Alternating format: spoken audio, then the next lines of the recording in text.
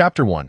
I am the hero who will take your life in the spring of the year 4396 of the star calendar, the city of eternal winter, forged in the inhospitable realm known as the extreme cold frozen land, found itself engulfed in a raging inferno. For humanity, the city of eternal winter, serving as the stronghold of the demonic forces, was supposed to be an impenetrable fortress that even millions of troops could not approach.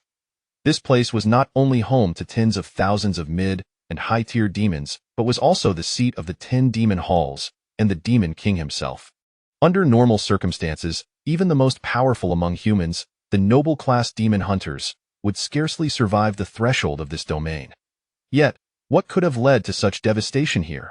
Upon closer inspection, the walls, crafted from millennia-old ice, lay in ruins, battered and broken, while flames consumed the surroundings within the city, creating a scene that was both haunting and mesmerizing. It resembled a meteor crashing from the heavens, obliterating and igniting the place in an instant. Furthermore, the snow-covered ground was littered with an array of corpses in various shapes, sending shivers down one's spine. These bodies range from the lowest tier of cloud mist demons to mid-tier, half-body demons, beast demons, and even high-tier giant demons and chaos demons. Countless foes, once feared by humanity, now lay sprawled across the ground like wheat harvested in the fields. The dark, foul blood of demons stained the pristine white snow, and a pungent odor hung heavily in the air. Was it possible that someone dared to launch a fierce assault on this so-called city of the Demon King? However, even if this group managed to breach the city's defenses, they would still face the formidable opposition of the 10 demon halls, the 10 most powerful demon lords, making survival an improbable feat. The strength of the demon lords stood at the pinnacle among demons, contrasting sharply with the strongest human force, the noble-class demon hunters, far beyond what ordinary mortals could contend with. But lo and behold, before the Eternal Night Palace, the residence of the Demon King, familiar corpses could be discerned scattered upon the ground. These bodies appeared to represent a mix of ages and genders, some of them defying description, unmistakably those renowned demon lords. Yet, the sight of their fallen forms made it difficult to reconcile these lifeless bodies with the lofty figures they once were. How could such top-tier demons, whose power and intellect were at least on par with the noble-class demon hunters, be slain within the same day in their own castle?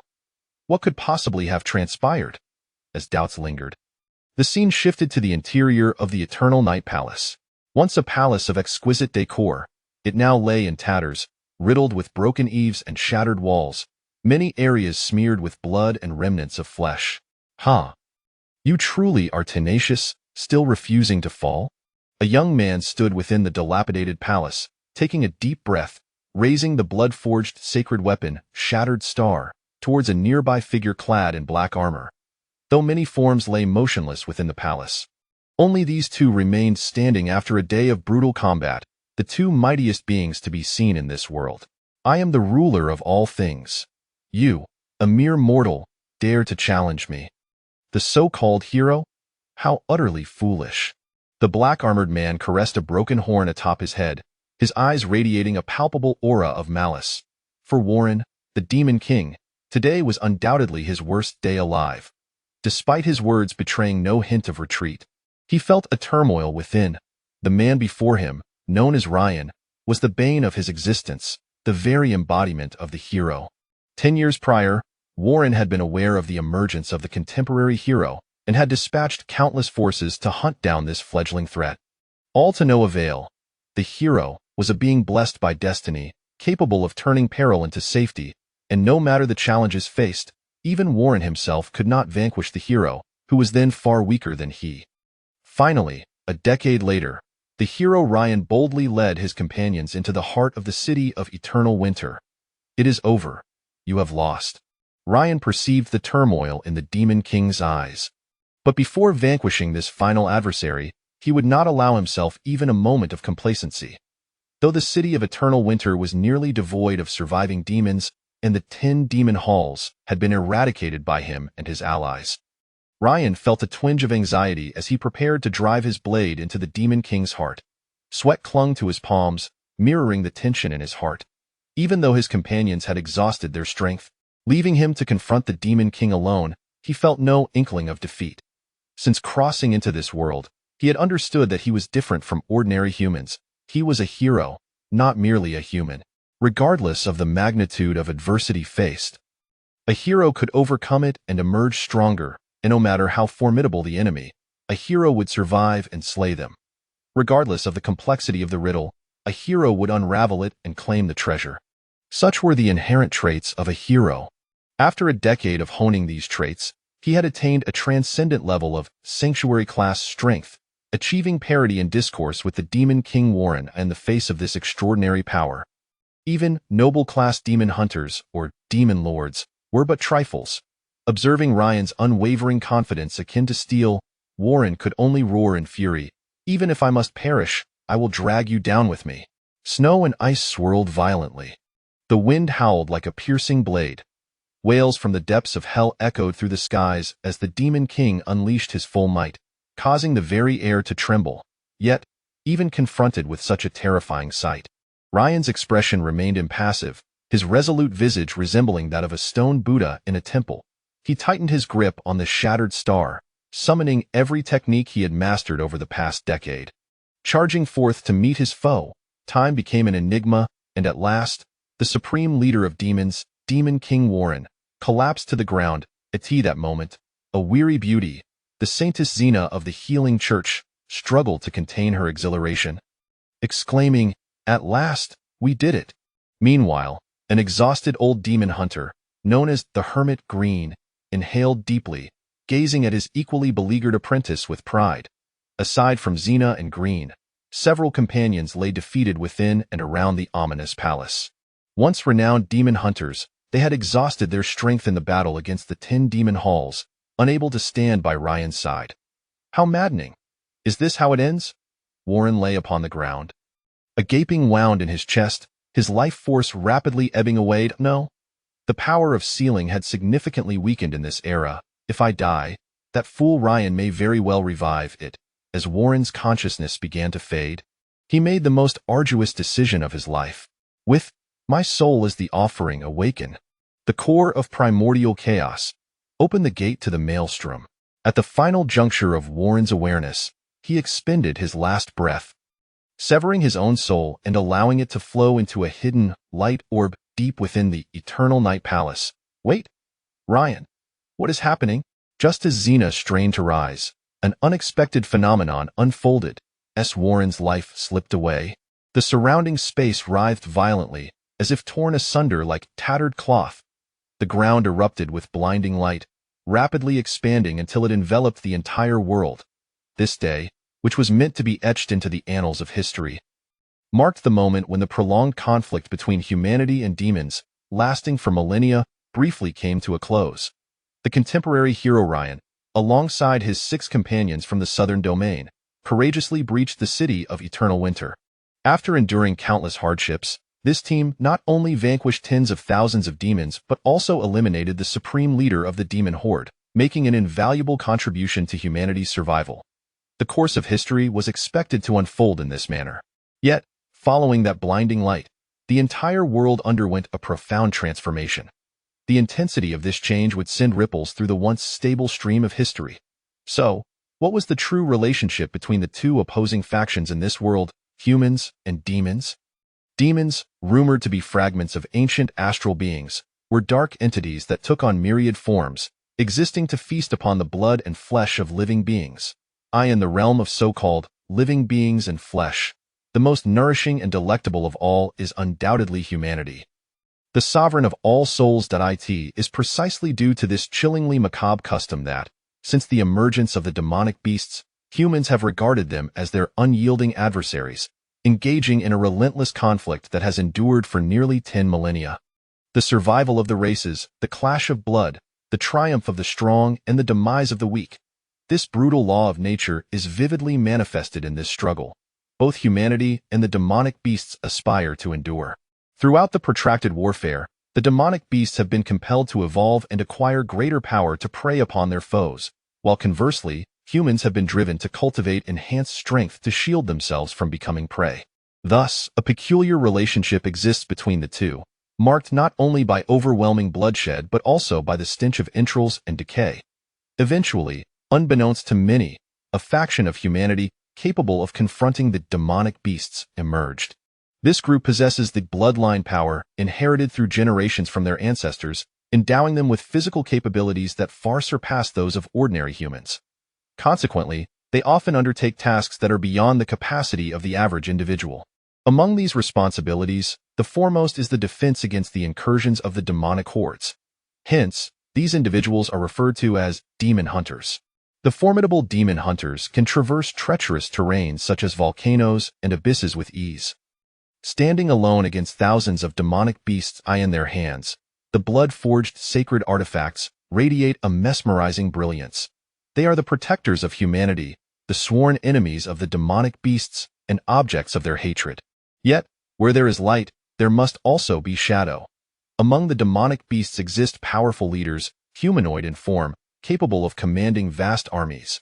These elite demonic entities possess immense strength and have long been the antithesis of the demon hunters. More ominously, there exists a singular being that has evolved to the highest echelons of power, a demon lord, whose might surpasses human comprehension, looming over humanity like an insurmountable mountain. Nevertheless, since the advent of the demon hunters, the annals of history have largely been a chronicle of the confrontation between them and the demonic beasts. The demon hunters cannot eradicate the demonic beasts, nor can the demonic beasts extinguish humanity. Each day, the two races replay the gruesome tableau of mutual slaughter, inadvertently forging a somewhat unbelievable and wondrous balance. Until a hero emerges, endowed with the power to shatter this equilibrium and vanquish the demon lord. Chapter 2. Am I not the demon king? I am so thirsty. What on earth has happened? Why do I feel so cold all over? It is as if I am on the verge of freezing to death. Moreover, I also seem to be a bit hungry. Is there no one to assist me? Time has become an enigma, and in the depths of darkness, Liyon endeavored to extract a few fragmented words from his stiffened lips. Yet, for reasons unknown, he could only produce a series of incoherent sounds. What transpired before? In the Eternal Night Palace, I confronted the Demon King Warren in our final battle, and I emerged victorious. And then, what happened to me afterwards? Have I met my demise? Could this possibly be the realm beyond death? At this moment, Liyon felt utterly immobilized, incapable of even opening his eyelids, lying motionless like a corpse upon a soft blanket. His memories were a chaotic swirl. Ever since he traversed into this world a decade ago and became a hero, it seemed that something had grown increasingly peculiar. Sister, it seems the prince has awakened. Please fetch some water for him. Understood, sister, I shall do so at once. Before long, amidst the sound of hurried footsteps, a delicate, smooth arm raised Liyon's upper body. Almost simultaneously, a refreshing liquid was gently introduced to his parched and cracked lips. Undoubtedly, this was the most exquisite water he had ever tasted. Despite the evident chill it carried and its less than pleasant flavor, it nonetheless rejuvenated his body and spirit, allowing him to revive once more. As the icy water permeated him, Liyon's limbs finally began to regain sensation, and he felt the strength to open his eyes. He was then gently laid back down on the blanket, and this inexplicably heroic figure gradually regained consciousness. Cough. Cough, where am I? As Liyon opened his eyes and struggled to sit up to survey his surroundings, he was greeted by an extraordinarily exquisite chamber. Beneath him lay the finest bear fur blanket. Above him was a magnificent ice silk bedspread, and even the furniture was crafted from crystal. Such opulence and intricacy surpassed even that of a certain saintess's chamber he had previously visited. Your Highness, you have finally awakened. However, just as Liyon fought to sit up and open his eyes, a familiar, ethereal voice softly resonated beside him. He turned to behold a woman clad in a silvery dress, with lustrous silver hair cascading around her shoulders, seated at his bedside. She appeared to be in her early 20s, yet possessed a breathtaking beauty. Her waist-length silver hair shimmered like a cascade of ice silk, complemented by her nearly translucent, delicate skin that exuded an air of cold elegance. Furthermore, her features seemed to have been meticulously sculpted, rendering her a paragon of beauty. Upon closer inspection, one would notice that although her complexion was youthful, the grace in her movements and the fullness of her bosom suggested a maturity far beyond her appearance. Nonetheless, The truth was that she was far older than she looked. Liyon was acutely aware of this, for he was quite familiar with the woman before him, Princess Dongxue Veilite. Upon recognizing the woman's visage, Liyon felt as though he had plunged into an icy abyss. In an instant, he questioned whether he had fallen into a dream. For there was no other explanation for why this woman would be at his bedside. Had he not killed her with his own hands? Indeed, he had, not long ago at that time. While leading his companions into Eternal Winter City, he had engaged in combat with the Winter Snow Princess Veilite, one of the 10 demon palaces. Ultimately, he had plunged his beloved sword, Star Shatter, into her chest, taking the life of this beautiful being. Though Veilite's power paled in comparison to his own, which had reached the Saint Realm, the chilling aura stemming from her Ice Rose lineage had caused him considerable distress. Due to her formidable strength, Veilite was known among demon hunters with a hint of trepidation as the Winter Snow Princess, akin to the right hand of the Demon King alongside the brain of the king, Snap. Winter Snow Princess, this is the first time I have heard such a title. What has happened to you, Your Highness? Just as Liyon was about to leap from the bed in a panic, a hint of confusion appeared on Veilite's face as she gently placed her hand on him to help him sit up. In his alarm, Liyon had intended to counterattack immediately, but upon attempting to move, he found himself utterly devoid of strength, resigned to allow the beauty to assist him. Subsequently, Veilite retrieved an exquisite crystal bowl from beside him and offered it to Liyon with a smile, saying, Your Highness's body is still rather weak. Please rest well. Snap is managing the daily affairs, so there is no need for you to worry. What is this? Liyon gazed at the crystal bowl before him, feeling utterly bewildered. Why was he lying in bed? Why was the already deceased Winter Snow Princess present here? And why did she refer to him as Your Highness? Your Highness, Your Highness. In an instant, an all-too-familiar figure materialized in Liyong's mind. After years of dealing with the demon race, he had developed a profound understanding of the customs and symbols of status among them. As far as he knew, there was only one person in the entire world who warranted being addressed as Your Highness by Veilite. And that was, who am I? Liyon swallowed hard, trembling as he raised his hand. However, the hands that appeared before him were foreign to him. His palms, once rough and calloused from years of sword practice, now appeared as smooth as jade, resembling those of a noble scion. More alarmingly, on the 10 fingers of these hands were 10 long, sharp crimson claws. Liyon had no doubt about the sharpness and hardness of these claws, for he had faced them not long ago and confirmed that even his god-crafted blood artifact could not shatter them. Your Highness, what has happened to you? Veilite gazed at this supreme being, a glimmer of concern in her cold eyes. Could it be that her lord had suffered a mishap during the divination ritual, resulting in a loss of memory, rendering him unable to recall even his own identity? Your Highness, you are indeed the master of this eternal winter city and the sovereign of all that exists, Lord Warren. With a trace of worry, Veilite took a beautiful crystal mirror from the side and slowly presented it to him. In the mirror, an all-too-familiar face appeared before Liyon. The visage looked remarkably youthful yet bore a pallid hue, but even so, it could not mask the overwhelming aura radiating from it. Indeed, the countenance was familiar. Yet upon closer inspection, it was apparent that this was the face of his nemesis, the Demon King Warren, who commanded all demonkind and dwelled in the frigid wastelands of Eternal Winter City, instilling fear in humanity for ages. Why did the reflection in the mirror reveal Warren? It should be my own face staring back at me. How could that wretched face appear instead? In that fleeting moment, Liyon felt as though his mind had been frozen, as if he had been struck by Veilite's chilling aura. That sensation could paralyze not only the body but also the spirit, rendering him speechless for the next 10 seconds as he stared blankly at the visage in the mirror. What had befallen Lord Warren? Did the divination seeking the hero truly weigh so heavily upon him? Veilite's large, azure eyes blinked slightly, expressing concern for her lord's state, and her delicate hand, emerging from the lace-trimmed sleeve, tightened its grip. Winter, Veilite, what on earth transpired? Why have I become like this? What time is it now? After a brief moment, Warren turned to face his subordinate, his tone devoid of emotion as he inquired, the hero Liyon. seemingly transformed into my former adversary Warren without knowledge of the events that led to this.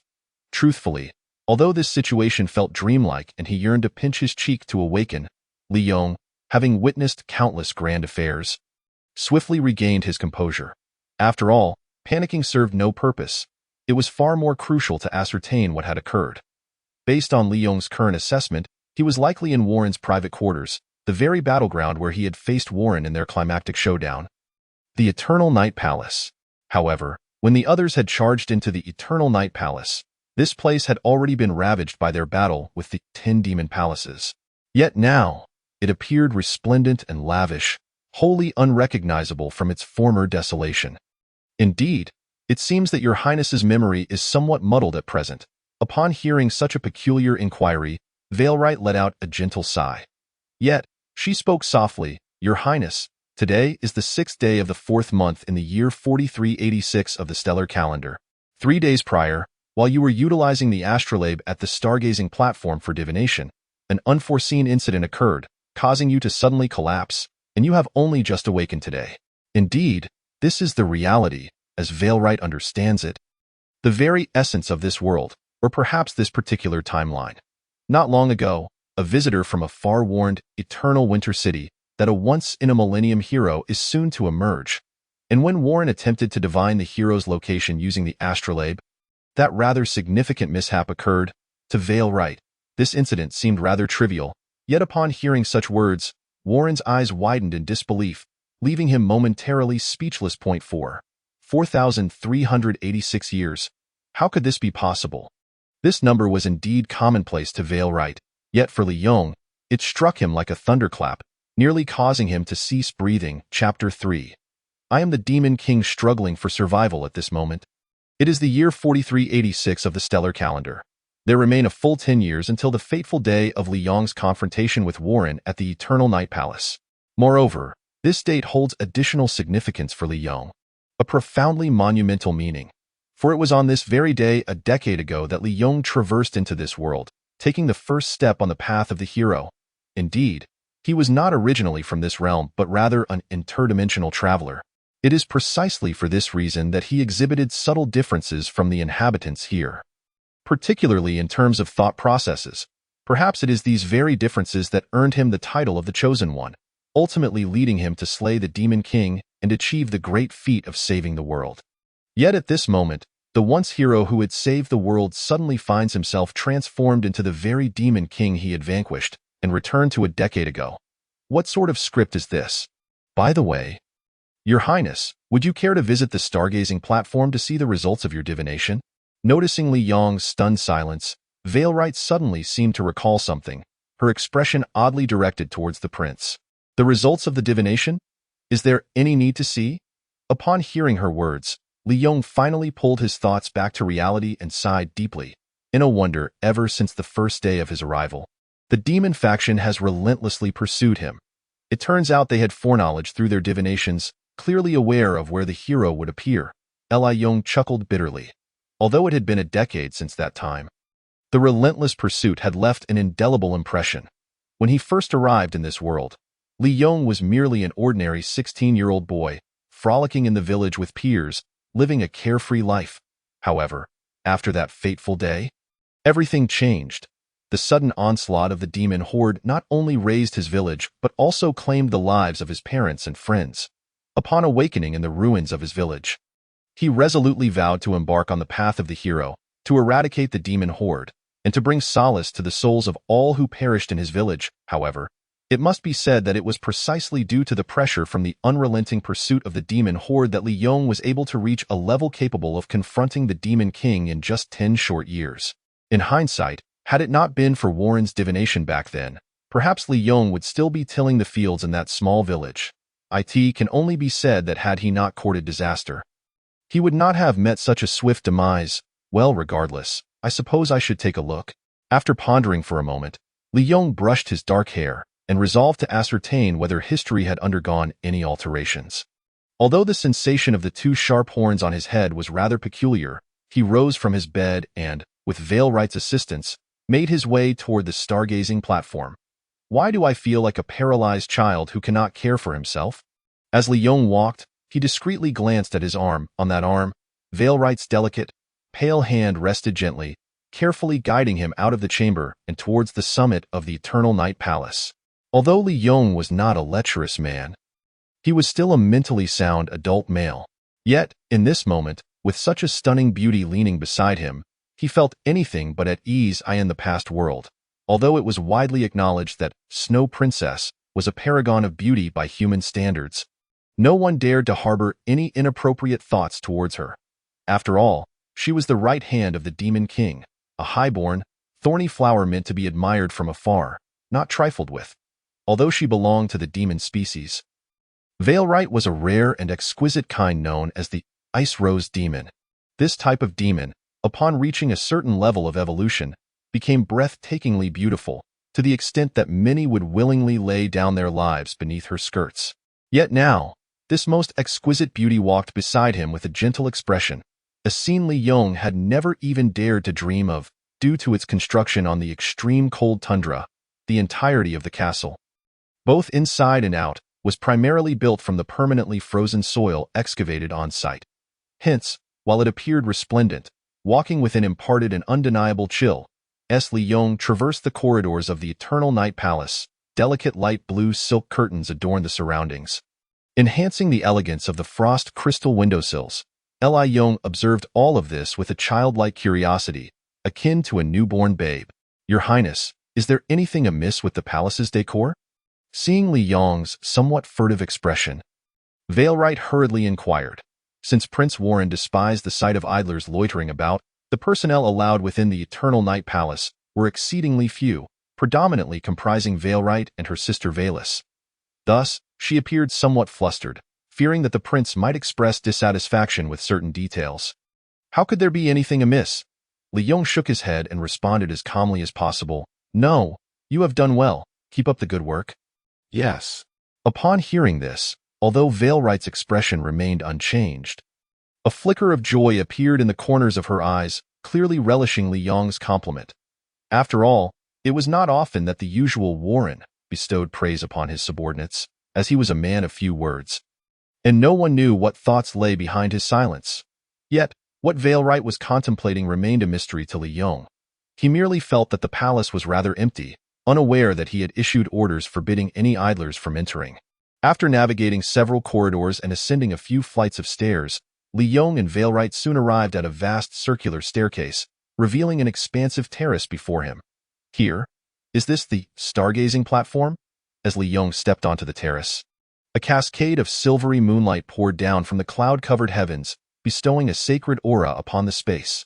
Indeed, although situated within the Demon King's castle, everything in this stargazing platform could only be described as sacred. The terrace was primarily constructed from pristine white stone and timber, with the floor laid with wooden planks and the inner walls crafted from cedar. Surrounding the terrace were sculptures of dark angels, winter trees, and flowers, while the walls and ceiling were adorned with crystals. The exquisite materials and intricate arrangements created an atmosphere that felt as though one's very soul was being purified. It is said that nearly 10,000 years ago, during the era of the first Demon King, King Solomon, he utilized certain mysterious stones as building materials when constructing this Eternal Night Palace and the stargazing platform. For an extended period, this place was accessible solely to the Demon King himself, hence it was also referred to as the Dark Sanctuary. Although Liyon had conducted a thorough investigation of Eternal Winter City prior to the assault, he had never personally visited the complete stargazing platform. After all, when he stormed the Eternal Night Palace, much of the palace had already been devastated by their battle with the 10 demon halls, and he had not anticipated it to be such a magnificent place. "Your Highness, the astrolabe you last used is here." Just as Liyon was becoming immersed in the extraordinary atmosphere, Veilright guided him to a massive mirror. Upon closer inspection, he discovered that this mirror was embedded in the very center of the floor of the stargazing platform, which Liyon had overlooked upon entering. Curiosity piqued, he approached and found that this mirror, measuring 2 meters in length and 3 meters in width, reflected an entire world map: towns, villages, transportation routes, mountains, lakes. Nearly every conceivable geographical landmark was displayed with remarkable clarity. Furthermore, this map was exceptionally comprehensive, even detailing some very remote small villages. Goodness, this is indeed a remarkable artifact. The moment Liyon beheld the world map, he felt an overwhelming surge of interest.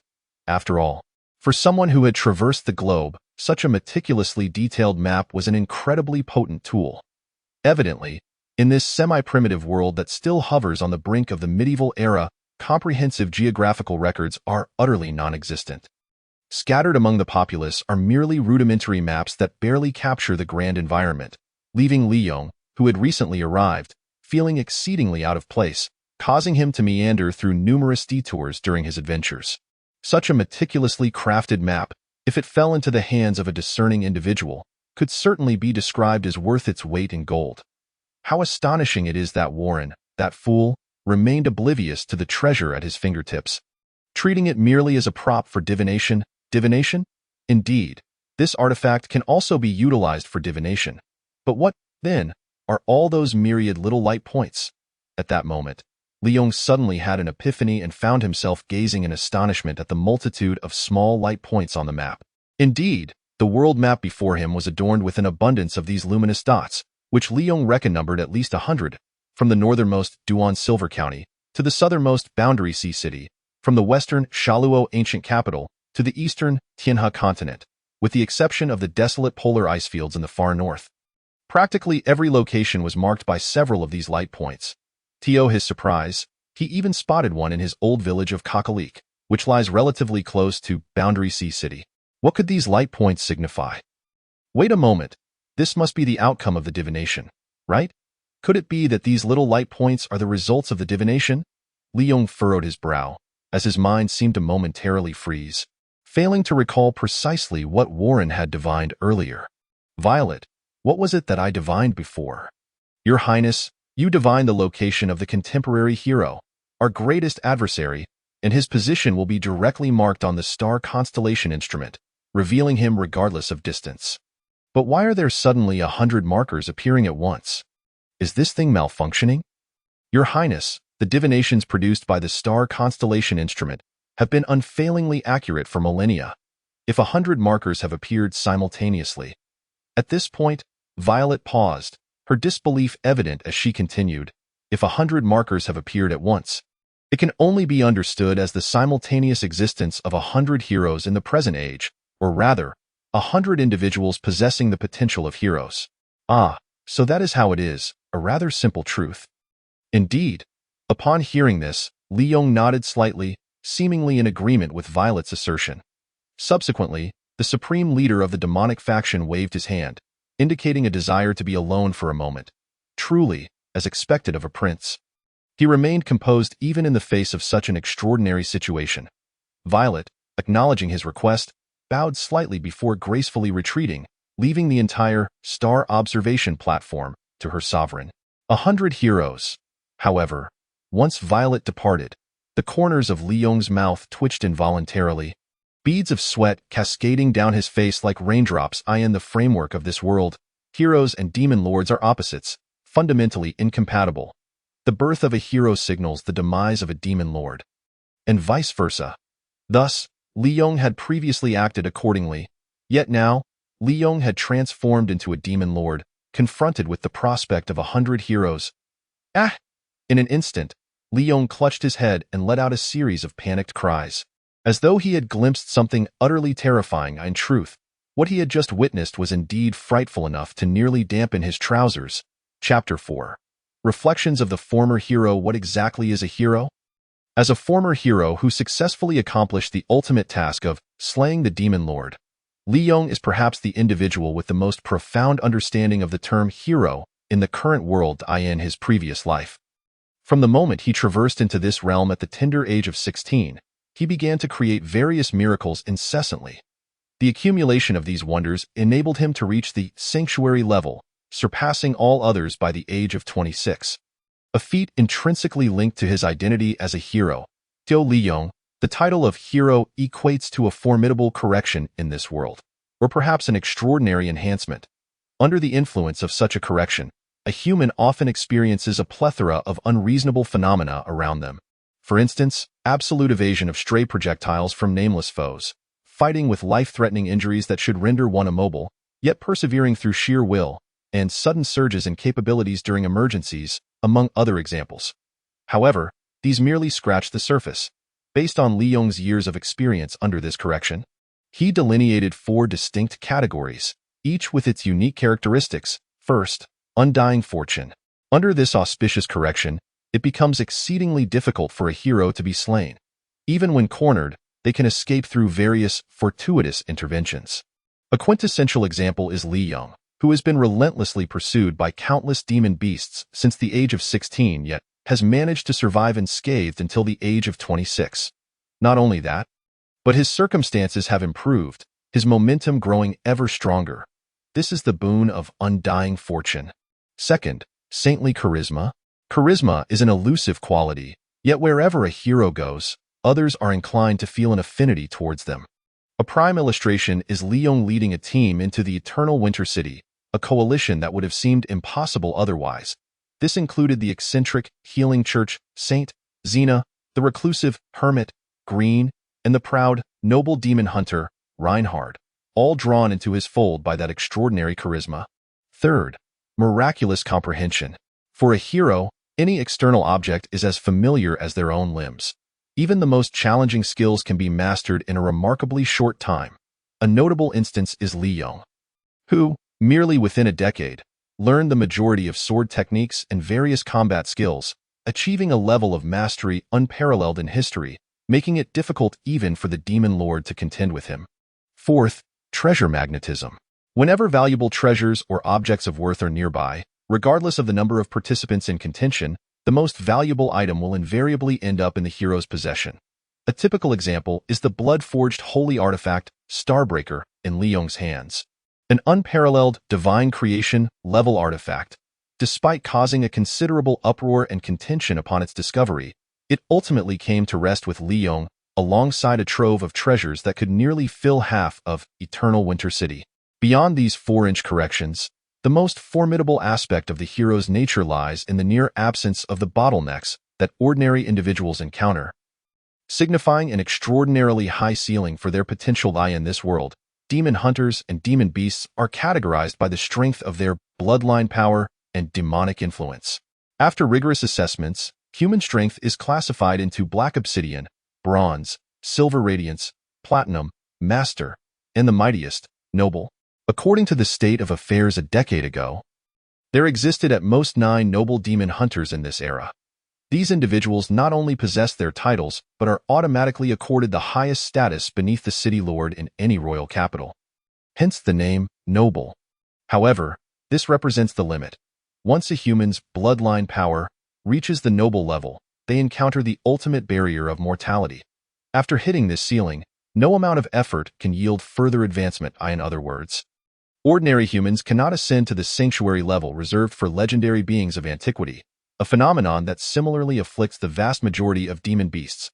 Nevertheless, this world has always harbored a singular individual with sanctuary-level prowess, the leader of the demon faction, the sovereign of Eternal Winter City, the demon lord Warren. In light of this decisive disparity, every generation of demon lords has remained virtually invincible in their time.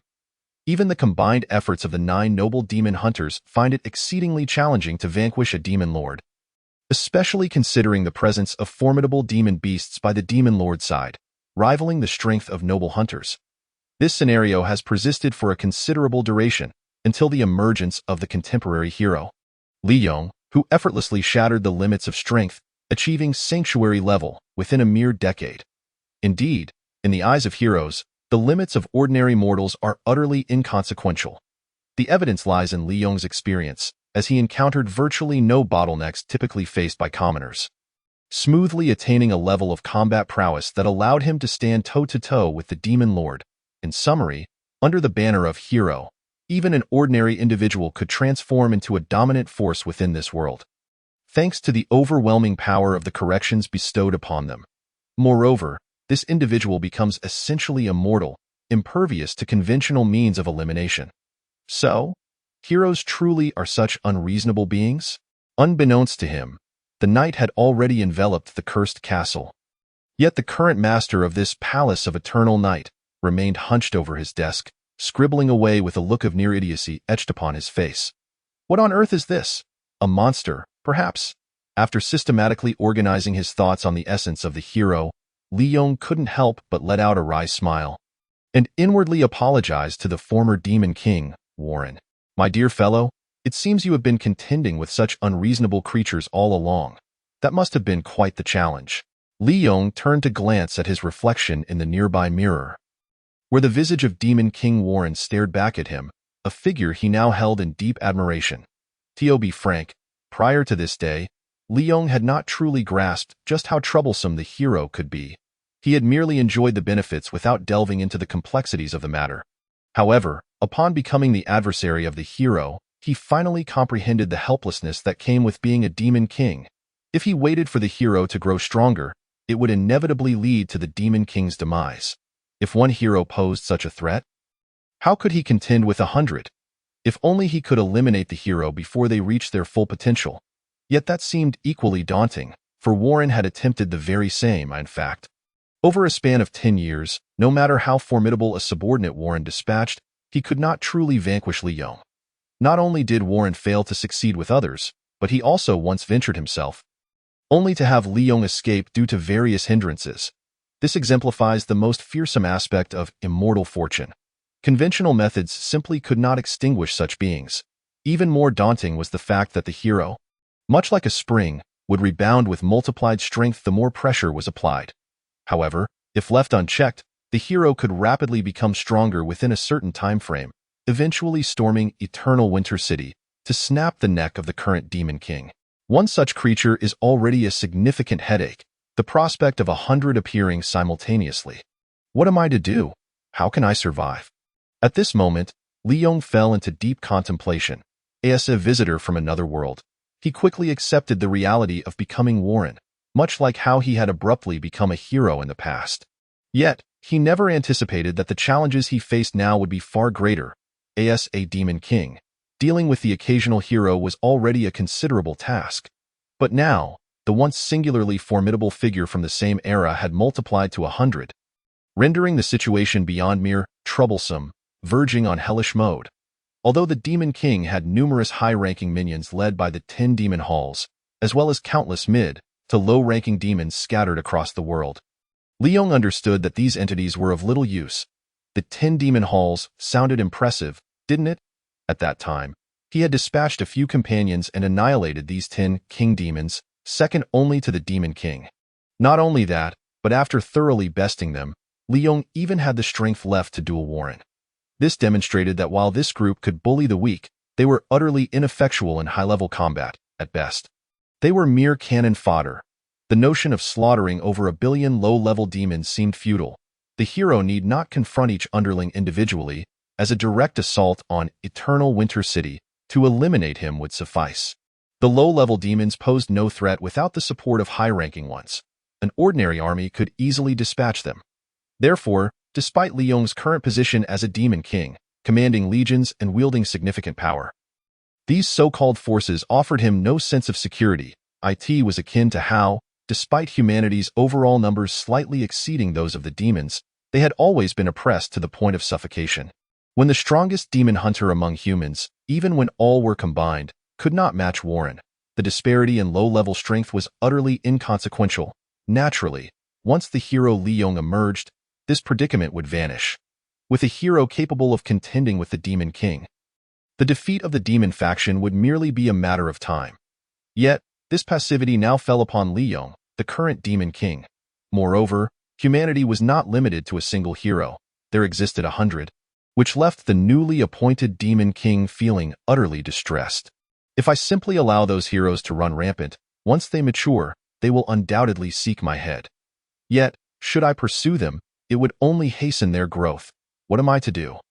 Liyon laid down his pen. Adjusting his disheveled hair, the prominent pair of horns in his dark locks starkly evident, attempting to coexist peacefully with the heroes. That seemed highly improbable. Heroes and Demon Kings existed as opposing forces, akin to two magnets. Even if placed at opposite ends of the world, an unseen force would inevitably draw them together, and it certainly would not result in a favorable encounter. Moreover, Even if I were willing to humble myself and seek peace, they would undoubtedly not spare me. With this thought, Liyon let out a bitter laugh. He understood the mentality of heroes all too well in a world ravaged by demons for years. Whenever people learned of a hero's emergence to combat the demons, their instinctive reaction would be to welcome them with open arms. At such a moment, prestige, wealth, beauty, and status would come flooding in the past. Liyon himself had turned down countless beauties and various noble titles. Yet he couldn't fathom that other heroes would resist such temptations. To make matters worse, with many aspiring for the same rewards, the current Demon King Liyon could very well become a fat sheep, hunted by numerous heroes. It was obvious. The hero who dispatched the Demon King would undoubtedly ascend to the pinnacle of society, becoming akin to a ruler. The scene would surely be quite a sight. Just the thought of 100 heroes converging, brandishing various blood-forged sacred artifacts scavenged or stolen from around the world to claim his head, sent shivers down Liyong's spine. Well then, for now, he should ascertain what resources he had at his disposal before carefully contemplating his next move. On the first night within the Demon King's castle, Liyon forcefully stifled the tears that threatened to escape, allowing his battered scalp some respite, and, after countless internal struggles, finally drifted into slumber. From this night forth, the total number of heroes remaining, 100, temporarily unchanged. Chapter 5. The turmoil of the current Demon King. In the oldest historical records known to humanity, the Horus mural contains the following account. Eons ago, the ancient elder gods created this world, alongside humanity and other beings. However, one day, a mysterious meteor fell to the earth, later known as the Demon Star of Jidu. Concurrently, 3-inch demon star gods emerged from this celestial body, spreading chaos and wantonly destroying existing civilizations. Thus, under the leadership of the elder gods, all things in the world engaged in a protracted war against the demon star gods, culminating in the disintegration of the demon star and the fall of the gods as the tale's conclusion. Legend has it that although the demon star gods vanished and the star itself shattered, their demise left an enormous shadow over the world. It is said that from the fragments of the demon star, from the corpses of the demon star gods, and from the tainted lands, countless demons emerged, subsisting on the blood and flesh of humanity. The site where the demon star fell and subsequently disintegrated is now referred to as the extreme cold wasteland, meaning land of the far north in ancient tongue, which is the present-day location of Eternal Winter City. Thanks to this legend, since the reign of the first Demon King, all who rule over the demons are naturally regarded as heirs to the demon star. So I have become a part of the legend as well. In the morning, Liyon pushed open his window, feeling a refreshing breeze wash over him, instantly invigorating his spirit. The crystal window sill reflected a peculiar sheen in the sunlight, complemented by the icy silk curtains, exuding an air of elegance. This appeared to be Violet's personal taste, providing a sense of refreshing clarity. After a night of mental turmoil, Liyon had largely accepted his reality as the current Demon King. Warren. After all, he was now a demon in form, sporting a pair of horns, and any claims to humanity or heroism would only invite ridicule. Moreover, he had initially been a reluctant hero. His primary goal in this world had merely been survival. Thus, from a certain perspective, his past and present circumstances bore little difference. He was still being hunted by a multitude of formidable individuals. Your Highness, do you feel any discomfort? With the sound of a gentle knock at the door, Violet's cool voice emerged from behind him, accompanied by a faint, delicate fragrance. And no. Although I was not unfamiliar with this woman, when Violet appeared in my room clad in a delicate light blue dress, resembling a youthful and beautiful bride, I found myself momentarily entranced. Could such a woman truly be a demon? As Violet assisted me in exiting the room, this question suddenly emerged in my mind.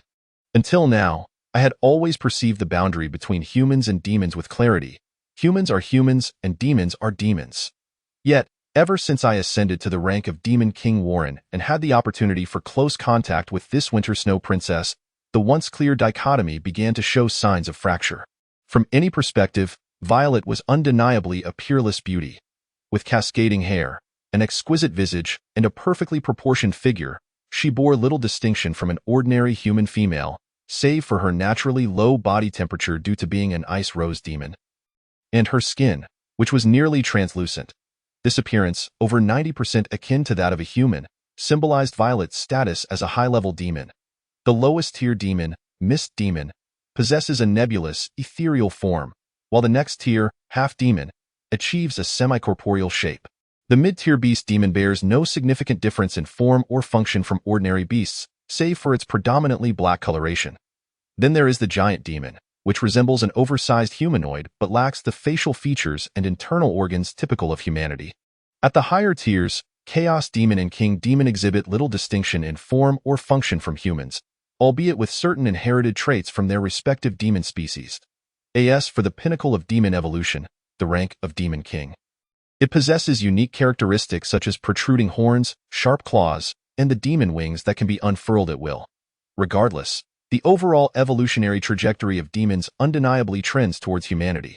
The lower-tier demons are increasingly distant from human form and function, while the higher-tier demons draw closer to its this merely a serendipitous occurrence or an inevitable consequence of some deeper reason. I had never contemplated this before. I merely felt a twinge of discomfort at the near-human forms of high-level demons. Without delving into the profound implications of such a reality, as I walked, my mind wandered through these thoughts. Your Highness, we have arrived at the Grand Arena. Upon regaining my senses, I found Violet's graceful figure standing before me, gently calling my name. As I focused my gaze, I realized we had reached the edge of the Eternal Palace. Beside a grand arena constructed in a cornered is said that this site was originally built by the first Demon King for training purposes, housing numerous dummies designed to withstand powerful attacks. Compared to the chaotic Eternal Winter City, the area within the Eternal Palace felt remarkably serene.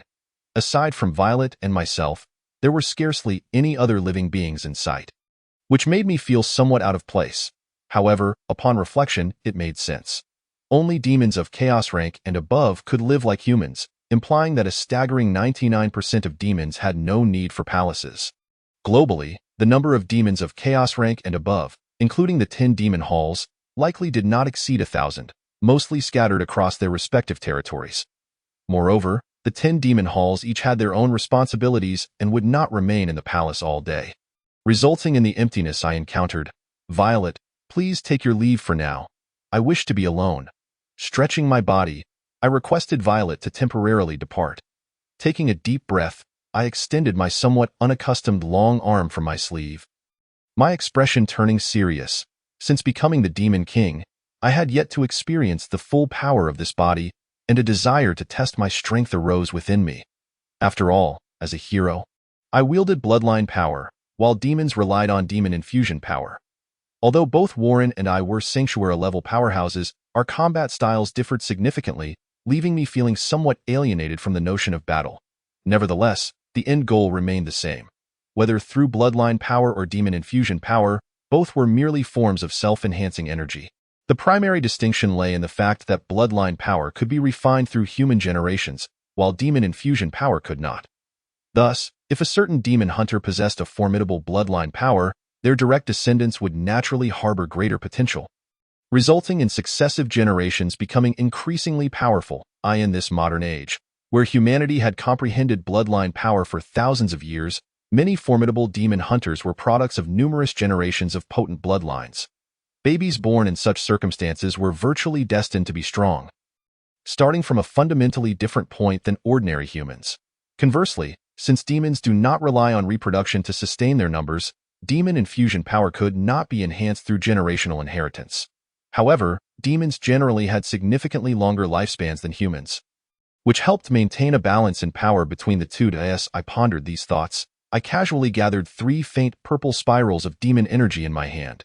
These spirals swirled gently like fine threads upon my palm. In this world, the cultivation of bloodline power and demon infusion power had developed into a remarkably systematic discipline over the ages. Demon hunters utilizing bloodline power typically favored augmenting their weapons with blood energy for greater physical attack potency, achieving more concentrated impact in one-on-one encounters. While there were demon hunters skilled in spellcasting, their numbers were fewer due to the greater difficulty of mastering magic compared to weaponry. On the other hand, demons employing demon infusion power preferred to unleash their energy in various forms, targeting broader areas of attack, thus maximizing their lethality in group combat scenarios. Therefore, in a one-on-one context, demon hunters generally held the advantage. Yet, in reality, due to the innate physical prowess of demons surpassing that of humans, it was often the case that demons dominated, with their advantage increasing with greater numbers. However, these were merely foundational theories, for masters like Warren and myself. They held little significance. I could also launch long-range attacks using bloodline power, while Warren faced no disadvantages in close combat.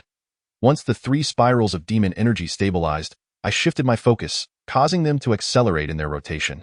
As they spun rapidly, the demon energy spirals emitted a fierce sound akin to slicing through the air of a bang. With a resounding crash, I thrust my hand forward, casually sending the demon energy spiral towards a nearby training dummy. Simultaneously, the dummy emitted a strange vibration, as though something within its metallic chest had detonated, causing even the foundations deeply embedded in the ground to tremble, showcasing the formidable power of the attack. Yet, despite the dummy swaying slightly, I was astonished to discover that it withstood a strike equivalent to King Demon-level power. If an ordinary human had been struck directly, they would likely have been obliterated to dust. So, these dummies are remarkably resilient. Can a King Demon-level attack only cause them to wobble? Observing the dummy's slight swaying, I couldn't help but express my surprise. I had no idea what material it was made of. But as far as I knew, there were not many things in this world capable of withstanding a full-force strike from a King Demoner, a noble demon hunter. Given this, I decided to test that instead.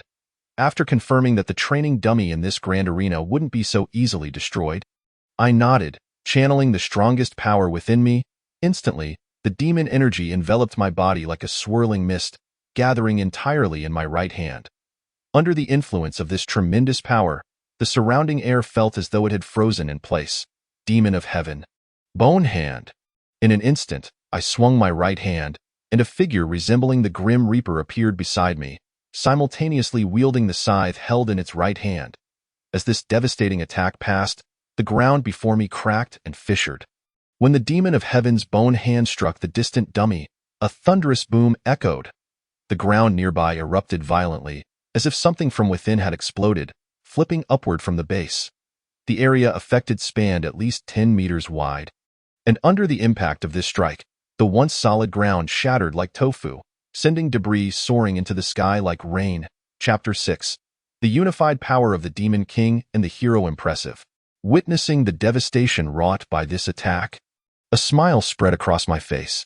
This overwhelming sensation is so enthralling that many find themselves unable to extricate from it. Only after the remnants of the heavenly demon-esque grasp dissipate can one observe that the previously invulnerable ground has been excavated into a colossal pit.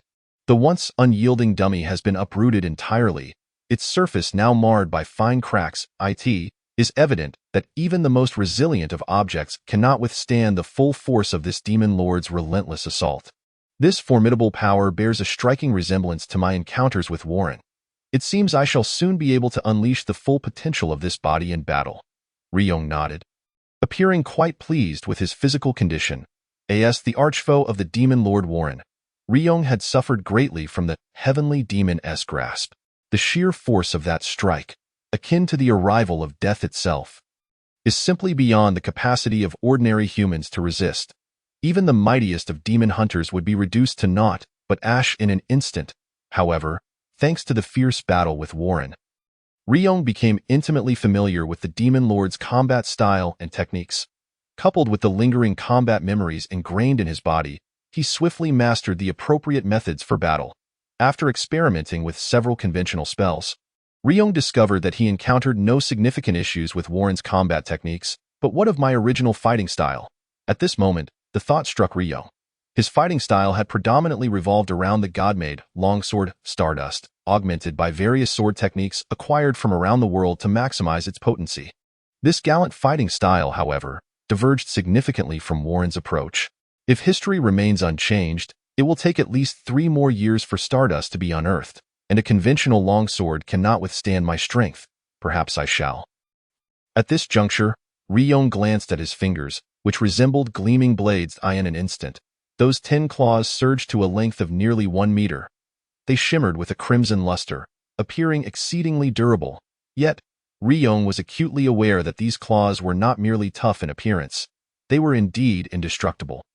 Even in his previous life, wielding the most potent God-made, blood-forged artifact, Stardust, he had been unable to shatter it during prolonged combat at the pinnacle of his power. This hardness even surpassed that of all known metals. At least in terms of sheer durability, the experience of wielding claws as blades was entirely novel. Amid this extraordinary inner transformation, Liyon instinctively moved his right hand, positioning his palm as the hilt and his claws as the blade, striking a seemingly ordinary starting pose. Although Warren had likely never wielded a weapon in his life, at this moment, the stance assumed by this body appeared as though it had been honed through countless repetitions. The entire motion flowed seamlessly, exuding an effortless grace. Holding his breath and calming his mind, he envisioned his entire being transforming into a blade. Just half a second after assuming the stance, Liyon's mindset shifted back to the state of no sword, no self, where mind-blade unites. This was his customary combat state. Upon entering this state, a swordsman's perception of the sword reaches its zenith. Every swing feels fluid and harmonious. Yet, at this moment, an anomaly began to manifest. As Liyon slightly raised his right claw, the surrounding space seemed to undergo a peculiar transformation centered around him. Instantly, the dummies that had remained stationary lost all semblance of presence, and the once lustrous jade floor lay dulled. In that realm, it felt as though only he and his blade existed, with time seemingly frozen. Suddenly, without any forewarning, Liyon casually swung his right hand. The 5 claws, now aligned, sliced through the stillness of time and space with a piercing momentum. The world appeared to resume its operation. In the blink of an eye, the blade's radiance cascaded in a torrent, flashing dozens of times in the briefest moment, instantly reducing a large segment of floor that had been excavated by the heavenly demon-esque grasp into fragments. Although Liyon remained rooted in place, his right hand moved with such astonishing speed that it became nearly invisible, wielding the claw blade. Stab, slash, hook, thrust, cut, slice, flick. Liyon's foundational sword techniques were executed with astonishing rapidity, each movement flawless in speed and angle, evoking a sense of sublime delight in onlookers. Even more astonishingly, these foundational sword techniques, which were essentially rudimentary maneuvers lacking sophistication, could be effortlessly mimicked by any apprentice plucked from an academy. Yet, at this moment, these ordinary techniques in Liyon's hands seemed to possess a life of their own. In that fleeting instant, the claws moved with the swiftness of a striking serpent, while also embodying the grace of a fluttering butterfly. This seamless execution of swordplay transcended mere technique, elevating into the realm of realm. Oh, how I yearned to wield the sword with all my might! How I longed to cleave through something intriguing, despite having unintentionally shattered a substantial portion of the floor with the claw blade. Liyon's heart still craved the thrill of tearing through more captivating targets. Essence, divine shadow. As his fervent desire reached its zenith, Liyon forcefully planted a foot down, sending dust scattering in all directions. Simultaneously, he propelled himself upward with the momentum of that step. Darting forth like a specter, the claw blade traced 3 arcs in the air. In an instant, as the blade sliced through the air, 3 visible pale violet sword waves materialized, hurtling toward a nearby dummy. Within a margin of no more than 0.01 seconds, the claw blade and the 3 emanating sword waves struck their target almost simultaneously. The first wave collided with the dummy's chest with a fierce gust of wind. The second and third waves followed closely behind, seemingly propelling the first wave forward with their collective force, striking the same spot with impeccable precision. Break! At the moment the 3 sword waves converged, Liyon's claw blade descended upon their center like the final straw that broke the camel's back, landing at the most opportune moment. Under the simultaneous influence of these 4 forces, the dummy, having endured countless years of wear and tear, honed for the likes of demon lords and their ilk, was reduced to mere rubble with a thunderous explosion. Indeed, it was not merely cleaved asunder. It was utterly obliterated. What should have been the damage inflicted by a single sharp claw blade bore the inexplicable effect of a meteor strike. Through the amalgamation of these 4 forces, this strike effortlessly shattered a dummy that even the heavenly demon-esque grasp could not completely destroy. What a terrifying display of swordsmanship! What on earth? After executing this technique, Liyon gradually awakened to reality, gazing at the claw blade in his hand with a peculiar sensation washing over him. What is happening? The power of this divine shadow seems to surpass even that of my previous life. At that moment, he felt somewhat bewildered. Liyon was acutely aware of the ultimate power of the sword technique known as 8 aspects of essence, having cultivated it over 10 years of growth as a hero by distilling the essence of various sword techniques into a unique form. Thus, no one in this world could possibly comprehend it better than he.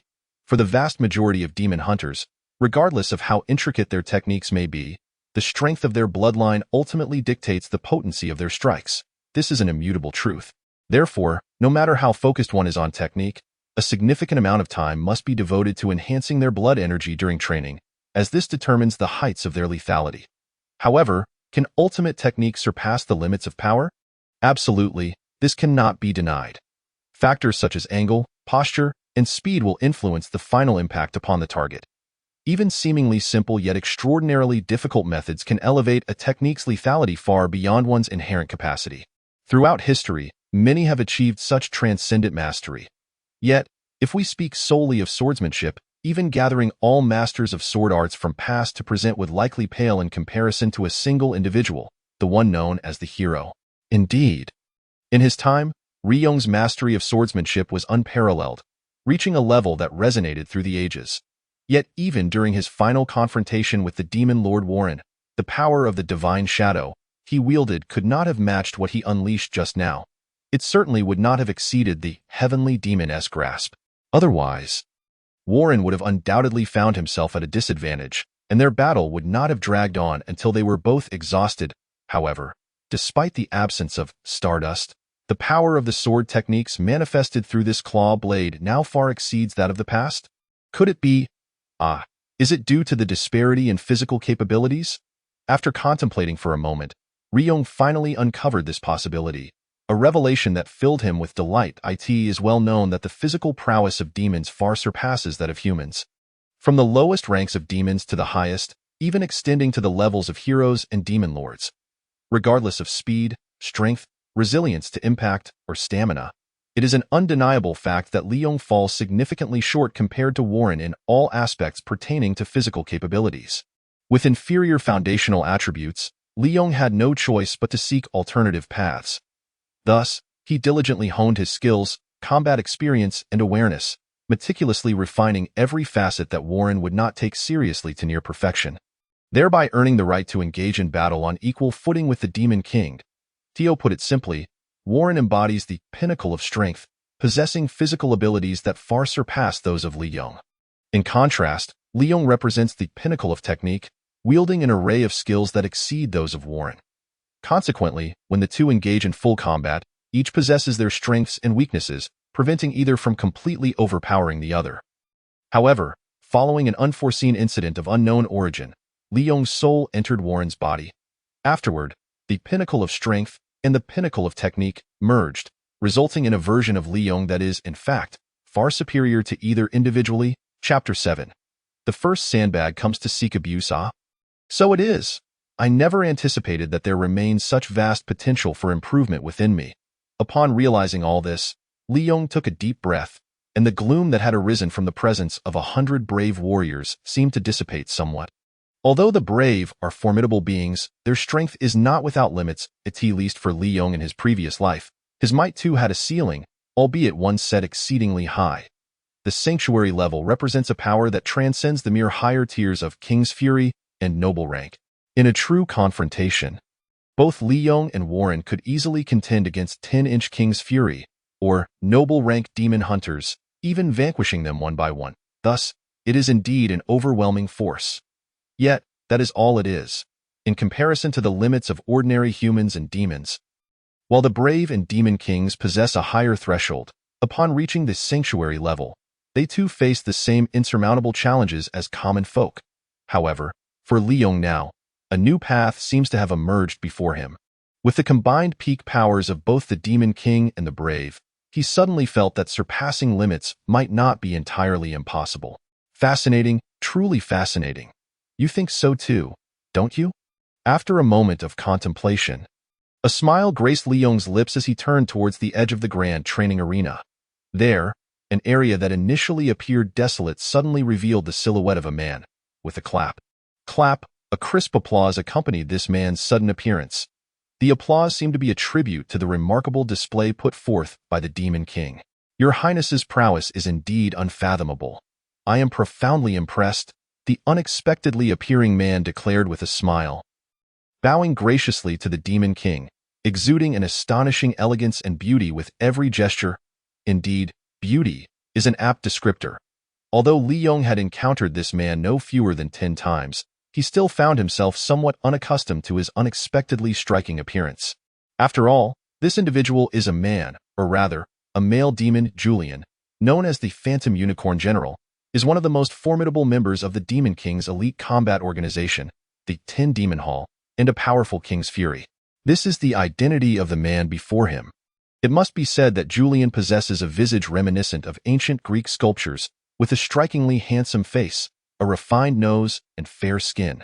His light yellow, slightly curled hair is tied back into a handsome ponytail.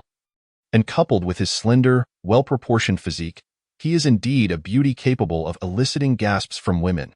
He seems perpetually adorned with a smile so potent that it can make one forget he is a bloodthirsty demon, even combined with his gentle and graceful demeanor.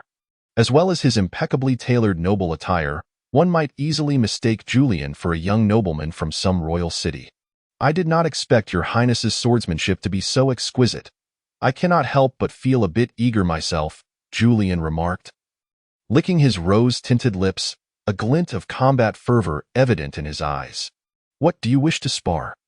Liyon responded with a slight smile, raising the claw blade in his hand and the realm of human perspectives. A general daring to exude such overt intent to kill towards a king would undoubtedly face execution without hesitation. Yet Liyon remained unfazed. He understood all too well that beneath the seemingly refined and noble exterior of the Phantom Unicorn General, Julian lay a fervent warrior. Indeed, a battle fanatic, a war enthusiast, or perhaps a slaughtering zealot. This is the essence concealed beneath Julian's striking fads, a rare, phantom beast, demon. Julian not only possesses the ability to command numerous wild beasts, but also harbors a wild nature that starkly contrasts with his appearance. Especially evident in the heat of battle, it is precisely due to this fearsome persona that Julian has ascended from a mere minor demon to the rank of King's Fury, earning the trust of the Demon King and a place in the 10 Demon Hall. Moreover, Julian wields the second highest level of authority within the demon ranks, granting him the power to mobilize troops numbering in the millions. Considering that Warren seldom personally engages in large-scale warfare, it is Julian who rightfully stands as the foremost commander in conflicts with humanity, thus earning the reputation of the Phantom Unicorn General. Given this, I shall not hold back, Julian stated. Originally, he had merely been passing by the grand training arena, but upon witnessing the extraordinary sword techniques of the Demon King, he felt invigorated to the point of spontaneously requesting a spar.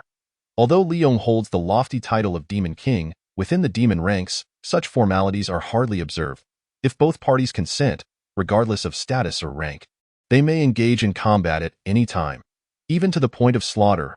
With a clang, Julian drew his crescent-shaped curved blade, adorned with crimson patterns, and casually swung it a few times with his right hand. Instantly, the air became thick with the scent of blood, reminiscent of a battlefield teeming with warriors. Julian's blood-crafted sacred artifact, the Tiger King, is a sanctuary-level weapon. Although it pales in comparison to Liyon's former, divine craft-level weapon, Starbreaker, it ranks among the top 50 powerful blades in the world. Its might is self-evident. Blood-crafted sacred artifacts are exceedingly rare equipment, categorized into 3 levels: the ancient, divine craft level, the sanctuary level, and the mortal level, which are imitations crafted by later generations. The reason these artifacts are termed blood-crafted sacred artifacts is that the user must sign a contract with their own blood. Once the contract is established, only the signatory can wield the artifact. Unless the signatory is confirmed deceased, others who acquire the blood-crafted sacred artifact cannot unleash its true potential. Your Highness, please show mercy. I cannot withstand that kind of power, Julian implored as he gripped the Tiger King. A sharp aura emanated fiercely from him, and his once azure eyes began to take on a crimson hue. That moment, The noble demeanor that had previously enveloped Julian vanished entirely, replaced by the ferocity of a bloodthirsty beast. He resembled a primordial creature, poised to devour anyone in its path. Very well, I shall only use power equal to yours. That should suffice, yes? Coincidentally, although Liyon was quite familiar with the Phantom Unicorn General from battles in his previous life, he had never personally faced him. Instead, it had always been Liyong's comrades. Ultimately, it was not Liyon who delivered the final blow to Julian, leaving him curious about Julian's strength. Though both parties currently stood at the level of King's Fury, Julian possessed the rare Phantom Beast physique, granting him a slight edge in physical capabilities over most King's Fury. The so-called Phantom Beast demons are a unique physique that occasionally appears among the demon ranks. When individuals with this physique enter states of excitement or anger, their physical abilities experience a tremendous leap, and certain parts of their bodies take on beast-like forms. Roar. In an instant, Liyon was met with a primal roar. The gleaming blade flashed like lightning, suddenly appearing beside him, descending without hesitation. The speed and ferocity of this strike were such that Liyon, momentarily taken aback, barely had time to react. After all, he had suppressed his own strength to the level of King's Fury. Yet, just as the Tiger King was nearly upon Liyong's head, he casually lifted his claw blade, deflecting it with the slightest of movements against the side of the Tiger King's blade. While subtly altering the trajectory of the Tiger King, Liyong's feet shifted, leaving behind an afterimage as he vanished from sight. Upon Liyong's disappearance, a resounding crash echoed as the Tiger King, having missed its target, struck the ground with formidable force. Under the formidable enhancement of the king-level malevolent aura and his own inherent strength, the might of this strike was so potent that it instantly cleaved a faint fissure into the already fractured ground. What a calamity! When did His Highness's grappling techniques become so exquisite?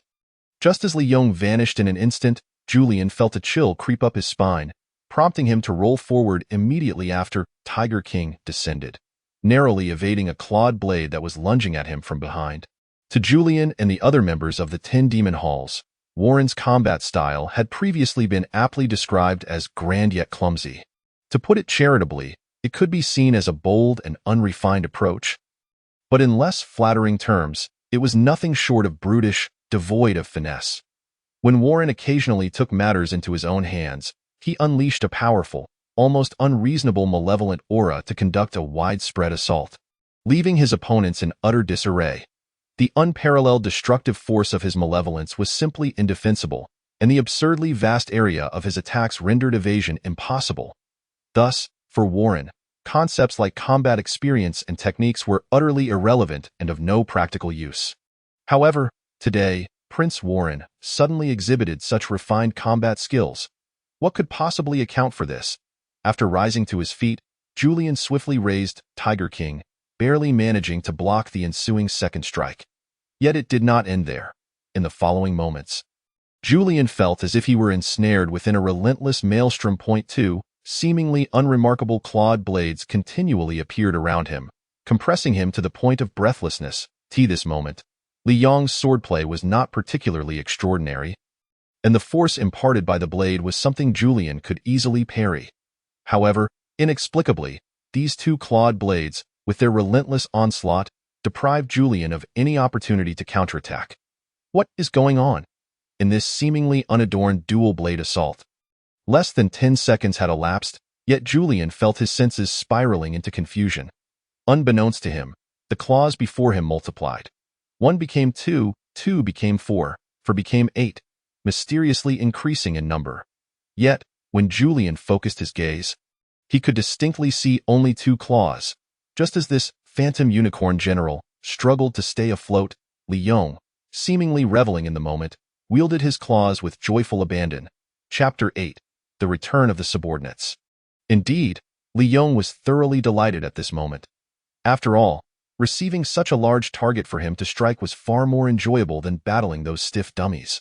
Furthermore, throughout this tempestuous blade storm that left Julian gasping for air, Liyon had consistently employed the same strength and speed as Julian. He merely relied on his technique to execute a devastating suppression. By targeting the intervals of Julian's breath, he disrupted the frequency of his gasps. Infiltrating his steps, He obstructed Julian's movement. Through the misdirection of gaze, the swaying of limbs, and the clash of weapons, he induced a degree of confusion in Julian's senses. Such meticulous, almost terrifying combat skills had long been mastered by Liyon. Coupled with his unparalleled swordsmanship, no one could gain an advantage even in battles of equal standing. Thus, in reality, compared to overcoming an opponent with overwhelming force, Liyon was far more adept at achieving victory through cunning and finesse. "Please, Your Highness, spare me. I concede. I concede." However, for Julian, this battle had long transcended the realm of mere advantage. After an indeterminate amount of time had passed, he could no longer suppress his cries. "What is this? Is this where I break down?" Liyon, upon hearing these words, finally ceased his assault, clicking his tongue in mild disappointment, exuding an air of unfulfilled desire. Huff, huff, huff. At this moment, Julian was gasping for breath, his handsome face glistening with droplets of sweat, as if he had just battled an army. What caliber of swordsmanship is this? Surely, even the most skilled demon hunters in human history cannot compare to His Highness. Julian lifted his gaze towards the figure clad in black armor not far away. Inwardly contemplating, "Julian, go inform Snape that I wish to summon all members of the 10 demon halls." As the expression of the phantom unicorn general finally softened, Liyon slowly approached him, adjusting his somewhat disheveled collar, and spoke impassively. "All members of the 10 demon halls?" Upon hearing this, Julian's tall frame quivered slightly, as if he sensed that something significant was about to unfold. Given that the 10 demon halls bore many crucial responsibilities, they were often dispersed across the world. Only Violet and Snape remained stationed in Eternal Winter City. Thus, it was exceedingly rare to summon all members of the 10 demon halls simultaneously over the course of these several centuries. Unless, of course, a matter of utmost importance concerning the survival of the entire malevolent horde arose, the demon lord would seldom resort to such measures. Yet even so, Julian did not voice any objections to his lord's command. He merely nodded and bowed before swiftly vanishing from sight. Seemingly off to find Snape. The 10 demon halls. I never expected there would come a day when I would rely on them. After Julian departed, Liyon could not help but smile wryly, the images of those individuals flashing through his mind. From Liyong's perspective, they were essentially a motley crew of monsters surrounding the demon Lord Warren, akin to nightmarish entities for humanity, and among the greatest foes of demon hunters. Given that demon Lord Warren seldom preferred to take matters into his own hands, it was these 10 organized and disciplined formidable kings that truly commanded the millions of malevolent spirits in their confrontations with humanity. The Brain of Kings, Winter Snow Princess, Phantom Unicorn General, these resounding names were almost synonymous with death, terror, and slaughter in the human realm. Even children would cease their cries upon hearing them. Prior to the emergence of the valiant Liyon, only a handful of contemporary, noble demon hunters possessed the capability to confront the 10 demon halls directly, yet they were consistently suppressed to a lamentable degree. A testament to the strength of these 10 kings, shortly thereafter, a bulky figure appeared in the corridors of the Endless Night Palace. As this figure ambled along, it suddenly became captivated by a painting hanging on the wall. Halting to admire it, "Do you fancy this painting?" Gulu, the devourer Gulu, was taken aback by the sudden voice of a woman emanating from behind, causing its gelatinous body to tremble slightly, presenting a somewhat comical sight. Gelatinous, indeed. This creature's rotund form bore almost no semblance of flesh and blood, as if it were fashioned from a mass of gelatin and mud. On Gulu's head were 2 small white dots, likely resembling eyeballs. Beyond that, it possessed nothing else. Gulu. Due to its lack of a mouth, Gulu was nearly incapable of speech, only able to emit peculiar sounds, yet the woman standing behind it seemed to comprehend. "I see. You two have an interest in human art. How astonishing." This exquisitely adorned lady, resembling someone preparing for a noble ball, was the breathtaking Shafi, who unveiled a captivating smile and extended her delicate hand to caress Gulu's head.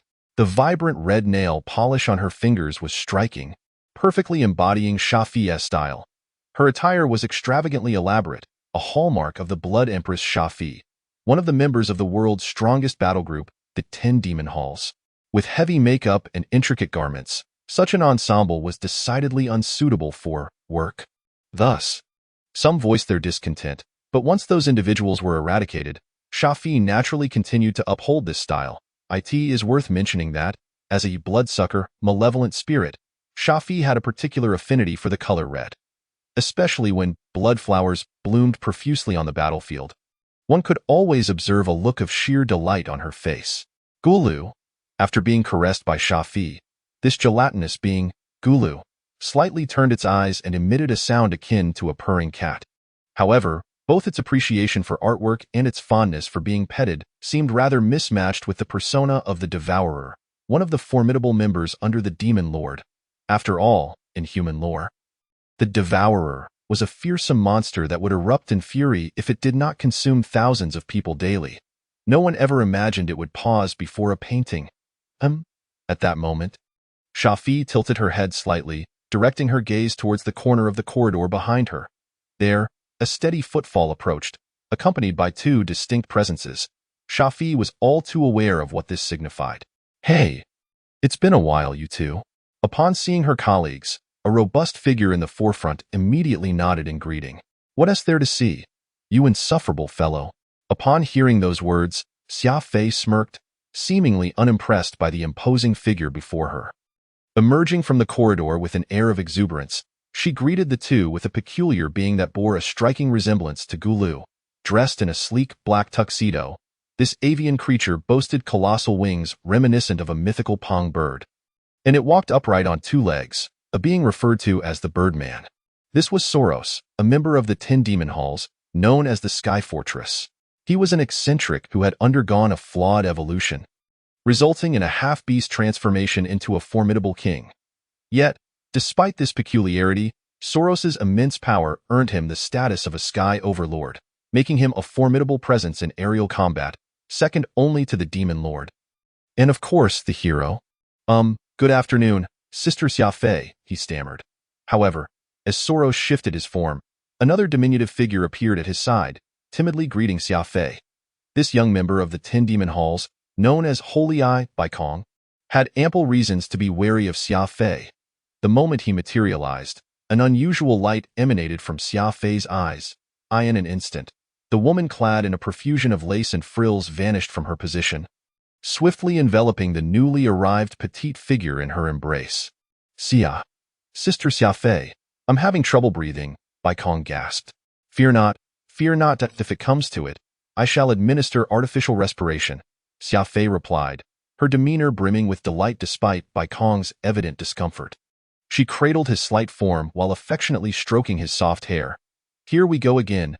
Do the female blood devourers solely favor adorable beings, completely disregarding my magnificent physique?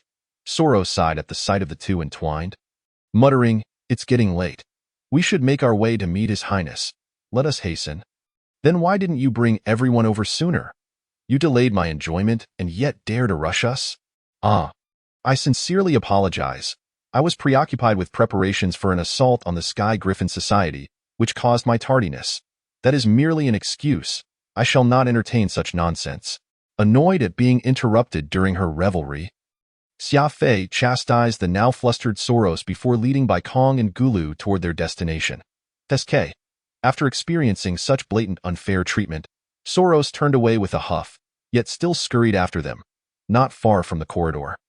Within a grand palace, a man stood beside the throne, methodically organizing a disarray of documents. Due to the palace's architectural layout, the rear was almost entirely vacant, allowing a view of a millennia-old mountain encapsulated in ice, which accentuated the majesty of the throne crafted from crystal and diamond. Even within the Palace of Eternal Night, this location was quite special, only open during meetings convened by the Demon Lord. Thus, anyone appearing here signified that something significant was about to transpire. Chapter 9. The chaotic feast of gluttony against the backdrop of the icy peaks. The palace resembled a grand crown perched atop a frozen pinnacle, evoking a sense of reverence. Below the throne, 10 chairs, each adorned with distinct colors and patterns, were arranged meticulously, clearly prepared for 10 individuals. Being already present, General Julian of the Mirage Unicorn had taken his seat early, his chair intricately carved with the likeness of a mythical beast. What a headache! What has His Highness been thinking? Why summon all members of the 10 demon halls so suddenly? There are still over 100 matters left unresolved today. What shall I do? Compared to the coldness of the ice peaks behind him, the man standing beside the throne wore an even more austere expression. Sporting a single-lens eyeglass, he appeared meticulously groomed, embodying the essence of a disciplined middle-aged man. However, today was decidedly unpleasant for Snap. Known as the Mind of the King, the leader of the 10 demon halls, due to a particularly lazy master, he found himself tirelessly immersed in a never-ending stream of affairs. While Snap may not be the most powerful among the demons, he possessed unparalleled intellect and strategic depth. Serving as the chief advisor within the demon ranks, it was largely due to Snap's efforts that the demon faction had been managed so effectively over the years. Even the proud demon Lord Warren would offer the highest commendation for this.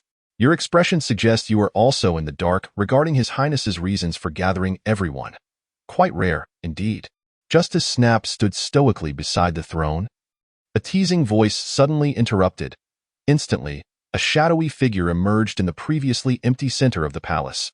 Clad in ominous black armor that obscured any trace of flesh, this figure exuded a heavy aura capable of intimidating ordinary individuals into submission.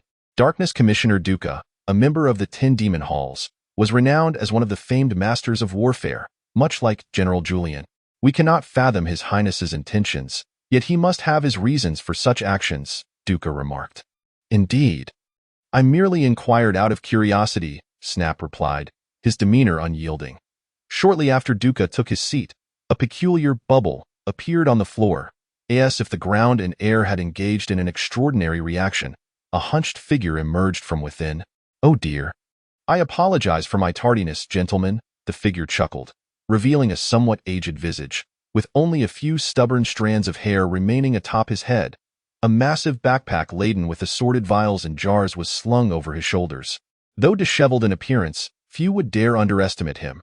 Professor Moniz, a member of the 10 demon halls, served as the chief researcher and medical officer for the demon faction in addition to conducting evolution research. Moniz was responsible for the majority of healing tasks. Rumors circulated that those treated by Moniz often lost their original forms or sanity, yet when faced with death, such considerations became secondary. Beside Moniz crouched a diminutive creature. This being, though humanoid in shape, was no larger than a newborn, presenting an oddity. Yet, upon emerging from Moniz's bubble, this infant immediately collapsed onto the ground, appearing quite distressed. This little one was known as Crimson Flame Maya, also a member of the 10 demon halls. At this moment, he flailed his diminutive limbs, resembling an adult man sighing in exasperation. I shall never ride in your bubble again. It's far too uncomfortable. Then do not ride. Crawl here at your leisure. Though it may take you until next year, Moniz chuckled, casually tossing Maya onto his designated seat. The chair erupted in a blaze of fiery essence, perpetually radiating warmth, perfectly aligning with Maya's temperament. As Maya settled into his seat, Xia Fei and her companions appeared at the entrance of the palace. The atmosphere within the grand hall shifted dramatically, becoming somewhat tense. Among the 9 seated figures beneath the throne, the silence grew increasingly peculiar. After all, despite sharing the title 10 demon halls, these individuals were a collection of eccentrics who preferred solitude, leaving little to discuss in each other's company. Fortunately, the strange ambience did not linger for long. Moments later, a cloaked figure, crowned with horns and exuding a formidable presence, entered, escorted by an ethereal beauty of ice and snow. Welcome, Your Highness. As Liyon stepped into the assembly chamber, the 9 demon lords awaiting him rose from their seats, uniformly dropping to one knee upon the cold floor. So this is the gathering of the 10 demon halls, a truly grand sight. Observing this, Liyon smacked his lips and gestured for them to rise, bidding them to stand rather than kneel on the chill marble. Simultaneously, Velret, who had entered alongside Liyon, returned to her seat, her bright eyes silently observing the figure now seated upon the throne. The 10 demon halls. Liyon regarded the 10-inch demon lords seated orderly before him, a nostalgic glimmer surfacing in his gaze. Snap, the Mind of the King, had met his demise at Liyong's hands in a past life, obliterated by the ultimate technique, Shadow of the Divine. Winter Snow Princess Violetta. In her previous life, perished at the hands of Lion, pierced through the heart by shattered star. Phantom Unicorn General Julian met his demise at the hands of Lion's companions, with the cause of death remaining a mystery. Shadow Chancellor Duke fell victim to the Human Alliance. The circumstances of his death shrouded in uncertainty. The Crimson Empress, Summer Fae, was slain by Lion. Her blood evaporated, transforming her into a statue. Sky Fortress Soros also succumbed to Lion, executed amidst the clouds. Holy Eye by Kong was killed by 3 noble demon hunters. The cause of his death unknown. Devourer Gulu was vanquished by Lion, reduced to ashes by the profound Rakshasa purification. Death Whisper Professor Moniz was slain by Lion's allies, his demise inexplicable. Crimson Flame Maya perished at Lion's hands, unexpectedly eliminated without clear understanding. It seems that more than half of this group fell to my own hands. Reflecting on this, Lion couldn't help but shake his head, a sheepish smile gracing his lips. In his previous life, as a valiant hero, he fought on the front lines against the forces of evil, but ultimately faced the Demon King Warren only at the end. Over the span of a decade, his dealings were primarily with this group of royal fiends, leading him to know them intimately. After all, in terms of combat prowess, they might be the second most formidable beings in the world, surpassed only by the Demon King and the hero.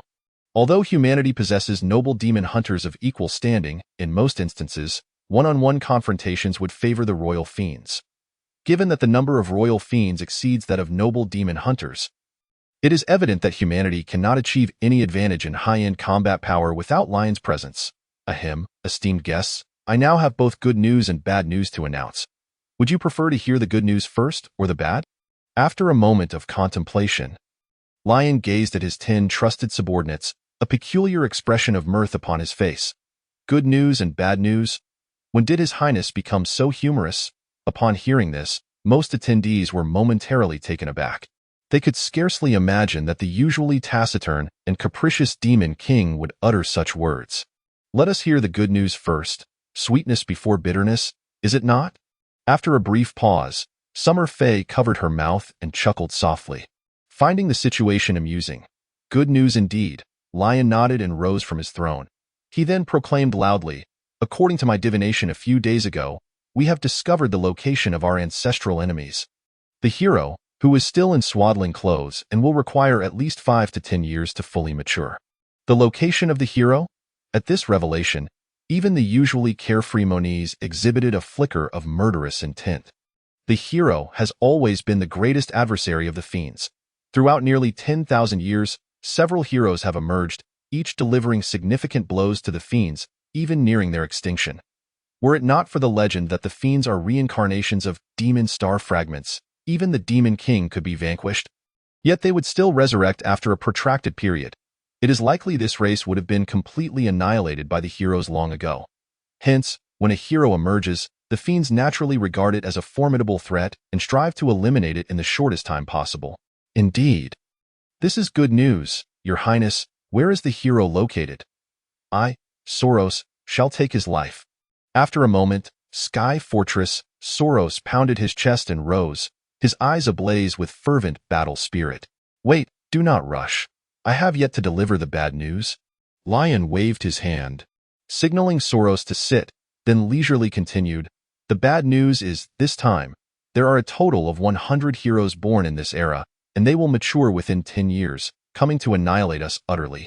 In a seemingly light-hearted atmosphere, the Demon King Warren uttered such words, the air grew thick, and the 10 high-ranking members of the 10 Fiends Hall froze in place, their minds momentarily halting as they struggled to comprehend the implications of the previous statement. Chapter 10.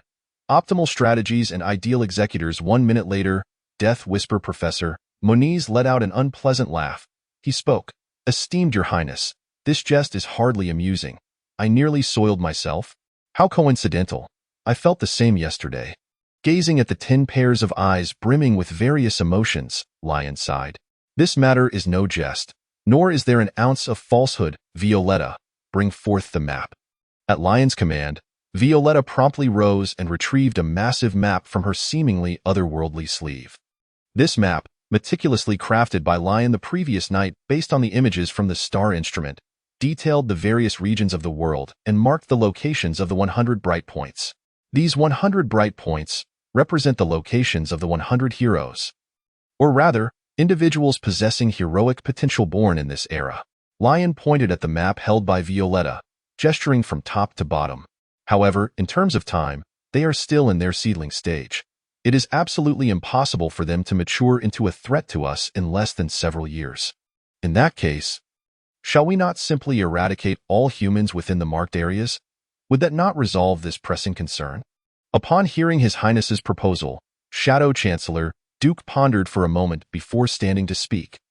Though this sentiment echoed the opinions of most present, exterminate the roots before the hero fully matures.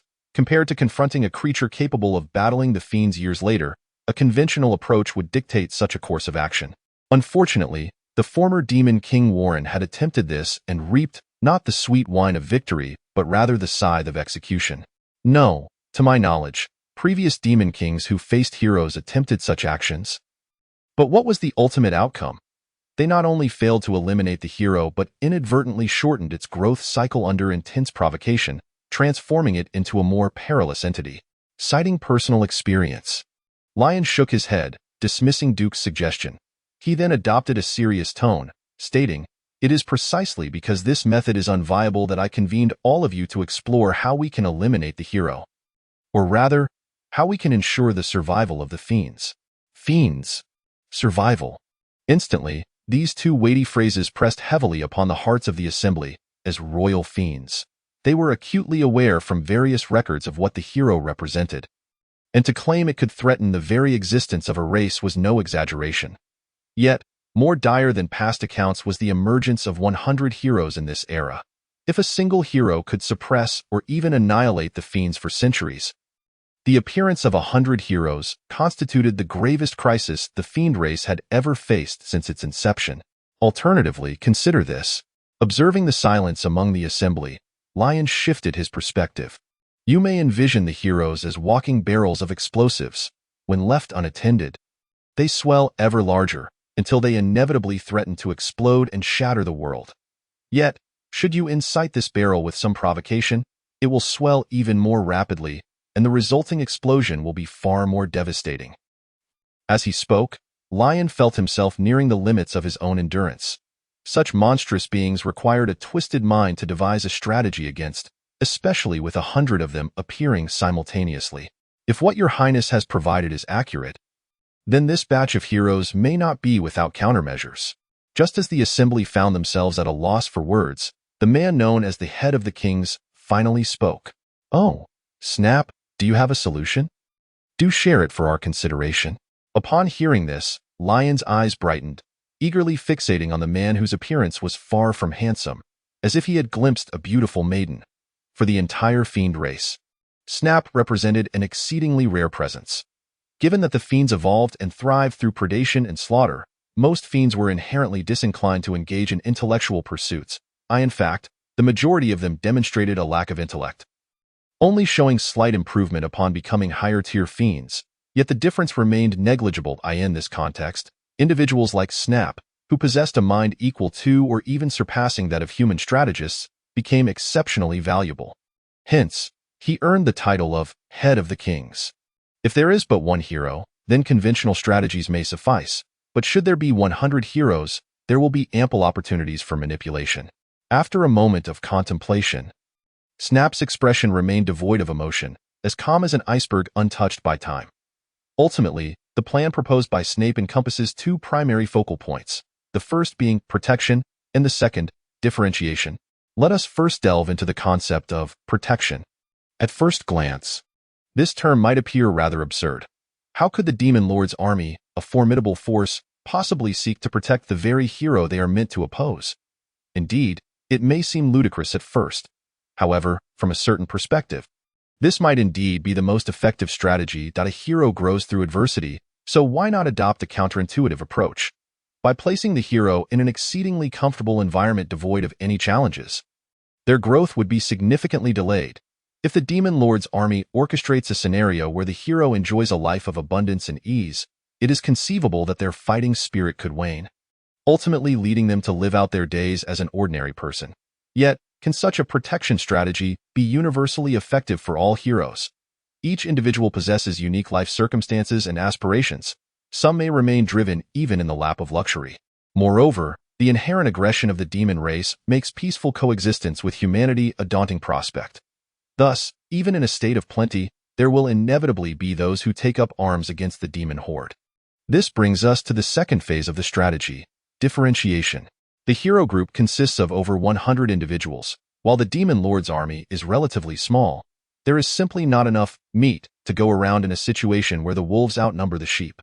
This disparity may not be apparent in the early stages when the demon lord's army is powerful, but should the heroes reach a level of growth where they can challenge the army as individuals, then the heroes will no longer see each other as allies, but rather as adversaries embroiled in conflicts of interest. The current strategy, therefore, is to initially adopt a policy of appeasement towards all heroes while simultaneously sowing seeds of division in their hearts over the years. Once ambitious heroes mature, they can be subtly encouraged to turn against one another. What a splendid idea! It is unexpectedly efficient. Liyon nodded, rapidly simulating the possible outcomes of these plans in his mind. To be frank, when Liyon first traversed into this world, he certainly harbored little desire to become a hero, slay the demon lord, and save the world. It was only due to Warren's relentless pursuit, which left Liyon with almost nothing after his village was destroyed, that he found himself, in his despair, seeking out the demon lord. Had Liyon been granted a comfortable environment back then, with loving parents, a prosperous and tranquil village, and a charming childhood friend, would he have exerted himself to such an extent? The answer is undoubtedly no. Who would take up the mantle of safeguarding the world when they could instead focus on their own modest existence? Heroes are but humans, bound by the limitations of mortality. History shows that nearly half of all heroes have succumbed to natural causes due to old age. If such a peaceful life were to persist for decades, even the most gifted talents would inevitably fade away over time, ultimately becoming nothing but dust. This plan is indeed feasible. Upon further contemplation, hope dawned upon Liyon. Of course, if we are to proceed with this, we must first ascertain the identities of all the heroes. After all, our current knowledge is merely a rough estimate, lacking precision at the individual level, Snape remarked after elaborating on the entire plan.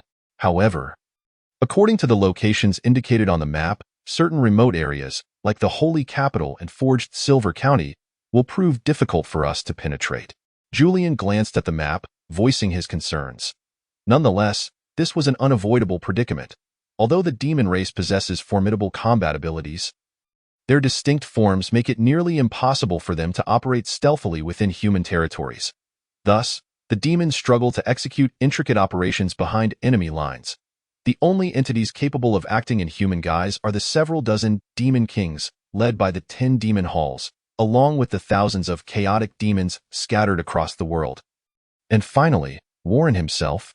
However, given our notoriety among humans and our lack of sufficient understanding of their world, it seems rather difficult for such an operation to succeed, Snape remarked, adjusting his monocle with a nonchalant demeanor. Lacking sufficient understanding of the human world? At this point, Liyon couldn't help but chuckle. After all, when it comes to knowledge and experience, few could rival him, having traversed most places and held both the esteemed titles of hero and demon lord. In fact, he was acutely aware of nearly all significant events set to unfold in the next decade. Clearing his throat, Liyon interrupted the ongoing debate among the other demon kings. With confidence, he declared, "In that case, I shall personally undertake this mission. You need only to provide your support." Huh. Prince Warren intends to take action personally? Upon hearing this, the entire assembly fell silent. Even Snape's typically stoic visage displayed a hint of incredulity. While the other demon kings were equally taken aback, was it truly such an astonishing notion? Observing the gobsmacked expressions of his subordinates, Liyon scratched his head in confusion. Well, it is undoubtedly best if your highness takes the lead. With your abilities, you could traverse any corner of the world with ease. After a moment of stunned silence, it was Violet who broke the ice, though her demeanor was somewhat less than natural. Thus, the decision was made for Liyon to personally embark on a journey to locate the 100 scattered heroes and devise a way for them to abandon their aspirations of heroism. Leading lives as mere mortals, however, what Liyon was unaware of was that the astonishment of the 10 demon halls that his decisions stemmed primarily from Warren's notorious laziness. Every demon king was well aware of Warren's lethargy. He was the sort who rarely even stepped outside his door. The notion of the current prince willingly traversing the world to fulfill tasks was akin to witnessing Snape break into a radiant smile, truly a sight to behold. Regardless, Liyon was poised to be exceedingly busy in the foreseeable future, as his footsteps would tread every corner of the world, significantly influencing the trajectory of events to come. Chapter 11. The Demon Lord's ideal is world peace, my lord. Do you truly intend to set out with so few companions? As night fell, Violet, while tidying up various items in the prince's chambers, inquired with an anxious expression. Upon closer inspection, the once immaculate room was now cluttered with numerous items, most of which were unfamiliar to Violet, including various ordinary human garments and hats. Ah, indeed, too many people only leads to chaos. We are not heading into battle. Thus, a select few elite individuals will suffice, Liyon replied, savoring a hearty piece of snow deer steak. Despite the human world's rumors that demons only consumed human flesh, Liyon had recently discovered that demons were, in fact, omnivorous creatures. Aside from grains, they showed no particular dietary preferences and could consume a variety of meats. Even certain plants. This realization sparked a thought. Perhaps they could consider developing a breeding system. If they could consistently provide a stable supply of animal meat, the conflicts with humanity might not be so pronounced. After enjoying several meals of deer meat, the notion naturally occurred to him. The primary source of conflict between humans and demons lay with the demons themselves. As this race largely subsisted on meat without engaging in farming or animal husbandry. They were often compelled to hunt wild animals for sustenance. The most readily available and abundant wild animals, naturally, were humans, which constituted the core of their long-standing conflict. Though Liyon had once been human, now transformed into the leader of the demon faction, his thought processes remained rooted in human perspectives, and he could hardly bring himself to partake in cannibalism. Interestingly, however, the majority of high-ranking demons also seemed averse to human flesh. Perhaps during their evolutionary journey, as their forms increasingly resembled those of humans, they became disinclined to consume such unpalatable meat, opting instead for various beasts as their primary sustenance. By the way, Xia Fei, do you have any issues on your end? After finishing a generous portion of delectable fried deer steak, Liyon let out a satisfied burp and turned to the elegant lady who had been eagerly surveying the chamber. Hee. Of course not. Your Highness, should you have any commands, please do not hesitate to express them. I am more than willing to comply with any request, Xia Fei replied, respectfully curtsying while subtly casting a flirtatious glance at Liyon. Ever since being selected as a companion for the prince's mission, Xia Fei had maintained an expression of delight. After being granted access to Liyong's chambers for the first time, the smile on her lips had been ever-present, and her gaze could only be described as fiery with passion. As a bloodsucker, high-ranking demon, Xia Fei exuded an innate charm unique to mature women. In the fleeting glances and smiles exchanged, her exquisite features appeared almost as if they could speak, ensnaring one in a captivating allure. With every graceful movement, her fair and smooth skin exuded an enchanting charm, beckoning one to delve deeper into her essence. If we were to liken Valerit to a beauty reminiscent of an ice-capped snow lotus, then the beauty of Summer Fei could be aptly described as a passionate, fiery rose. One cold, the other warm. Each embodies a distinct and contrasting allure. This enchanting woman, upon receiving one of Summer Fei's flirtatious glances, Liyon cracked a smile, turning away to avoid gazing upon her irresistibly alluring figure. In the bygone days of his heroic quests, the still youthful Liyon had encountered this empress of blood on multiple occasions, enduring some rather humiliating moments of teasing at her hands. Thus, upon seeing her now, an undeniable discomfort washed over him. Yet, despite this awareness, Liyon still included Summer Fei among the candidates for their upcoming mission, recognizing her abilities as most suitable for the tasks within the Ten Demon Palace. While her combat prowess was merely average within that realm, her unique ability to infuse her blood into ordinary humans allowed her to control those tainted by her blood curse, transforming them into loyal blood puppets who retained their own consciousness and memories, rendering them exceedingly difficult for ordinary folk to distinguish. Liyon, in his past as a hero, had profound insights into this matter. During his previous encounters with Summer Fei, He had witnessed her manipulate high-ranking officials into servitude, commanding vast armies to pursue him. During that tumultuous time, Liyon and his companions had exerted tremendous effort to discern which among them were the controlled blood puppets, resulting in considerable turmoil and confusion. Therefore, the current expedition to seek out candidates for heroism consisted of Liyon himself, Summerfay, and Vailrit.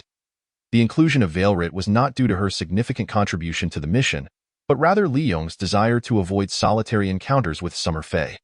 As other candidates were equally unsuitable, a glance at the situation revealed that Snap would remain in Eternal Winter City to handle various affairs, thus eliminating him as a choice. Subsequently, Julian, Duque, Gulu, Soros, and Maya, all of whom were quintessential battle enthusiasts lacking in social grace, were deemed unsuitable for the delicate tasks at hand. Consequently, the only remaining candidates suitable for the mission were Vailrit, Summerfay, Baikong, and Moniz. The latter two possessed abilities more aligned with specialized tasks, coupled with eccentric personalities, leaving Liyon with little choice. By the way, Your Highness, which location shall we search first tomorrow? After packing her belongings, Vailrit poured 2 cups of tea and quietly settled across from Liyon. As she took her seat, she subtly glared at Summerfay, evidently displeased with this encroachment upon her territory. Ordinarily, within the chambers of Lord Warren, only Vailrit and her sister Vailris were permitted entry. Now, however, Summerfay had intruded, causing the Ice Maiden to feel a twinge of irritation. In response to the palpable hostility, Summerfay merely offered Vailrit a sultry smile, choosing not to engage further. The first location for this operation is a small village near Boundary Sea City, where a hero resides, Liyon mused, providing a seemingly casual answer. However, as he spoke, his expression wavered, as if he were lost in distant memories. Geographically, the closest point to Eternal Winter City was undoubtedly the Forged Silver County, situated in the human realm far to the north. In contrast, Boundary Sea City lay to the south, making it a less than ideal starting point. Yet, why had Liyon chosen this path? For him, the small village of Kakariko near Boundary Sea City held profound significance, in his previous life. It was precisely in Kakariko village, where he had first arrived upon his reincarnation as a hero, at that time. Liyon was the son of a humble farming couple, accompanied by a not-so-beautiful childhood friend and a few small companions, embodying a child king of sorts in the village. Life in Kakariko village was remarkably tranquil, and the villagers were content with their untroubled existence. They rose with the sun and retired at sunset, relying on the mountains for game and the sea for fish, living simple yet prosperous lives. This idyllic routine repeated day after day, a single day stretching into a lifetime, for those born into the toil of another world. The life in Kakariko village might seem like a dream. Liyon, upon his arrival, had felt immense satisfaction, even contemplating a quiet retirement in that place. However, that peaceful existence was shattered one fateful night, when a horde of demons surged into the village like reapers of death, appending homes, incinerating fields, and extinguishing every breath of life. 139 souls. This number would remain etched in Liyon's memory for eternity. Among those lost were his parents, his childhood friend, his companions, and neighbors. Liyon had survived. Though he could scarcely comprehend how, he only knew that when he awoke the following day amidst blood and charred remains, the world had been reduced to ashes. Each time he reflected on this, an uncontrollable fury ignited within him, a fire that consumed the entire demon horde, avenging the blood of Kakariko village's inhabitants. Yet, the question that had eluded him remained. Why had the village, situated in the southern reaches of the human realm, been targeted? Geographically, Kakariko village was far from the frigid north, surrounded by formidable city-states, making a large-scale demon invasion improbable. In fact, Kakariko village had not faced a significant demon threat for decades, while the north remained embroiled in war. This place possessed an air of seclusion, leading even the guard and demon hunter associations to refrain from sending watchmen. However, now that he had ascended to the status of Demon King, the previously perplexing matter began to clarify. He now understood that the demon horde had been specifically drawn to him. Had it not been for Liyon, the villagers of Kakariko would likely have continued their tranquil lives for another decade. With this realization, a sense of guilt washed over Liyon. Yet, now that he had been reborn as Demon King Warren, he would not allow such tragedies to recur. as long as he refrained from pursuing heroes. The villagers of Kakariko would be safe. By employing gentle means to thwart the heroes, he could prevent more violent conflicts from arising. If he could find a way to resolve the tensions between demons and humans, peace could be restored to this world. This was the grand ideal of the current demon king, Liyon, who aspired to forge a world of harmony, and Kakariko Village stood as the starting point of this vision. A farewell to his past life. Chapter 12. The morning of Kakariko Village. As dawn broke, a new sun ascended into the sky, marking the beginning of what appeared to be an ordinary day for many. Kakariko Village, nestled at the edge of the southern expanse of Boundary Sea City, was an unremarkable small mountain village. Since its founding centuries ago, the village had remained largely isolated from the outside world. Sheltered by grand mountains and flanked by streams, the village was abundant in forest resources, allowing it to achieve self-sufficiency even without external contact. As the first rays of sunlight graced Kakariko Village, a youth clad in coarse fabric, approximately 15 or 16 years of age, ambled towards the village's outskirts, a bamboo basket woven from rattan strapped to his back. Years of habit had rendered this young man an early riser, a trait particularly notable in this relatively languid mountain village. His name was Yufeng, a 16-year-old native of Kakariko Village. Though Yufeng may sound somewhat out of place in this world predominantly characterized by Western names, it held significance as a rare surname. Most villagers did not possess surnames at all, in families that did. Every member's name would commence with Yu, a rarity indeed. Typically, only a few obstinate families employed surnames, such as the prominent Qingyu clan, whose members all bore names beginning with Yu. However, Yufeng was not affiliated with that illustrious family. His name was merely a coincidence. Having been abandoned in the vicinity of Kakariko Village since childhood and nurtured under the care of the venerable village chief and the villagers, one would expect him to be an unremarkable individual. However, that was only true until 10 days ago. For the current Yufeng is no longer the same Yufeng he once was. Within his seemingly ordinary physique resides a soul from another realm. Indeed, akin to the past Liyon, the youth now embodies both Yufeng and not Yufeng, representing a fusion of two souls. All right, what ingredients shall I gather today? Upon stepping outside the village, Yufeng stretched languidly, the sunlight cascading upon his youthful visage, imparting a delightful warmth.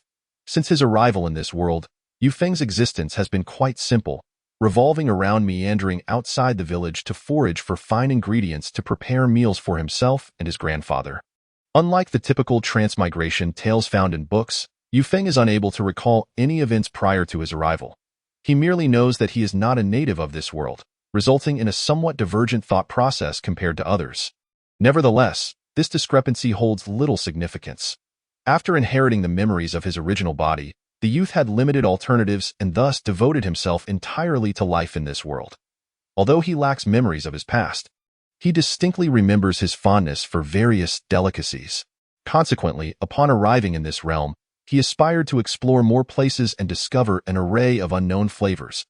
Alas, his grandfather Tam, suffering from a prolonged illness, has compelled the youth to postpone his ambitions, prioritizing his responsibilities to care for his elderly kin.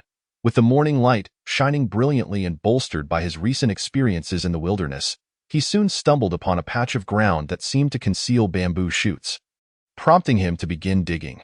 Despite this body lacking considerable strength, his relatively nimble wrists allowed him to unearth a sharp bamboo shoot with just a few strokes of the hoe. Within a mere morning, Yufeng had filled a bamboo basket to the brim with fresh shoots, strapping it to his back with a sense of accomplishment. Hehe, I have returned with a bountiful harvest. When Yufeng exited the village at dawn, the sun had just begun to rise. Now, as he returned with his basket of shoots, it was precisely noon, the sun reaching its zenith. Standing at the village entrance and gazing inward, he observed numerous residents bustling about, engaged in various tasks, the atmosphere imbued with tranquility and harmony. Finally home. I'm so tired, However, unlike any other day, as Yufeng stepped into the village, an overwhelming chill enveloped him instantaneously. Simultaneously, the familiar surroundings morphed into a scene of stark transformation.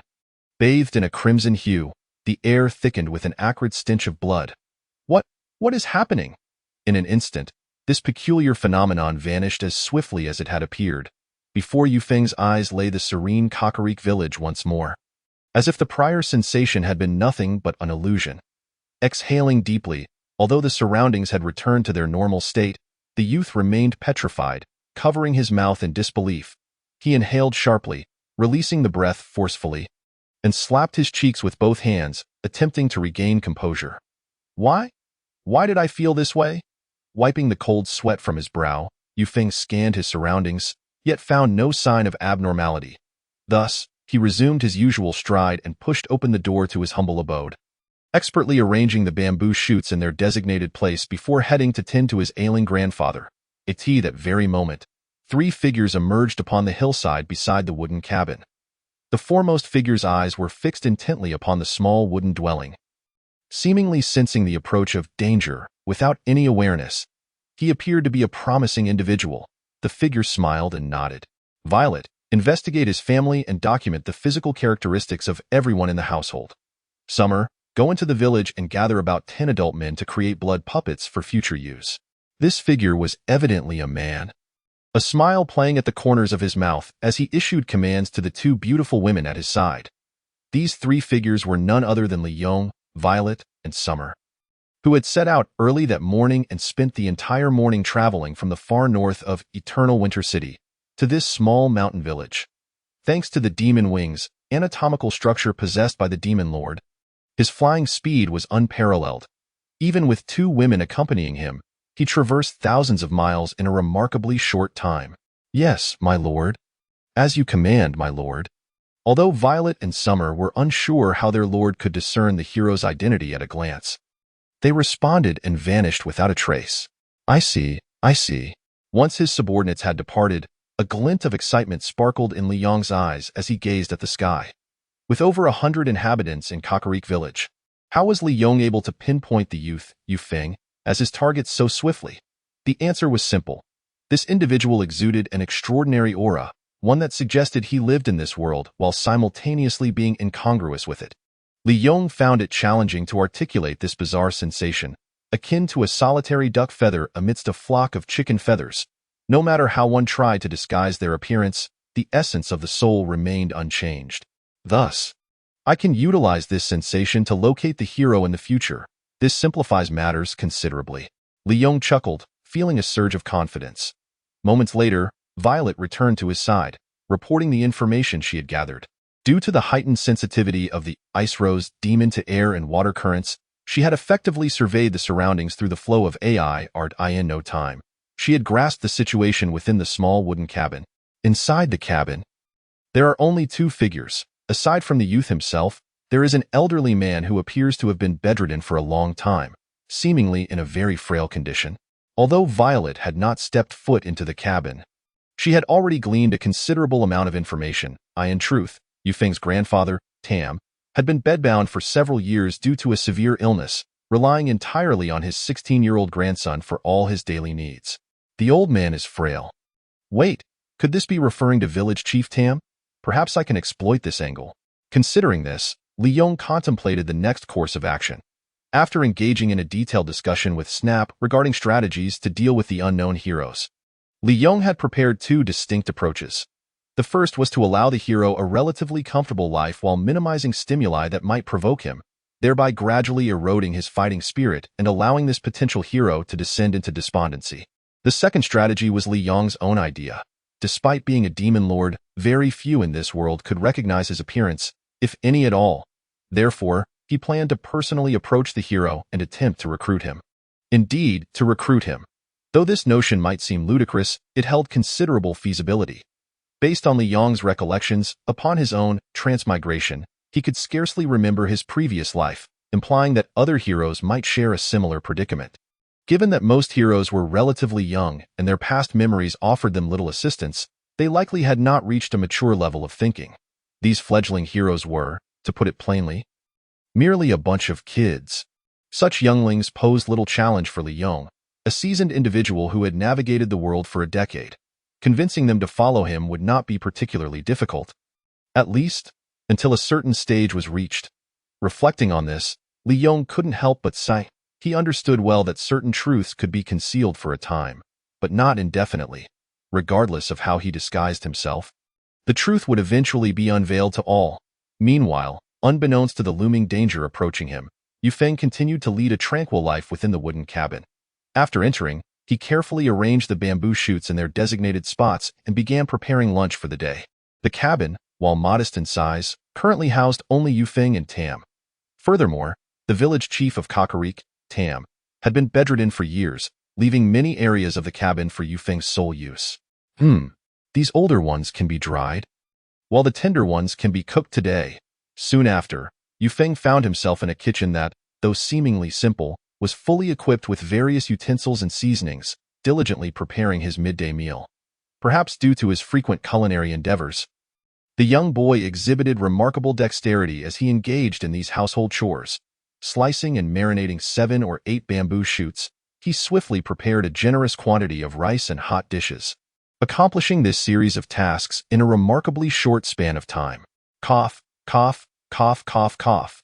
Moments later, Yufeng had brought the meal to the innermost room of the wooden cottage, where the sound of feeble coughing reverberated through the air. The voice, frail and weary, suggested the presence of an elderly man beset by serious illness. "Grandfather, do taste this. It is exquisite bamboo shoot." Upon entering the wooden cottage, Yufeng beheld a pallid old man reclining on the bed. With both hands, he offered a bowl of rice and placed the dishes on a small table beside the bed for the elder's consumption. This ailing old man was none other than the village chief of Kakariko, Tamu, who had raised the boy as his own. Although they were not bound by blood, their bond appeared even closer than that of family. Chapter 13. A hope from afar. Cough, cough. You work so hard, Yufeng, caring for your grandfather every day. Tamu, the current village chief of Kakariko, managed a wry smile as he accepted the bowl of rice from his little grandson. Yet, his expression bore an odd mixture of guilt, disappointment, and despair. Truth be told, had it not been for this wise and considerate grandson by his side during these increasingly severe years of illness, he might have already departed from this world. Over the years, the villagers of Kakariko had tirelessly sought medical help for Tamu, yet his ailment was no ordinary affliction. Conventional remedies and physicians were utterly powerless against it, leaving him to witness his own deterioration day by day. After consuming a small portion of rice with trembling hands, Tamu gazed out the window at the midday sun, a wave of melancholy washing over him. However, all of this had not escaped the keen observation of Liyon, who had been watching from outside the window, dressed in the unassuming attire of a traveling physician. He had concealed the sharp angles of his features and elongated nails with a deliberate restraint of his aura. He appeared outwardly indistinguishable from an ordinary human. The so-called traveling physician was a profession that roamed various towns, exchanging medical expertise for monetary gain. However, the skills of these individuals varied significantly, making it somewhat akin to gambling when seeking their services. Tamu's condition remained unchanged, but Yufeng, where had he come from? Liyon furrowed his brow as he surveyed the room, for, to his knowledge, the boy had not existed in Kakariko village years prior. Following his recent observations, he noted that the present-day Kakariko village bore little resemblance to the one he had encountered a decade ago, aside from the presence of Yufeng, a boy who had previously not existed, and the absence of a youth named Liyon. In Liyong's recollection, after Tamu, the village chief, had been bedridden for an extended period due to illness, the villagers had taken turns caring for him. Yet now, this responsibility had fallen solely upon Yufeng, who had also become Tamu's grandson. What could account for this? Strangely, after Yufeng's arrival, the boy who should have been living in the village, Liyon, had seemingly vanished, as if Yufeng had supplanted his very existence. Never mind, let us proceed according to plan. Liyon shook his head slightly, dismissing the perplexing thoughts from his mind. He then adjusted his attire and returned to the front door of the wooden cottage, knocking gently. Knock, knock, knock. The crisp sound of the knock startled the elderly man and the young boy within. At Tamu's gesture, Yufeng promptly approached to open the door. "Hello. May I ask who you are?" Yufeng had initially expected to find one of his usual companions at the door, but was taken aback to see a stranger instead. The man appeared unremarkable, with an amiable face and clad in the distinctive garb of a traveling physician. However, a certain indefinable light gleamed in his eyes, hinting at a power that was both captivating and formidable. "Greetings. I am a wandering physician, known as Liyon. The medicinal aroma here is quite pronounced. It seems there is a long-term patient in need of care. The young man spoke with courtesy and poise, resembling a learned physician devoted to the salvation of the ailing. Little did they know that this traveling physician, Liyon, was none other than the formidable ruler of the frigid lands, the demon king Warren. Yes, my grandfather has indeed been bedridden for a long time, but we are not well off, I fear. Upon hearing Liyong's words, a glimmer of hope ignited in Yufeng's eyes, only to be swiftly extinguished. Though he had only arrived in this world a mere 10 days ago, he retained the memories of his original self. Within those memories, Tamu's affliction was far beyond the reach of ordinary physicians. Generally, physicians attended to common ailments such as headaches and fevers, while healers specialized in treating severe internal and external injuries. Tamu's condition had already been assessed by several physicians and healers, yielding no results and showing no signs of improvement. Moreover, in a world where one could encounter malevolent spirits in the wild, the fees charged by these traveling physicians were anything but trivial. Such exorbitant costs were beyond the means of a family already impoverished by years of expenditure. Money? What is money? Money is but a trifle. Liyon feigned astonishment before exclaiming loudly, regardless of wealth or poverty, the value of life remains the same. It deserves appropriate treatment. This is the revelation bestowed upon me by the divine. Hence, I never charge a fee for my services. Rest assured, young man. After delivering this impassioned declaration, Liyon smiled and patted Yufeng on the shoulder. He then ignored the boy, who stood frozen in place, and strode into the inner room with his medical kit. What? No charge for treatment. He even came here voluntarily to offer his services. Is he out of his mind? It took Yufeng 3 seconds to process Liyong's earlier statements before he hurriedly followed him into the inner room, only to find the man assisting Tamu into a seated position at the edge of the bed. Who are you? Though Tamu had lived many years, he was taken aback by the sudden intrusion. Trembling as he asked, Who I am is of no consequence. What matters is that I can cure your ailment. As Liyon gazed upon Tamu's familiar visage from the depths of his memory, he wasted no time.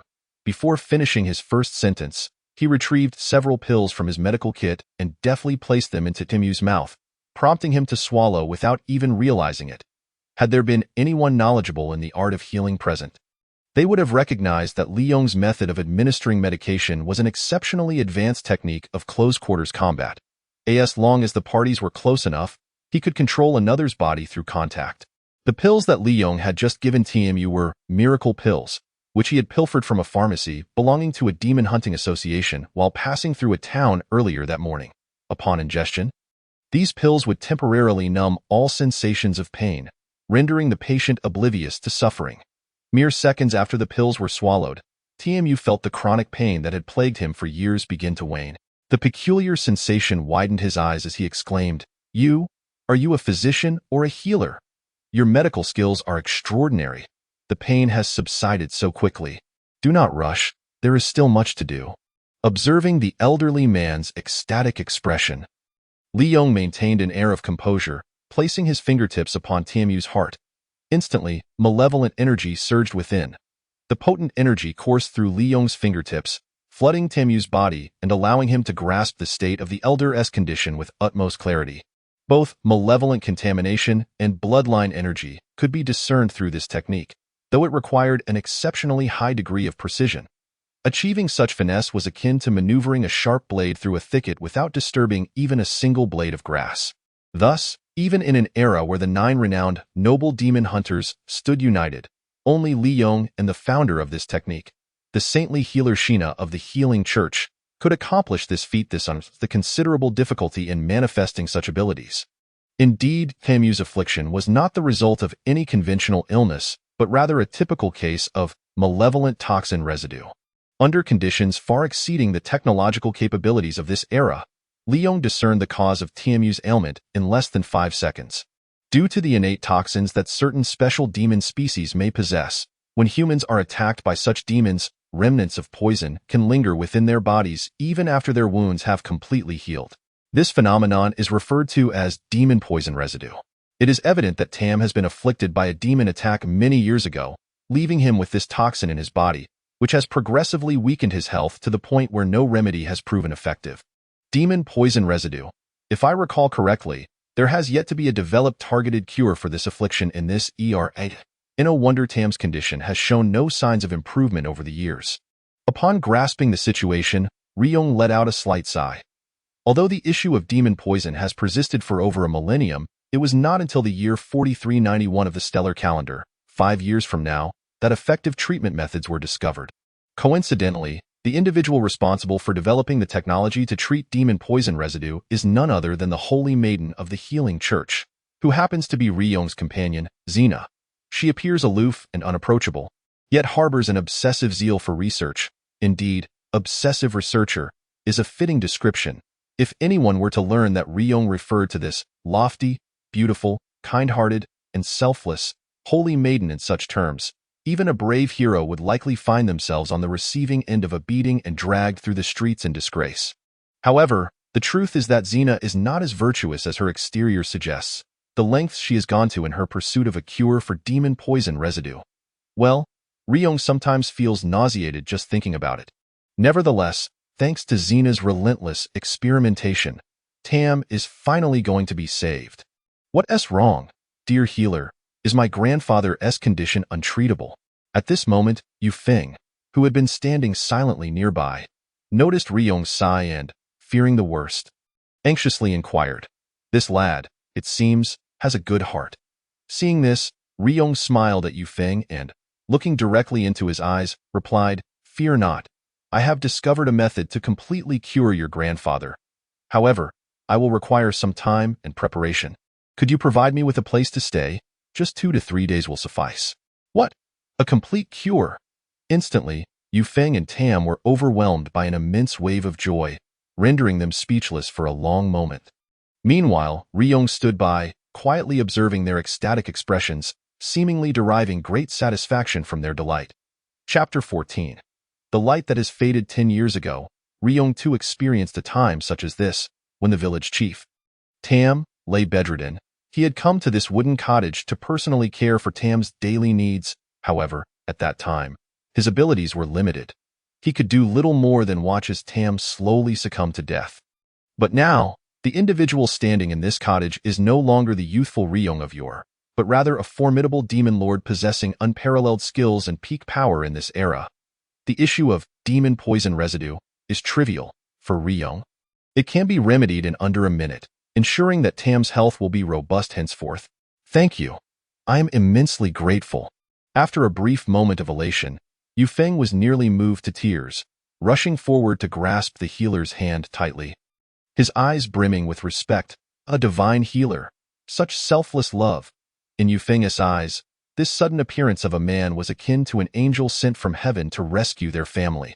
However, if the heavens were aware of his thoughts, they would undoubtedly scold him fiercely for mistaking the current demon lord for an angel, a rather ludicrous notion indeed. The first step of the plan has been successfully accomplished. Liyon smiled inwardly while maintaining a calm demeanor. Responding, "It is of no consequence, as I traverse the world. My sole intention is to assist those who suffer. This is my aspiration, and there is no need for excessive gratitude." What a truly magnanimous individual. Upon hearing this, not only did Yu Feng feel overwhelmed with gratitude, but Tam's eyes also became moist. To be truthful, Tam had never encountered a healer like this in all his years. Were it not for his inability to move freely, he would likely have dropped to his knees in respect at that very moment. Just as Yu Feng and Tam were lost in their emotional gratitude towards this man, a series of lively footsteps echoed from outside. The wooden door swung open once more, revealing a young woman accompanied by 2 young men. "Yu Feng, has Grandpa Tam improved today? We brought some freshly gathered herbs." "Huh. What is going on here?" The girl at the forefront, Talia, was taken aback by the peculiar sight before her as she entered. A man clad in healer's attire was seated by the bed, while both Tam and Yu Feng had reddened eyes, as if they had been crying. Could it be that Grandpa Tam's condition has worsened? Talia, a perceptive young lady, quickly envisioned a grim scenario. The healer was likely summoned by Yu Feng to tend to Tam, and after examining him, had concluded that Tam had little time left to live. Thus, it was only natural for the grandfather and grandson to weep. This is simply too cruel. In an instant, Talia flung the herb pouch she had been holding behind her. striking one of her companions squarely in the face. Everything will be all right. We must not lose hope. After discarding the herbs, Talia rushed forward, grasping Tam's hand with determination. Huh, what is she talking about? Seeing this unfold, both Tam and Yufeng were momentarily bewildered. What on earth is happening? Pfft, ha ha ha. At that moment, Liyon could no longer contain his laughter, instantly discerning what was going through Talia's mind. He stepped forward, affectionately ruffling the young girl's hair, and said with a smile, "Little sister, Grandpa Tam's illness will soon be cured, so you should rejoice for them instead." As his hand rested on her little head adorned with chestnut hair, Liyon felt as if his spirit had traversed back a decade in time. During that period, he often played and teased with young girls. Indeed, this girl, dressed in simple attire and bearing a few freckles that made her far from beautiful, was Talia, his childhood companion in this village of Kakariko, and one of the individuals he once cherished most. After the night of the demon invasion, this 14-year-old girl fell victim to the demon's massacre, fading into the depths of his memory. Yet, her visage and laughter remained imprinted in Liyong's mind, making it difficult for the renowned hero to forget. Really? That is wonderful. Thank you, Uncle. Huh? Uncle, why are you crying? Just as Talia was preparing to celebrate, she suddenly noticed crystalline droplets cascading down in front of her. Looking up, she saw the healer's face adorned with a smile, yet tears were gently streaming down his cheeks. Ah, I still couldn't hold it back. How embarrassing. Liyon took a deep breath, pulled out a handkerchief to dab at the tears at the corners of his eyes, and chuckled. It seems my eyes are a bit flawed. They tend to weep whenever they see a delightful young lady. It has nothing to worry about. What a strange person. How frightening. Talia stuck out her tongue and hurried back to Yufeng's side, engaging the grandfather and grandson in warm conversation. So it is, since my existence has faded. The focal point of this village has shifted to Yufeng. Liyon mused as he watched Talia and Yufeng together. The two young boys who had entered with Talia, Upa, age 12, and Tunin, age 13, were also once Liyong's little followers. However, in his absence, Yufeng naturally assumed the role of their leader. Perhaps this is the best resolution. Though a twinge of discomfort stirred within Liyong at the sight of his childhood companions now belonging to another, it is certainly a far better fate than the entire village perishing in a single night. Aside from Talia, Liyong's parents also resided in Kakariko village, yet he found himself at a loss on how to face the simple couple. Thus, he chose to avoid them, sparing them from disturbance in their tranquil lives. By the way, Mr. Liyong, you mentioned wanting to stay here for a few days, correct? After the excitement had subsided, Yufeng suddenly recalled that the esteemed traveler healer had indeed said something, and promptly inquired eagerly. Yes, there is no need for any fuss. I merely require a bed, Liyong replied, adjusting his emotions while maintaining a natural smile. To an observer, his demeanor could easily be mistaken for someone on the brink of ascension to divinity. Yet, unbeknownst to anyone, he harbored a deep well of ulterior motives. Treat grandfather Tam. It would take merely a few minutes for Liyong, who possesses formidable malevolent energy capable of purging the poison from within his body. So, why does he choose to reside here? The answer is simple. He seeks to draw closer to Yufeng, the only hero within the confines of Kakariko village, and in doing so, he aims to seize the opportunity to impart a loving education to this still maturing hero, colloquially referred to as brainwashing. Although Liyong is somewhat unfamiliar with Yufeng's personality and thought processes, he presumes that the current Yufeng is comparable to his own self from a decade ago, making a one-on-one engagement rather effortless. Throughout his 10-year journey as a hero, Liyong's footprints have graced nearly every corner of the world, encountering experiences and individuals that would take an ordinary person 10 lifetimes to amass. Therefore, his mental maturity now could easily rival that of 100 of his former selves, effectively equating to the prowess of 100 Yufengs of the present day. Thus, Liyong attempts to seize this opportunity to engage in some rather unscrupulous endeavors with the young hero. As for the requests of this savior, both Tam and Yufeng naturally cannot refuse. Consequently, Liyong smoothly settled into the small wooden cottage's second-floor loft. Although Yufeng fervently insisted on offering his own bed to this healer, Liyong still chose to retreat to the cramped loft under the pretext of, "You must care for your grandfather." However, this arrangement was merely a ruse. His true intentions lay not in mere lodging, but rather in the allure of beauty or brawn nearby in the afternoon. Liyon stood beneath a grand tree not far from the cottage, relishing the refreshing breeze that enveloped him in an instant. A striking figure adorned in a resplendent crimson court gown, her blood-red hair elegantly styled atop her head, appeared silently beside him like a vision from a painting.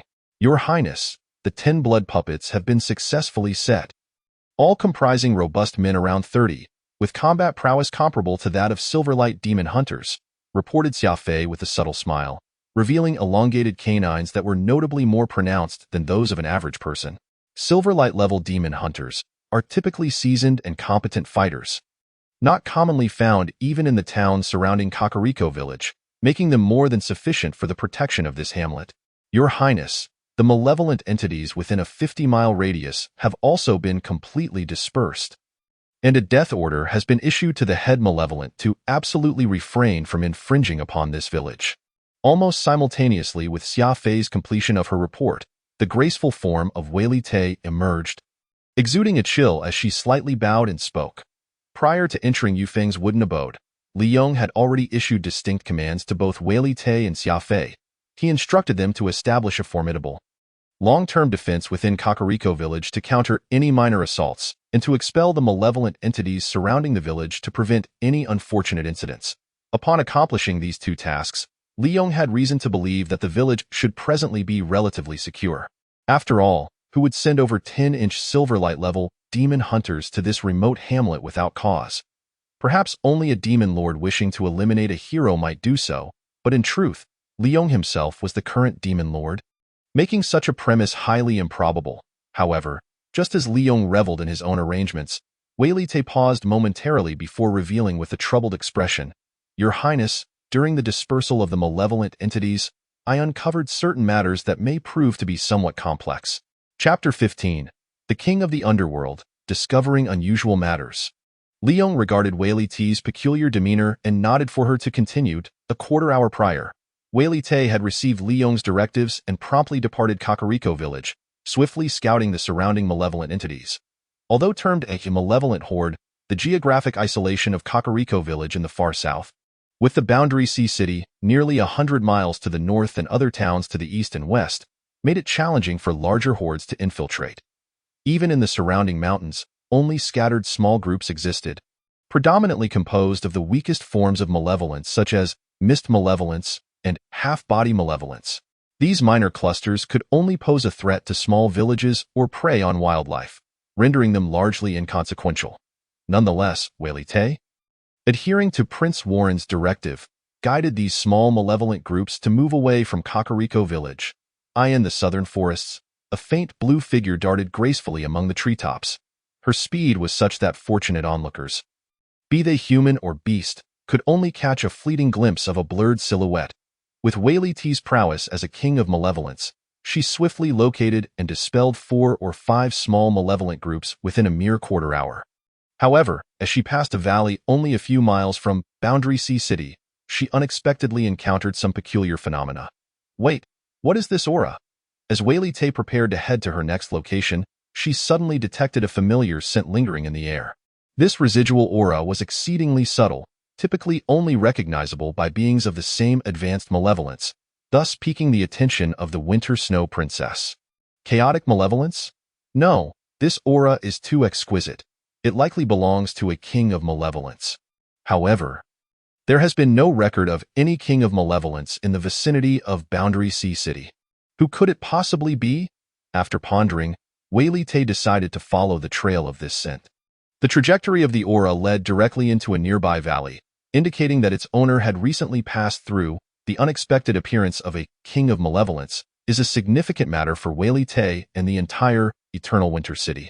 Currently, there are a total of 28 known living kings of malevolence in the world. Among them, 10 powerful individuals have been chosen for Eternal Winter City and bestowed with the title of 10 Demon Halls, while the remaining several are scattered across the outside world. Some of these rogue kings of malevolence are affiliated with Eternal Winter City and are directly governed by the 10 Demon Halls, while others choose to live freely, ruling their small domains like feudal lords. Regardless of the circumstances, the appearance of any king of malevolence must be registered with Snap, along with the marking of their aura. This practice signifies their allegiance to Demon Lord Warren. they pledge eternal loyalty to the malevolent entities and receive protection from Eternal Winter City. In this context, the emergence of a king of malevolence who does not belong to the malevolent horde is generally prohibited, and if any such being resists subjugation, the 10 demon halls will personally execute them in any case. Let us investigate further. Wei Li Ti's graceful form flickered as she leaped into the air, swiftly positioning herself above the valley, her luminous eyes scrutinizing the path below. Are there people, and not just one? The situation within the valley appeared somewhat intricate, overgrown with diverse vegetation. The rocky ledges and cliffs at the edges were utterly bewildering, shrouded in thick mist. Yet, Wei Li Ti immediately sensed the presence of several furtive figures. The Ice Rose malevolent entities possess an acute sensitivity to airflow, allowing them to hunt their targets with the precision of cold forest predators, which is the greatest strength of this species. 4 demon hunters were present, the strongest among them at the bronze level, while the others were merely black crystal level, resembling an ordinary low-tier demon hunter squad. But strangely, the malevolent aura Wei Li Ti had been tracking emanated from this very group. What could this mean? Given their weak abilities, they could not possibly be the embodiment of a king of malevolence. Such a potent aura could only suggest long-term contact with a king of malevolence, resulting in gradual corruption. Could it be that the king of malevolence, whose whereabouts remain untracked by Eternal Winter City, has some ambiguous connection with these human demon hunters? With these questions in mind, Wei Li Ti concealed her presence and stealthily approached the 4 humans. Shortly thereafter, in this mist-covered valley, a fully equipped quartet appeared for reasons unbeknownst to them. They bore various weapons at their waists or on their backs. Clad in complete adventurer attire, clearly a group of seasoned adventurers. "Brother Hades, is it all right for us to be sneaking in like this? If that monster discovers us, we might truly meet our end," remarked a rather shifty-eyed individual, nervously scanning the surroundings as though fearing something might suddenly emerge from the dense mist to devour him. "Monchi, can't you be a little less timid? I've told you countless times that as long as I'm here, no challenge is insurmountable. After all, I am the hero. Let's see who could possibly bring about our demise," retorted the one referred to as Brother Hades, spitting on the ground in disdain. The young man proclaimed himself a brave hero. His companions exchanged skeptical glances. Clearly unconvinced by his rather fanciful declaration, this youthful hero was strikingly handsome, tall, and exuded an air of arrogance, enhanced by his well-fitted demon hunter attire, which indeed lent him a certain charm. However, the lingering ferocity in his gaze marred his otherwise appealing appearance. The young man's full name was Hades, a title he had recently adopted upon his arrival in this world, though his original name was Yumming. The moniker Hades, steeped in a hint of theatricality, was evidently self-bestowed. A little over 2 months prior, Hades had found himself in Jihai City, a locale not far from his current position, arriving slightly ahead of Yufeng. Intriguingly, upon possessing the identity of the city's young lord, he had scarcely grasped who he was before being beset by severe setbacks, including being deemed a hopeless failure and the disgrace of a broken engagement. Nevertheless, Hades was not one to concede defeat. One day, while idly cleaning the toilet in his chamber, he stumbled upon a wondrous ring amidst the shattered porcelain. To his astonishment, it housed the spirit of an elderly gentleman. After swiftly accepting this ethereal presence, the old man imparted to Hades numerous extraordinary cultivation methods, awakening his bloodline powers and dramatically enhancing his abilities in a short span. In merely 2 months, Hades transformed from a mere waste to a competent, bronze-level demon hunter, rallying 3 companions to embark on a quest for plunder around Jihai City.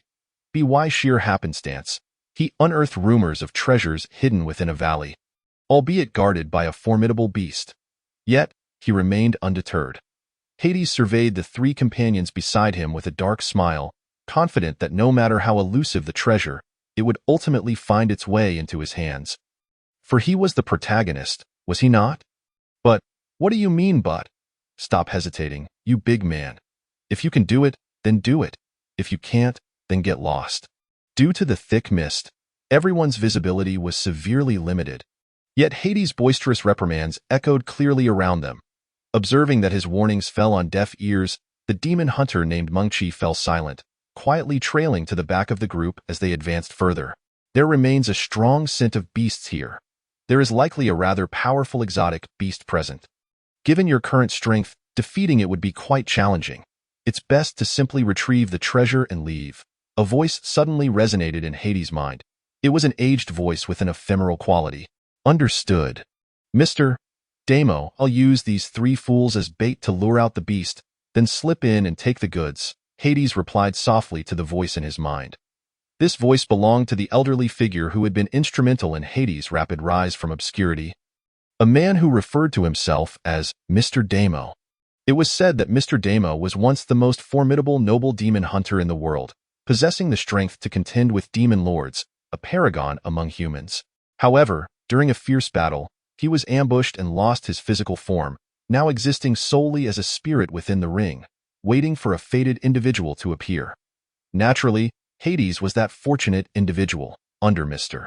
Damo's guidance, Hades not only experienced a meteoric rise in power, but also learned many secrets of this world, including the revelation that individuals with heroic potential appeared at intervals. Elated by this discovery, Hades immediately set about following Mr. Damo's instructions, eager to grow stronger and ultimately vanquish the demon lord, thereby claiming dominion over the world. Unbeknownst to Hades, however, while Mr. Damo claimed to be a powerful human, the ring itself was steeped in an overwhelming aura of malevolence. The traces of this sinister energy that Virilit had sensed earlier were remnants left by the ring. Yet, only a select few high-tier demons could perceive this aura, rendering it undetectable even to the mightiest of humans. Thus, while Hades viewed Mr. Damo as his guiding beacon, he remained oblivious to the grand deception woven by this master, a deception of monumental proportions. Chapter 16. The Soul Forge. Upon realizing the gravity of the situation, Virilit wasted no time in returning to Liyong's side to relay the information. Possessing remarkably keen senses, she had faintly overheard Hades' words from a considerable distance, taking note of the name, Mr. Damo. I see.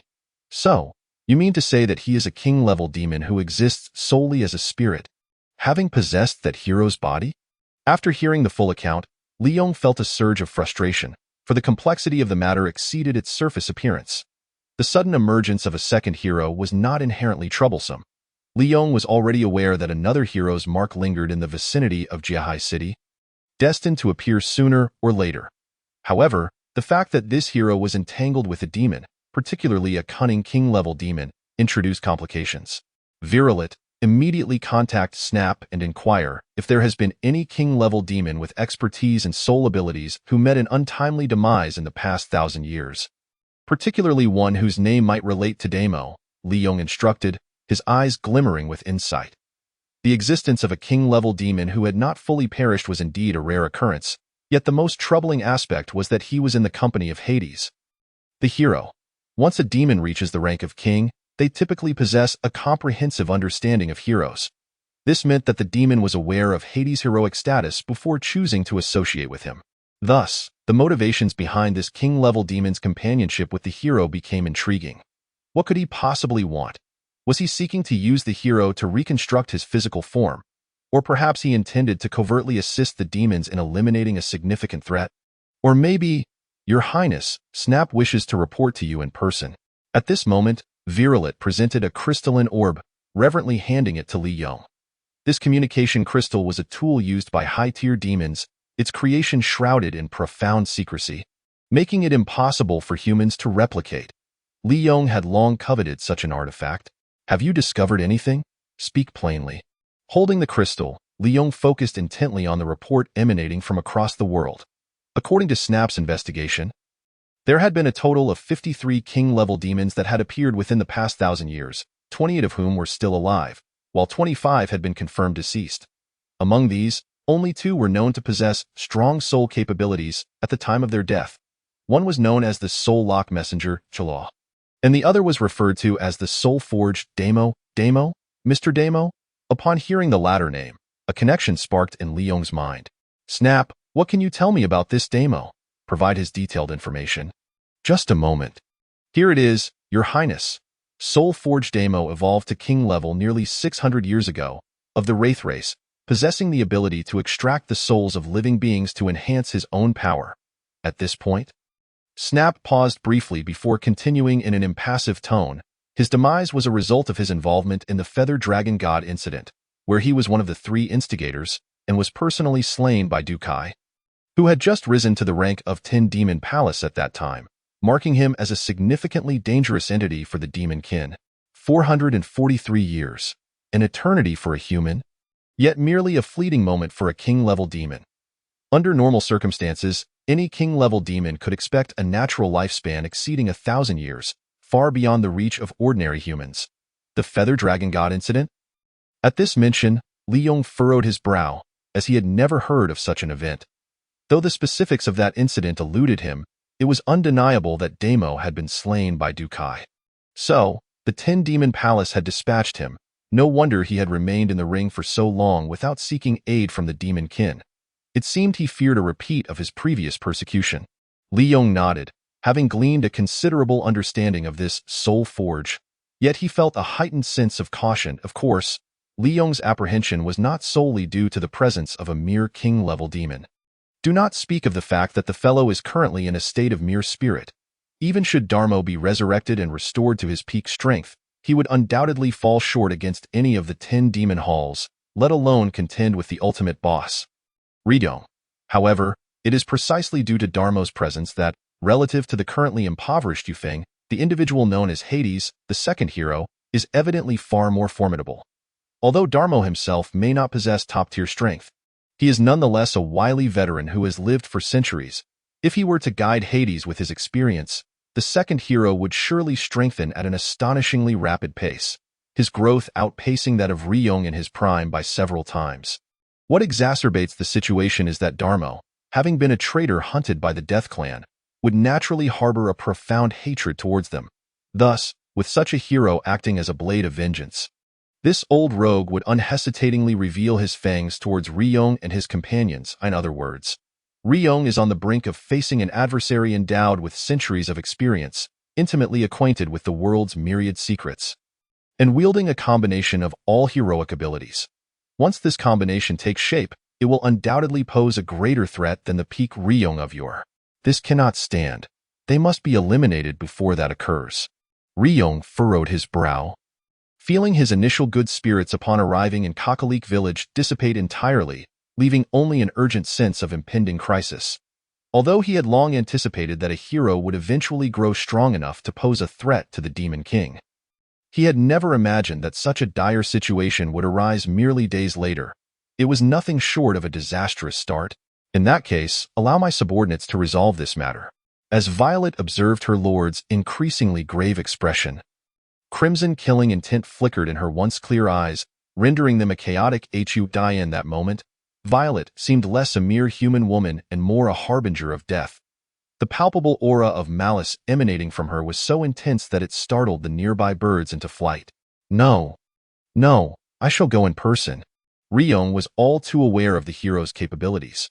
Without a moment's hesitation, he understood that Violet alone would never be able to vanquish Hades. Thus he resolved to take matters into his own hands. In his past life, during his fledgling days, Liyon had faced countless attacks from various demons, including those from the 10 demon halls. Yet, even in his absolute disadvantage, the 10 demon halls had somehow failed to deliver a killing blow. As if cursed in some manner. Interestingly, during the early stages of the game, the Demon King Warren had rarely intervened personally. Thus, Liyon now yearned to test what would transpire if he attempted to slay a hero with his current strength. Over a decade of experience as a hero had brought Liyon numerous failures and brushes with death, yet he had always managed to survive. This familiarity with survival tactics would hopefully prevent him from repeating the mistakes of past adversaries. Even if he could not slay them, he felt compelled to at least attempt it. Allowing their combination to persist was far too perilous. Liyon sighed softly, silently setting a minimal objective. After all, this sudden assault was entirely at odds with his initial plans, but faced with the inability to resolve the second hero's threat more delicately, he had no choice but to proceed. Though this course of action risked provoking the hero's nerves, potentially leading to Hades rapidly gaining strength, you will keep watch over Yufeng's family while I attend to this matter. With that, Liyon uttered a brief command, his thoughts shifting as the dark wings on his back burst forth, unfurling into the open air. Yes, understood. Immediately, Violet and Xiangfei, watched as their lord ascended swiftly into the clouds, vanishing from their sight. Winter Snow Princess, I hear that title was bestowed upon you by the Lord himself? After Liyong's figure had completely disappeared, Xiangfei turned to Violet with a knowing smile. And what of it? Violet shot back with a frigid glare, clearly annoyed by Xiangfei's inquiry. For reasons unknown, she had recently grown increasingly uncomfortable around this colleague with whom she had had little prior interaction. It was a feminine instinct, a sense that Xiangfei was attempting to encroach upon her territory, prompting her to adopt a defensive stance. Amused by Violet's unfriendly demeanor, Xiangfei stifled a laugh. Oh, it's nothing, merely a tinge of jealousy. For you are the first among us to receive a title directly from the Lord. Truly remarkable. It's merely fulfilling my duty. There's nothing remarkable about it. Upon hearing these words, Violet coldly retorted before hastily departing the scene. Yet perhaps unbeknownst to her, as the Winter Snow Princess left, a faint smile lingered at the corners of her mouth. Intriguing, truly intriguing. It is said that the female demons of the Ice Rose breed are devoid of humanity, cold to their very core.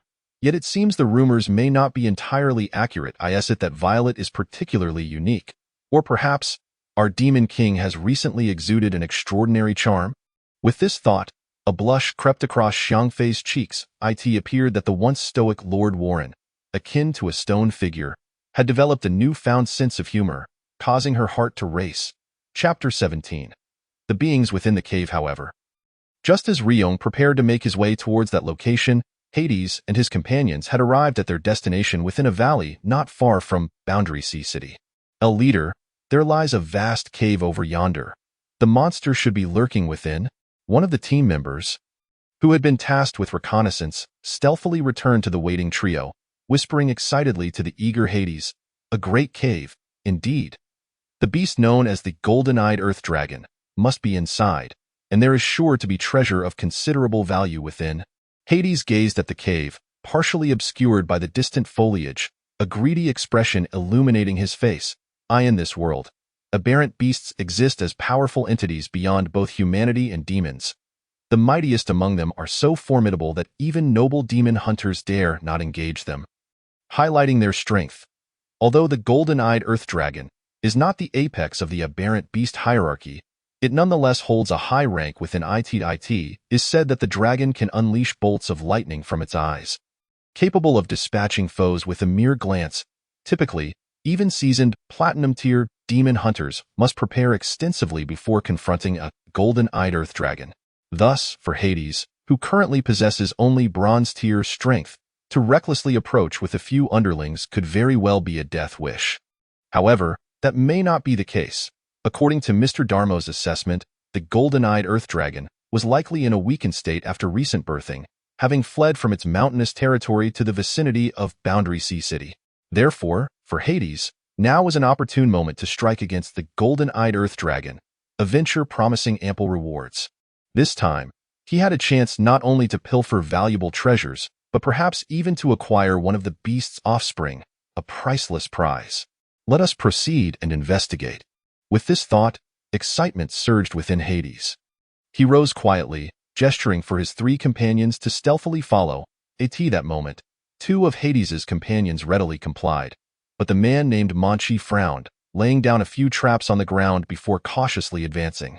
Monchi had a habit of setting hidden traps along his path, having been saved by them on multiple occasions. Yet, as Hades and his sacrificial pawns crept toward the treasure, a winged figure silently observed them from above in the clouds.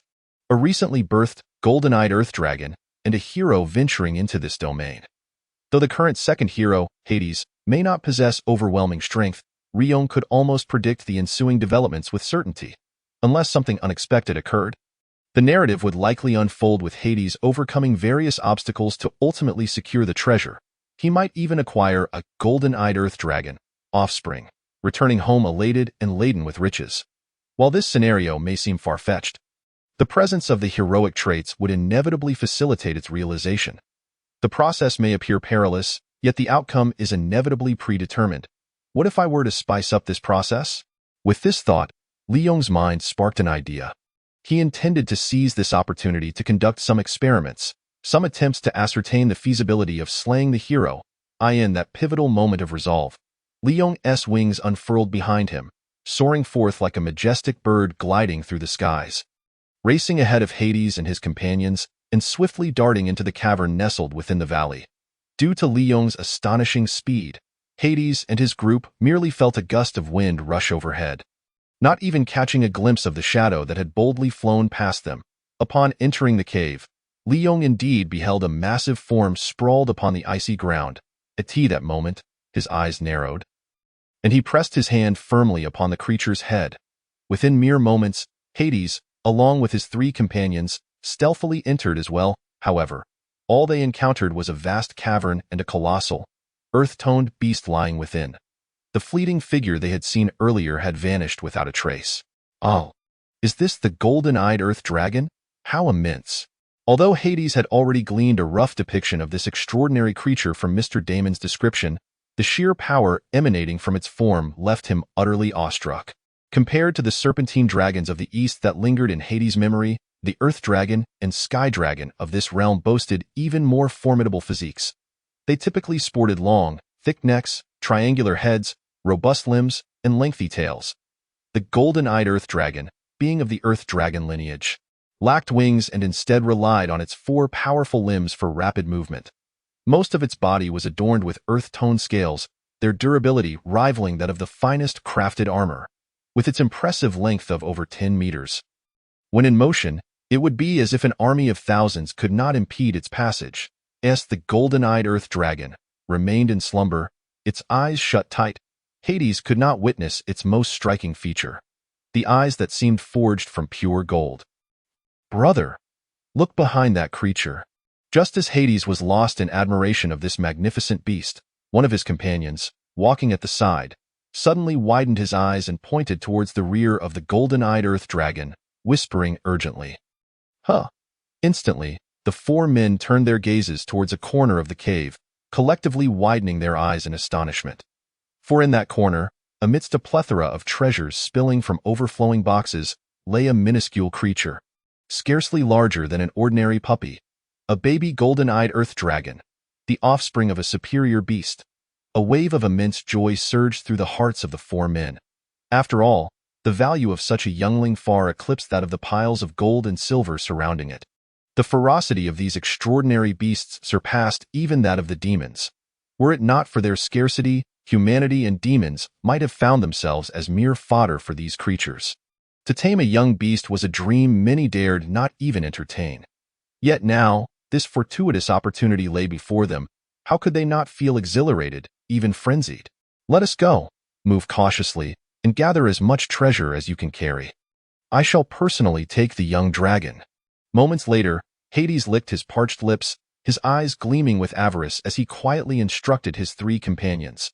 This fellow intends to monopolize the youngling. Instantly, the other 3 understood Hades' intentions. Yet their strength was no match for his. They could only nod resignedly and follow behind him towards the treasure. May this behemoth not awaken, Manchi silently prayed, hoping they could escape the cave alive. In this tense yet thrilling atmosphere, the distance from the cave entrance to the treasure corner, originally less than 200 meters, took them a full quarter of an hour to traverse. Each person was intensely focused, their steps as light as if they were afraid of disturbing a single grain of dust on the ground. 10 meters, 5 meters, 3 meters, 1 meter. Gradually, Hades found himself a mere meter away from the napping young dragon. Close enough to touch its still supple scales. Bang!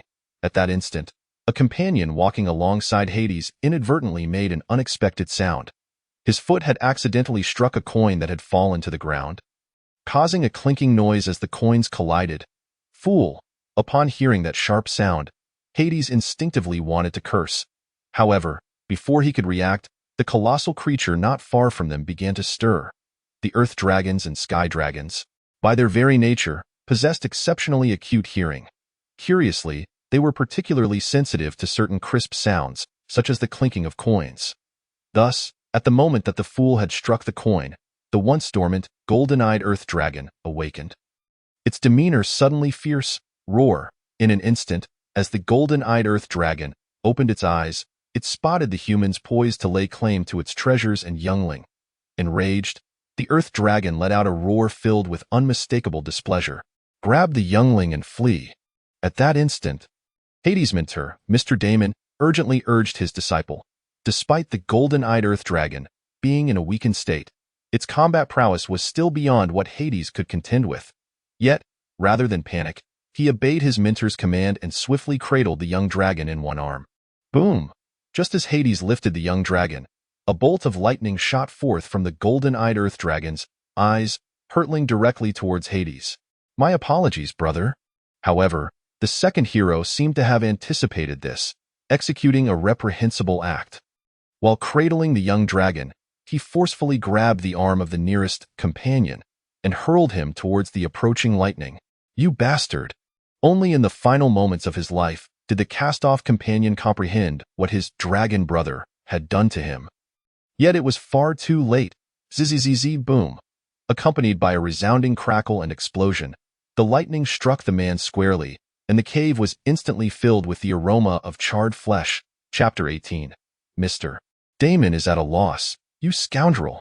As the sacrificed companion was reduced to a charred heap, the ever-cautious Manchi, trailing behind, was momentarily stunned before erupting in fury. Unexpectedly, Hades merely smirked. He then swiftly drew the exquisite sword from his waist, thrusting it towards the leg of the last companion. Caught off guard, the treasure hunter, who was clutching a hoard of gold and silver, felt the sword pierce his thigh, collapsing to the ground. The gold cascaded over him, resembling an opulent shroud beast. In light of this scene, Manchi immediately realized Hades' treachery. Without a moment's hesitation, he abandoned the treasures in his grasp and sprinted towards the cave's entrance. Indeed, Hades had plotted this from the beginning. If the golden-eyed earth dragon were to discover them, these three so-called companions were merely pawns to buy him time to escape. Kill, eliminate the one lying on the ground first, and then I'll break Manchi's legs. That way, I can flee while the golden-eyed earth dragon tears them apart. At this moment, Hades paid no heed to the furious behemoth nearby, but instead charged towards Manchi, gripping his sword with one hand. He clearly aimed to cripple Manchi's legs, casting him to bear the wrath of the golden-eyed earth dragon. The distance of less than 200 meters would typically take Manchi only 7 or 8 seconds to cover. Yet now, Hades' strength far exceeded Manchi's, and in the blink of an eye, he soared over Manchi's head, bringing his sword down in a single stroke. Can't block. In that instant, Manchi felt a suffocating aura of death looming above him. In a desperate bid, he slipped, falling awkwardly to the ground as if he had tripped while running. Fine. I'll just sit here and await my demise. Seeing this, Hades couldn't be bothered to deliver the final blow. Instead, dashing out of the cave at his utmost speed. In an instant, he found himself in the expansive valley. Success. As he exited the cave, Hades let out 3 triumphant laughs, swiftly racing towards the valley's exit. In his mind, the golden-eyed earth dragon would require some time to dispatch Manchi and the other two. After that brief moment, it would be impossible to catch up, and all one could do was watch as he departed with the young dragon. Unless the golden-eyed earth dragon completely disregarded Manchi and his companion, charging out of the cave with the intent to hunt down the beastly young man. Be careful. Just as Hades' laughter echoed throughout the valley, a massive form suddenly burst forth from the cave. Consequently, the esteemed Mr. Damon exclaimed in alarm, urging caution. What? As Hades sprinted at full speed, he turned to see that the earthy-hued dragon was fixated on him, utterly ignoring the fallen Manchi. What is happening? Witnessing this, Hades felt a cold sweat break out over his body.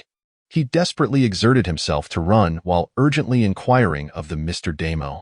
It's highly likely that your embrace of the young dragon has incited this.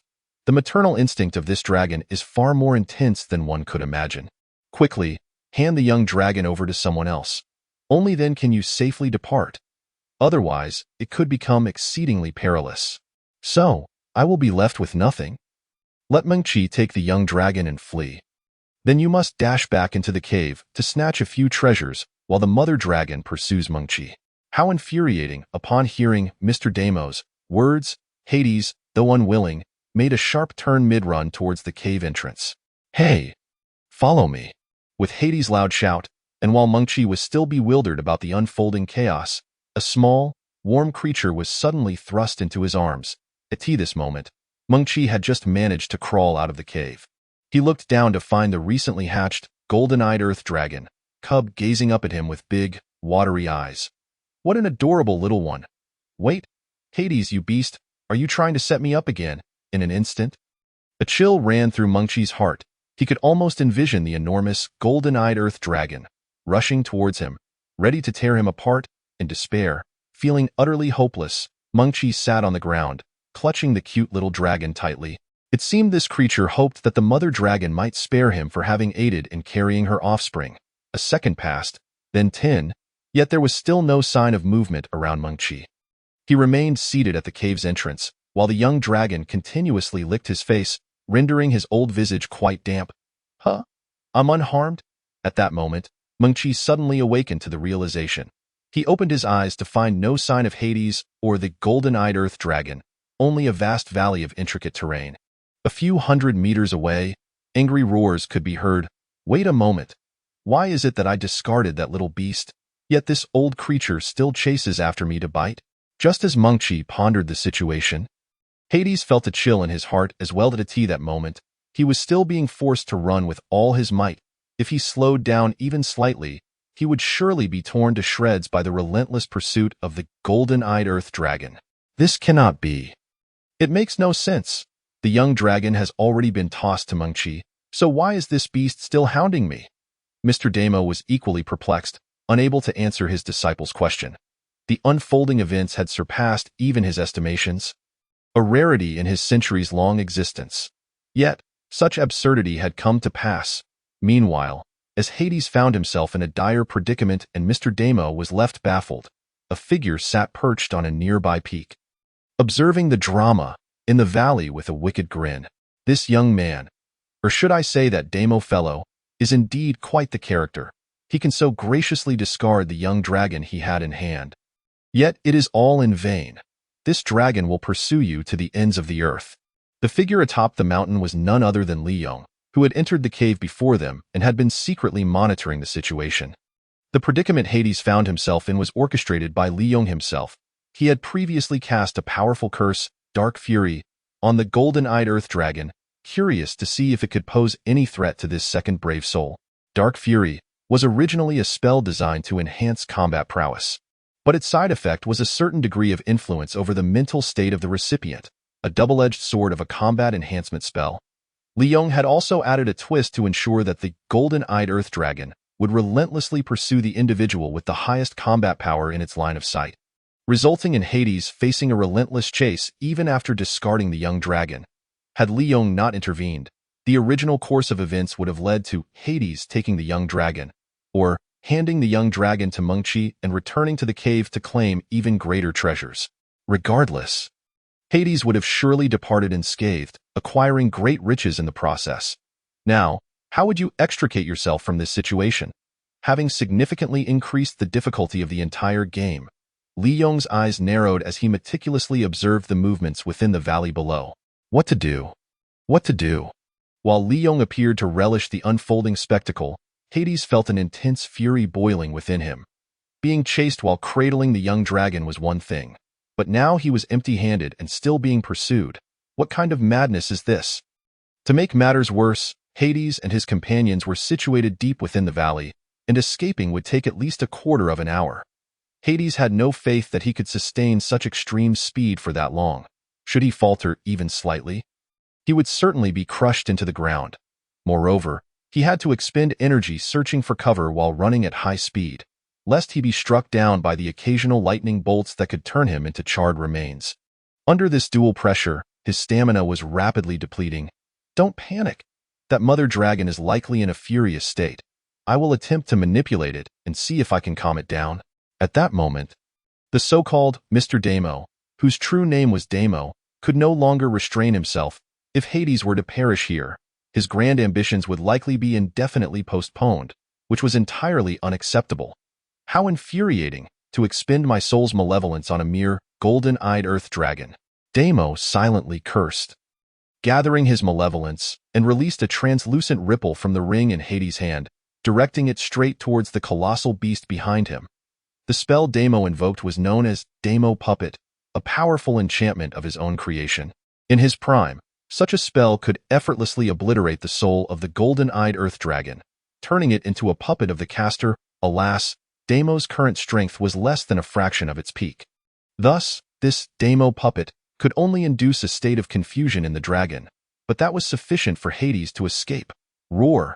However, Damo had not anticipated that as the ripple of Damo puppet penetrated the golden-eyed earth dragon, a furious roar erupted. To his astonishment, the dragon not only did not halt, as he had envisioned, but instead increased its pace. Chapter 19. Representing the moon to save you. What is happening? Upon witnessing this, Damo was momentarily stunned. He had never anticipated that his Damo puppet would have no effect whatsoever. Although his current strength was indeed weak, it should not have been so feeble as to unleash a powerful spell and not even graze the beast's toughness. This creature must be employing a unique soul-based spell of its own. Unfortunately, it seems a bit too weak, though Mr. Damo was taken aback.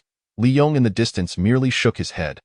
Under normal circumstances, a weakened version of Damo Puppet would indeed be sufficient to stun the golden-eyed earth dragon for about 10 seconds.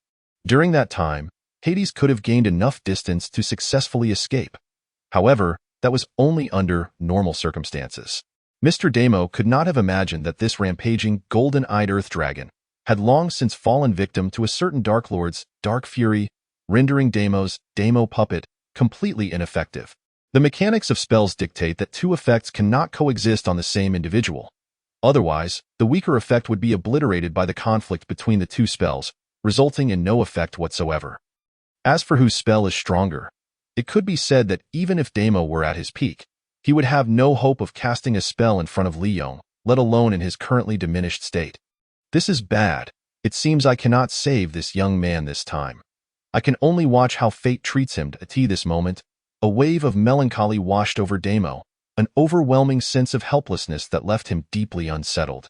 When the so-called Mr. Damo found himself powerless to intervene, Hades was in dire straits. Within a rugged valley, two figures, one large and one small, were racing frantically along the cliffs. The imposing figure behind unleashed bursts of lightning, forcing the man ahead to roll and dodge in a desperate bid for survival. From an outsider's perspective, the smaller figure resembled a startled rabbit, darting into patches of grass or behind rocks for cover, only to be driven out by the pursuing earth dragon, continuing the relentless chase.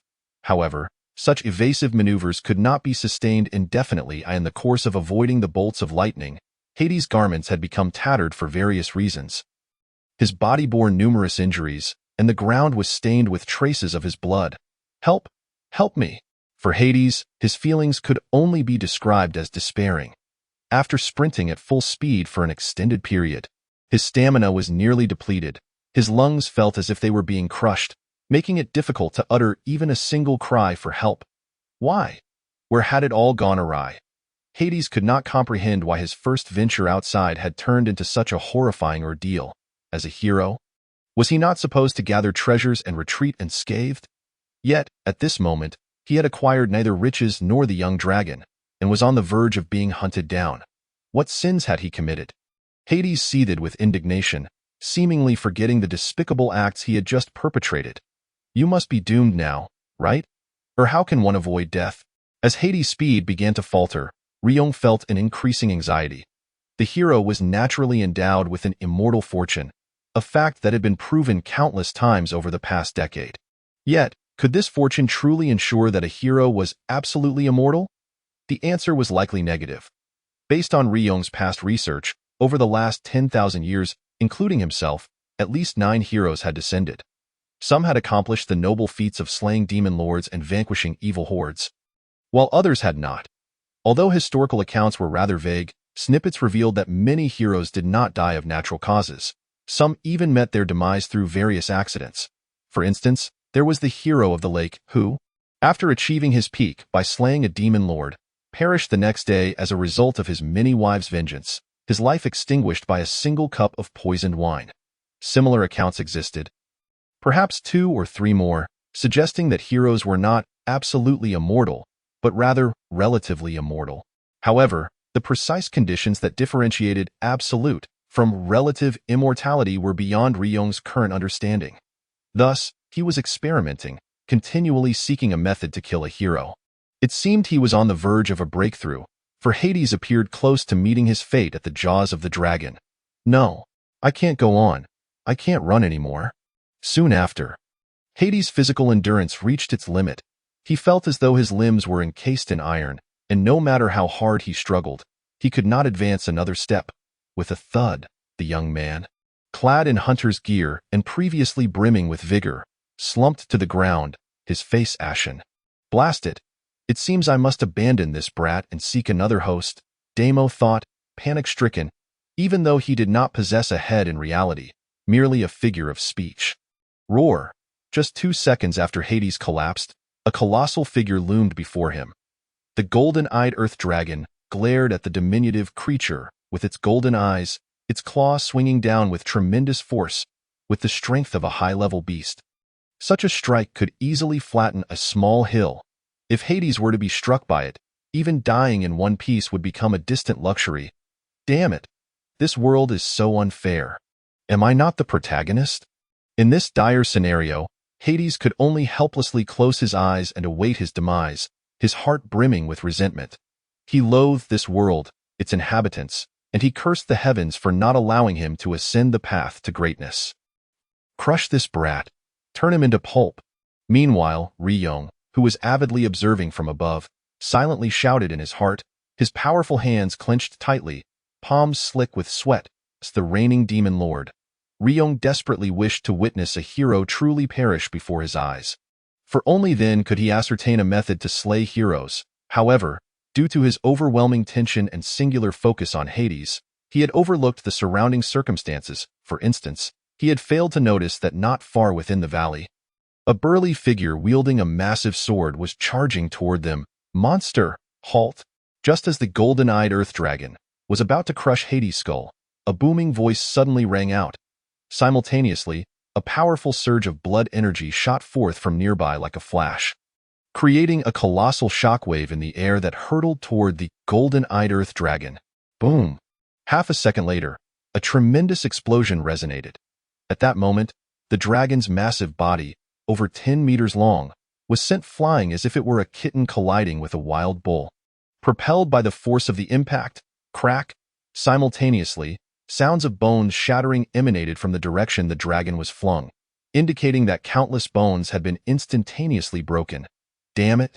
When the figure, clad in a dark cloak and exuding an aura of undeniable strength, landed before Hades, Ryong silently gaped, desperately stifling a torrent of expletives. Huh, what is this sound? I'm not dead. Hades opened his eyes and was astonished to see an imposing figure before him. Kid, are you all right? The sudden appearance of this figure turned to Hades with a smile, exuding a sense of grandeur akin to his own being. The man appeared to be around 40 years old, at the pinnacle of his prime. He was tall and robust, with a square face and spirited eyes, radiating an aura of strength, his every movement reminiscent of a dragon coiling or a tiger crouching, clearly a rare hero of the realm.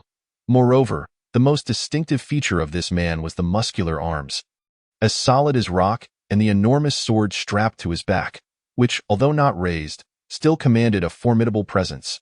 Indeed, the sword was truly massive, nearly reaching the man's height of close to 2 meters. Its width comparable to that of an adult's waist. Thus, it resembled more of a door than a sword, making one ponder the commotion it would create when swung. I am deeply grateful for your life-saving kindness. May I inquire your esteemed name, master? Hades finally realized he had been saved and promptly adopted a respectful demeanor, feigning a hint of timidity as he addressed the man. That is easy to say. I am called. Upon hearing the respectful tone from the young man, a rare smile graced the man's face. Ludwig, the Moonlight Swordmaster. As the man introduced himself to Hades, Ryong, above, gritted his teeth, cursing the very name of this man. If one were to closely observe this demon lord, they would notice that the rocks beneath his feet had been crushed to powder, a mere manifestation of his fury. Just when Hades was on the brink of death, a formidable expert had emerged to rescue him. How could this be? Ryong sighed, his gaze fiercely fixed on the two figures within the valley. Chapter 20. the strongest force of humanity since the moment the man wielding the massive sword appeared. Liyon knew that Hades had managed to survive this ordeal. He was acutely aware of the strength possessed by this man named Lord Liyon, both past and present. The Moonlight Swordmaster was one of the 9 most elite, noble-class demon hunters. The sheer power of noble-class demon hunters could be gauged by their counterparts among the demon lords. When human bloodline power reached such a stage, it would not be an exaggeration to say they could effortlessly obliterate the world. Ludwig was precisely that kind of man, a true iron-blooded hero capable of facing the most formidable demon lords head-on. Furthermore, due to his long-standing presence on the front lines of war, his combat skills were among the very best. Rivaling even Liyon himself, by the way. Speaking of Ludwig, although he had no direct interactions with this man during his previous life as a hero, he had encountered him on several occasions. However, what left the most profound impression on Liyon at that time was not the man's bulging muscles, which seemed ready to explode, but rather the enormous Moonlight Greatsword that loomed behind him, resembling a door. The Moonlight Greatsword, classified as a Saint-tier, blood-forged artifact, ranks second among the 3 tiers, Divine Creation, Saint, and Common Star. It is a renowned divine weapon of contemporary times.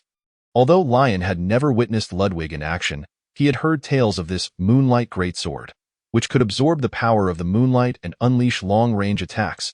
It was said that ordinary weapons would shatter like toothpicks before it, indicating the great sword's formidable power. Given that Liyon himself possessed the unparalleled Breaking Star, Divine Creation, blood-forged artifact, he felt little regard for this colossal sword or Ludwig. Yet, from a worldly perspective, this titled demon hunter was undeniably powerful, very powerful indeed.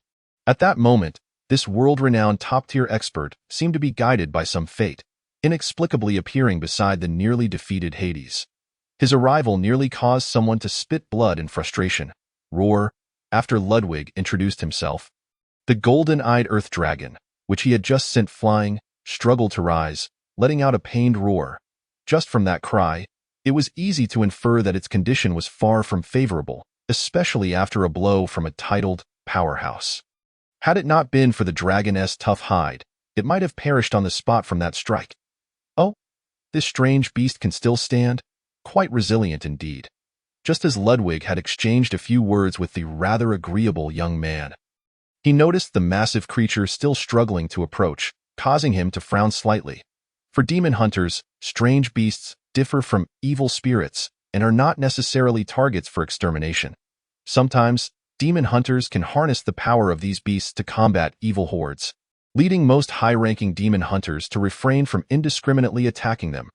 Thus, upon realizing that the golden-eyed earth dragon still posed a certain level of aggression, Ludwig chose not to wield his Moonlight Greatsword. Instead, he leaped into the air, instantly positioning himself above the creature's head and delivered a powerful punch from above. Boom.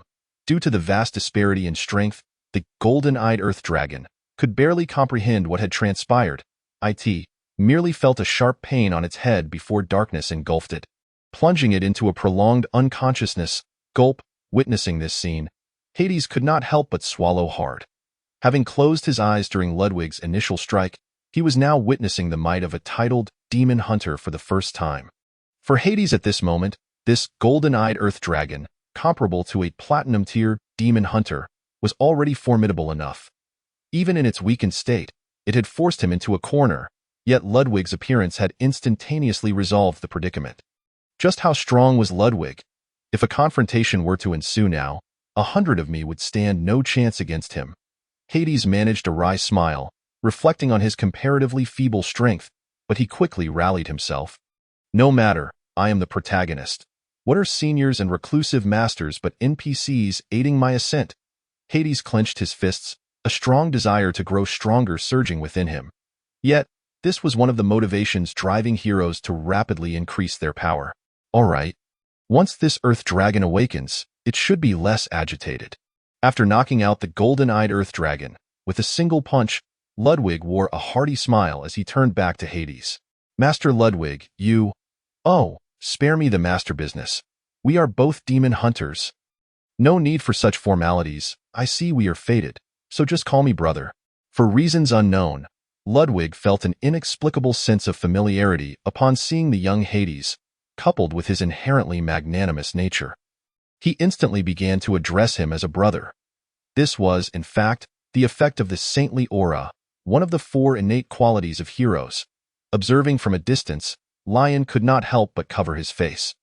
Filled with indignation, due to the influence of this hero's aura, most individuals found it exceedingly easy to feel a sense of closeness when interacting with heroes. Women often developed feelings of affection, while men felt a kinship. Clearly, Ludwig was currently enveloped in this aura, or perhaps one could say he was corrupted by it. He found it strange that he felt such closeness to someone not yet 20. Sensing that something was amiss, "Then I shall not be polite, Brother Ludwig. I am truly grateful for your rescue today. Without you, I might have perished on the spot." Having established a semblance of camaraderie, Hades said with a shy smile, at this moment, he resembled an innocuous young demon hunter, making it hard to believe that this same individual had earlier risked the lives of 3 companions for treasure. "No need to thank me. We, as fellow demon hunters, ought to assist one another. However, I have matters to attend to today, so I cannot linger here. Take this token. If you need anything, you may find me at the association." After patting Hades on the shoulder, Ludwig casually removed a silver, mini moonlight greatsword from his chest and placed it in the young man's hand. All titled demon hunters have the right to use their own insignia instead of that of the Demon Hunter Association. To see the insignia is to see the person, and Ludwig's insignia was this miniature, moonlight greatsword. Generally, only the friends and family of these high-ranking individuals could possess such a token, and most would extend a degree of respect upon seeing it. For it represented that one of humanity's strongest stood behind the bearer of this insignia. Therefore, from any perspective, this was a substantial gift, far exceeding its apparent value. Thus, Hades found himself inexplicably receiving the favor of a titled powerhouse. An unbelievable stroke of fortune. Ensure you keep this insignia safe. It will be crucial for your future journeys. Once Ludwig's figure swiftly departed, vanishing from view, the long-hidden Mr. Damo finally spoke, fearing that this formidable, titled powerhouse would discover his presence. Damo had remained hidden in the ring for a considerable time before emerging. However, this action appeared somewhat cowardly to others. Sure. Hades absent-mindedly replied to his teacher's words, clutching the insignia in his hand. Yet after the heart-pounding experience, this young man began to harbor doubts about the Mr. Damo in the ring, questioning why he had done nothing during such a perilous situation. This doubt shattered the trust he had in Damo. And even if he attempted to restore that trust, the cracks would never fully mend. In other words, Hades no longer believed in the words of Mr. Damo as unreservedly as he once had, while Damo remained blissfully unaware. "By the way, monkey, that guy can't have run far. We must find him quickly." Having escaped danger, Hades finally remembered and immediately turned to race towards the cave. At this point, the golden-eyed earth dragon lay unconscious, and Ludwig had already departed. In this vast valley, only Monkey and Hades remained alive. For Hades, Monkey knew of his transgressions and still possessed the dragon's offspring, making it imperative that this individual did not leave alive. Monkey must die, the young dragon must be reclaimed, and some valuables from the dragon's lair should be brought out to justify this adventure. A wicked smile crept onto Hades's face, starkly contrasting with his demeanor before Ludwig. However, just as Hades was about to turn back and seek treasure after narrowly escaping death, the titled Demon Hunter, the Moonlight Swordmaster, Ludwig, encountered unexpected trouble on his way out of the valley. "You bastard! Stop right there." Just as Ludwig's powerful figure was swiftly navigating the rocky walls of the valley, a furious shout suddenly erupted from his side. Who? As a titled demon hunter wielding formidable bloodline power, Ludwig's speed was already astonishingly swift. Yet the voice approached with alarming rapidity, clearly belonging to someone moving faster than him. Even more alarming, just as Ludwig uttered, "Who?" he felt a sharp pain on his left cheek. In the next moment, the figure leaping through the air crashed violently against the hard rock wall.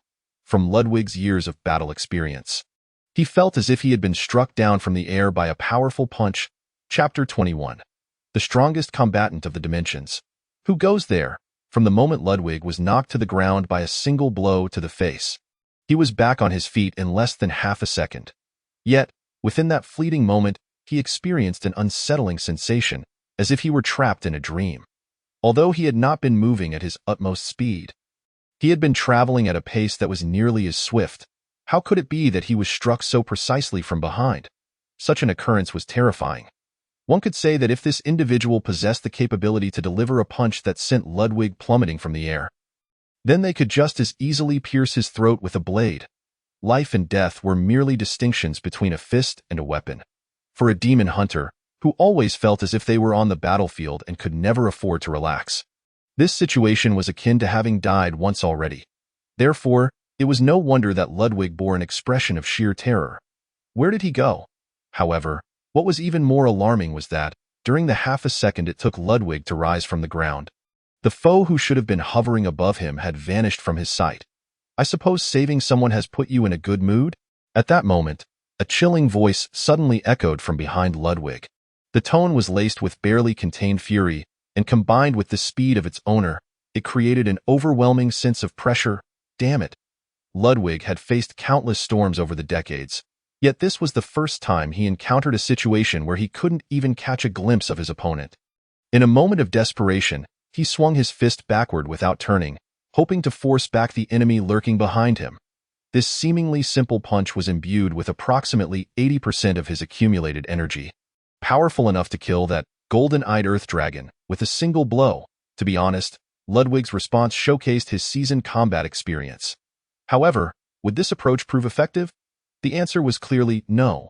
Just as Ludwig's right fist swung backward, he distinctly sensed an incredibly cold presence, something akin to a hand, gripping his right hand. It hardly needed elaboration. Anyone could comprehend the immense difficulty in grasping such a fist. Yet, this hand, seemingly casual in its grip, halted the power of Ludwig's punch instantly. What was even more terrifying was that once Ludwig's fist was seized by that individual, no matter how hard he tried, his muscular right hand felt as if it had been rendered immobile, unable to withdraw from behind. Impact of the mark. With no other options, Ludwig summoned the strongest force he could muster.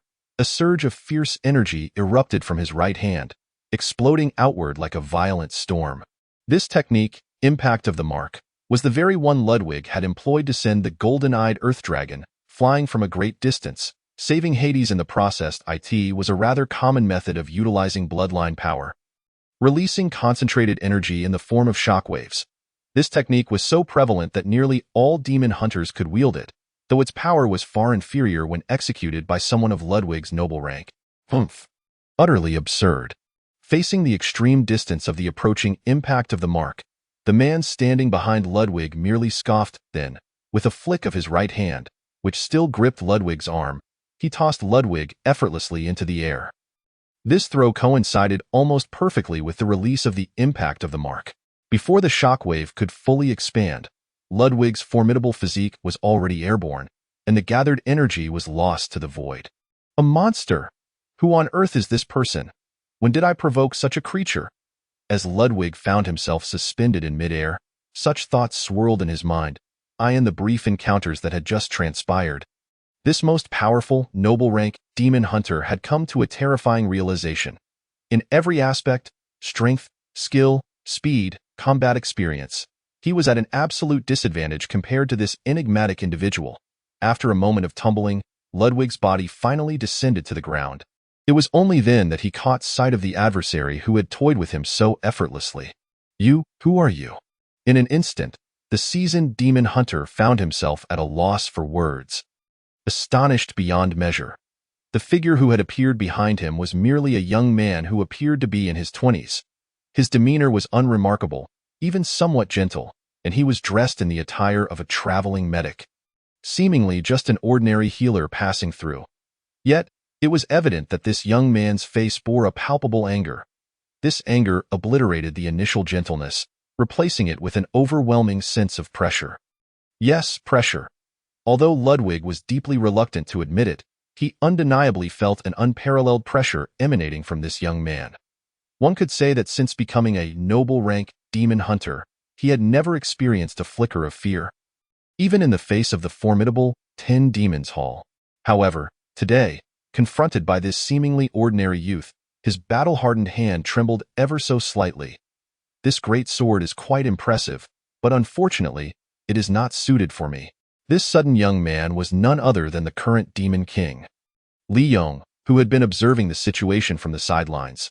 Strangely, he held a massive great sword in his seemingly delicate hand as if it were a mere toy, swinging it casually.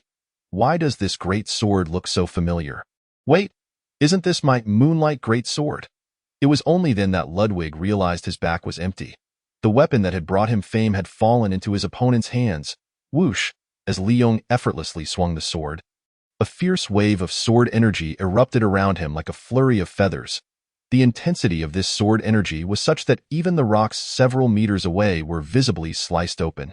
Originally, this moonlight great sword weighed 300 pounds and could only be wielded by someone with Ludwig's innate strength and profound bloodline power. For an ordinary person, merely lifting it would be a monumental challenge. Yet, in the hands of this slender young man, the 300-pound behemoth danced gracefully through the air, as if it were a mere paper prop. Alas, both its feel and sharpness pale in comparison to my Starbreaker. It's hardly enjoyable to use. Here, take it back. After sampling the famed Moonlight Great Sword, Liyon expressed his disappointment and casually tossed the sword back in front of Ludwig. After all, for one accustomed to wielding his divine-grade, blood-forged artifact, Starbreaker, this saint-grade weapon was wholly inadequate to meet his standards. He might as well continue using the claws on his hands. You? Who on earth are you? Ludwig fell silent for a moment, then reached down to pick up the Moonlight Great Sword. His eyes filled with confusion in their brief confrontation. He was astonished to discover that this sudden young man bore no trace of bloodline power or corrupted energy. It was as if he were being manipulated entirely by sheer physical strength. A truly bizarre situation. You needn't concern yourself with who I am. In any case, you've landed yourself in a bit of trouble. Are you ready? In response to the inquiry from the Moonlight Swordmaster, Liyon showed no interest in answering. He merely raised his hand, signaling for battle. However, in truth, Liyon had not refrained from using his corrupted energy earlier. At his level, he could easily condense the malice within himself without any external leakage, creating the impression that he had not exerted any additional force. This combat style not only allowed for the full utilization of his malice, but also significantly reduced energy consumption. Typically, only top-tier experts like Liyon and Warren employed such techniques, which naturally eluded the understanding of someone like Ludwig. Damn, where did I offend this guy? Seeing that his opponent had already issued a battle signal, Ludwig, fully aware of his disadvantage, had no choice but to grit his teeth and raise his Moonlight Great Sword, assuming a stance honed through countless trials. Oh, this is quite an interesting stance. Since Liyon primarily wielded a standard-sized longsword, he had no particular expertise in handling such a massive blade. Thus, he couldn't help but feel a tinge of curiosity at Ludwig's posture. At that moment, with his right hand gripping the hilt of the Moonlight Great Sword, raised horizontally, and his left hand lightly resting above the blade, the entire sword pointed toward his opponent like an arrow poised to be released.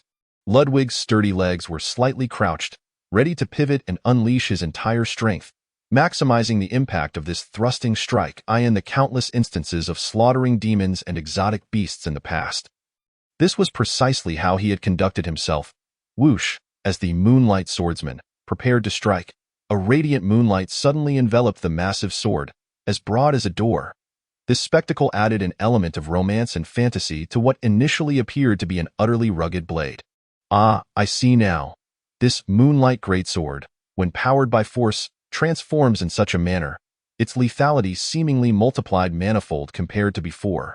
Faced with the formidable aura that Ludwig had firmly locked onto him, Liyon's expression remained remarkably relaxed, even affording him the leisure to appreciate the moment.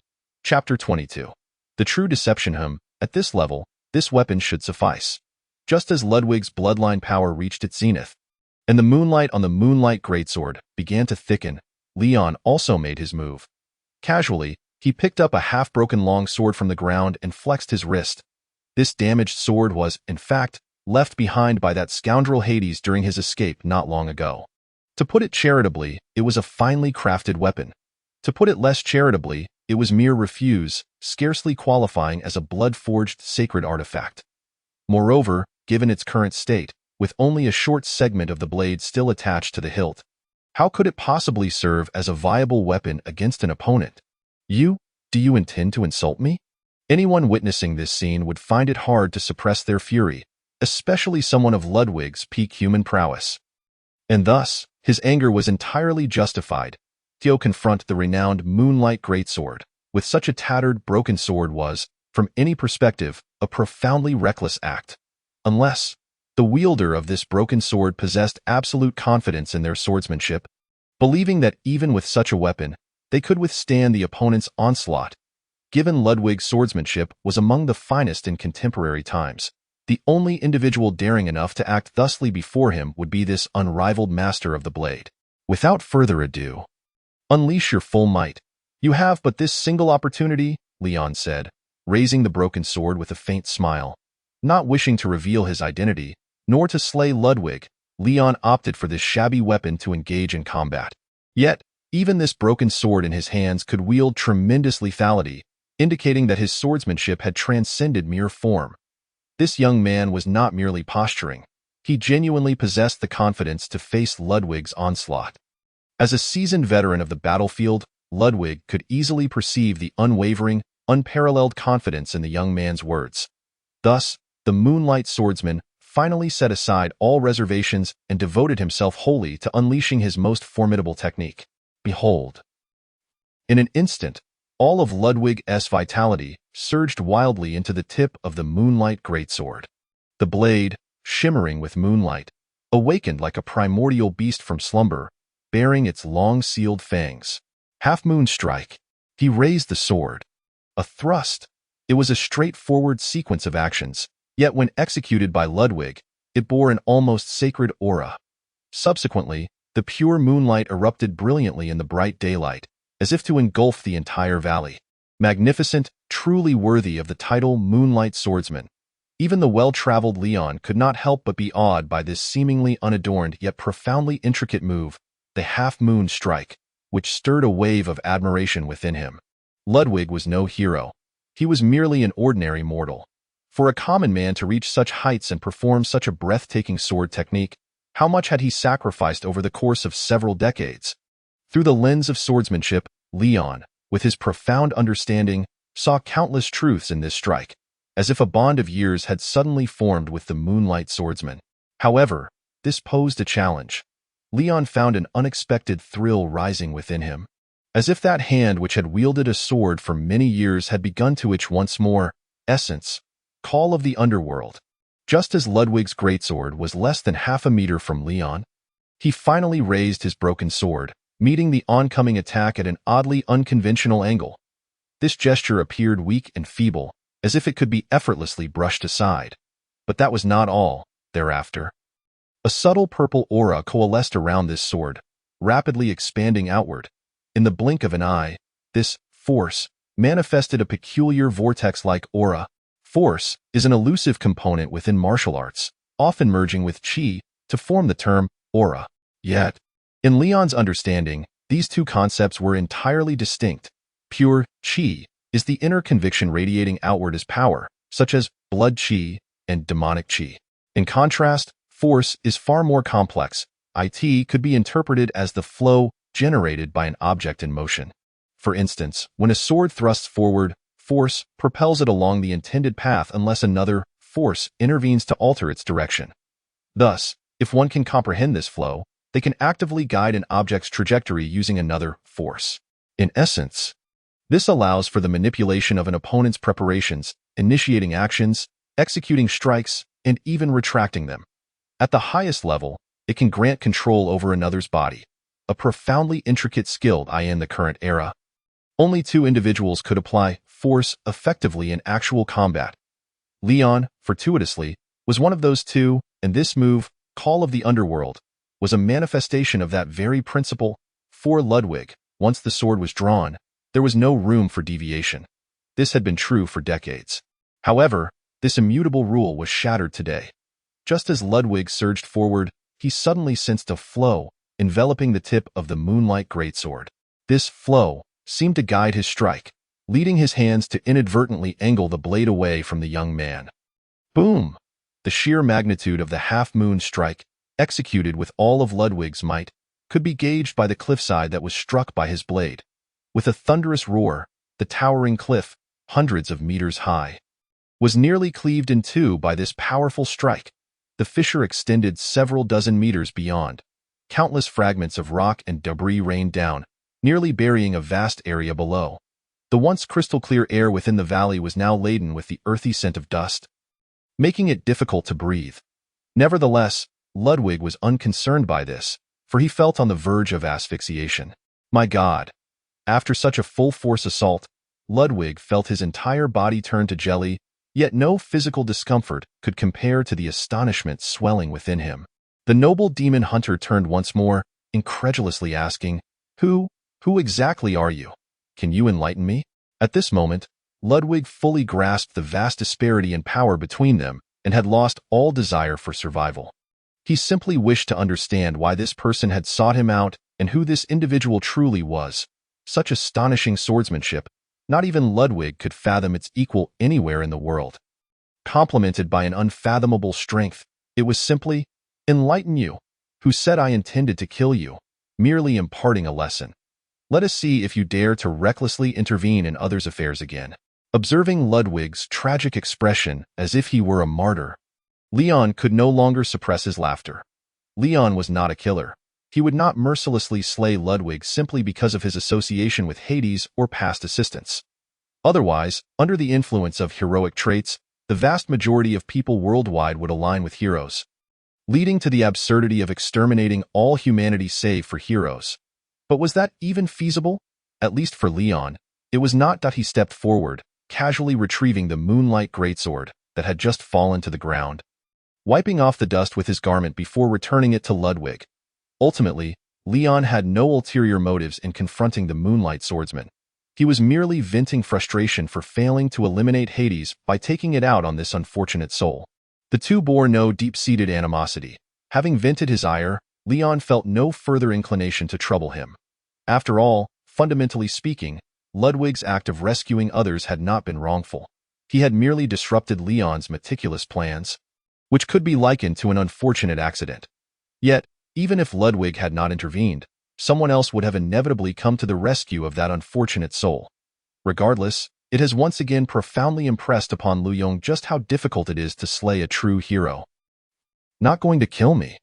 As he gazed into the ambiguous yet amused eyes of the young man before him, Ludwig felt a twinge of awkwardness. He suddenly perceived himself as somewhat foolish, akin to a simpleton who, after being beaten, still craves affection from his assailant. Wait a moment, the unparalleled swordsmanship beyond the comprehension of ordinary men, and the strength that even noble-grade demon hunters cannot rival. Could this individual possibly be? You? Are you the hero of our time? Suddenly, Ludwig's mind raced with thoughts he could scarcely comprehend, and he found himself gripping Liyon's hands tightly. Heaven must be watching over us. The hero of this era has finally emerged. At that moment, Ludwig nearly wept tears of joy, his earlier grievances from being soundly thrashed evaporating in an instant. For only those at their level could truly understand the immense significance of a hero to an entire generation. Throughout the annals of history spanning thousands of years, eras devoid of heroes have often been referred to as dark times. During such periods, the forces of humanity are typically pushed to the brink, while the legions of demon lords remain unchecked, posing a risk of extinction for humankind. Although conditions have somewhat improved following the establishment of the Dolangwareg fortress in the north, the undeniable truth remains that humanity often finds itself at a severe disadvantage in terms of high-end combat capabilities. A glaring example is the existence of over 20 demon lords in the world, while only 9 noble-grade demon hunters can confront them on equal footing. Even a child understands the implications of this. Given the exceedingly long lifespan of demonkind, such a situation is almost unavoidable. While Ludwig was aware that beyond the 9 noble-grade demon hunters, there were a few others of similar caliber who had not sought noble status from the Demon Hunter Association. The same logic applies to the demon lords. No one can be certain there are only so many of them. To make matters worse, above these demon lords lies an invincible demon king, an entity akin to a mountain pressing down on humanity's aspirations for resurgence. Under such circumstances, Had it not been for the internal discord among these demon lords, and the reluctance of past demon kings to take action themselves, the world would likely have already plunged into chaos. The pivotal figure capable of reversing this fate is none other than the hero who will emerge in the world. Ludwig earnestly hoped to soon witness the arrival of that hero who could lead humanity toward the future. Chapter 23. The Reincarnation of the Demon Seed, Heir. To be precise, your assertion is not entirely incorrect, but it seems a slight problem has arisen. Observing Ludwig's eager gaze brimming with expectation, Liyon paused momentarily, responding with a tone that was both polite and somewhat awkward. Subjectively speaking, he had indeed once been a hero, possessing a decade of adventure experience and a notable record of slaying demon lords. Objectively, even if one were to combine the efforts of the 100 heroes currently in existence, they would likely find themselves overshadowed by his vast experience. Thus, to describe him as the hero among heroes would not be an exaggeration. Yet, regrettably, from the perspective of present reality, Liyon could hardly be deemed a hero. In fact, he was not even a proper human but rather a legitimate demon lord, hence, his comment about a slight problem was an understatement. However, in his current state of extreme excitement, Ludwig was oblivious to these nuances. He only recognized what was true and what was false, and the answer offered by the young man before him was evidently the former. Consequently, upon Liyong's gracious admission of this fact, this nearly 50-year-old man leaped into the air like a child. He laughed heartily. I knew the heavens would not forsake us. Now, with the hero of our era appearing, we demon hunters can finally hold our heads high. As one of the foremost representatives of the current Demon Hunter Association, Ludwig was acutely aware of the immense threat facing humanity. Over 20 demon lords, alongside the formidable demon king looming behind them like a mountain, suffocated these seemingly illustrious noble-grade demon hunters. However, if Liyon were to comprehend Ludwig's thoughts, he would likely scold him while delivering a sharp slap. For the stark reality was that it was the demon forces that were on the brink of being overwhelmed, facing imminent danger. A mere 20-some demon lords and a single demon king were no match for 100 heroes. Even a fool could predict the tragic outcome of such a confrontation. Holding your head high. Splendid indeed. As he grappled with how to respond to Ludwig's foolish grin, Liyon could only muster a similar vacuous smile. They were about to hold their heads high, while he, the demon lord, was likely to be flayed alive. Turning away, Liyon quietly spat, feeling disgruntled. By the way, may I inquire your esteemed name? And what exactly did I do to offend you, prompting your sudden attack? It was only then that Ludwig remembered he had unresolved questions. He couldn't recall committing any egregious acts recently. Why had he been abruptly seized and pummeled by this hero? Moreover, he vaguely recalled something about saving someone and feeling great. In truth, he couldn't make sense of it all, leaving him increasingly perplexed. At the mention of this issue, Liyong's expression darkened immediately as he delivered a punch to Ludwig's robust chest. The light blow made Ludwig feel as though his chest had constricted by several inches. Subsequently, the hero spoke somewhat irately, "Just call me Liyon. Moreover, the young man you saved earlier is a despicable villain, rumored to be the reincarnation of a demon seed. Keeping such a person in this world is a calamity. You must determine whether you should have intervened." The young man I saved? Ludwig's expression turned serious at once. He inquired, "Brother Liyon, are you referring to that lad named Hades? Is he truly such a wicked individual?" "He certainly doesn't appear to be. Due to his heroic qualities, Ludwig harbored considerable goodwill towards the polite young demon hunter. Otherwise, he would not have entrusted his mark to him after their first meeting. Thus, upon hearing Liyong's words, he found it hard to believe. Of course, he doesn't seem to be. That lad has disguised himself so well. How could a straightforward person like you discern the truth? Liyon sighed, gesturing toward a distant cave that was barely visible, confidently stating, "If you don't believe me, how about we venture into that cave together? If I'm not mistaken, there's bound to be a spectacle unfolding there. The lair of the golden-eyed earth dragon? Aside from gold and silver treasures, what could possibly be worth seeing?" Hearing this, Ludwig appeared momentarily stunned but ultimately replied, "Let us go then.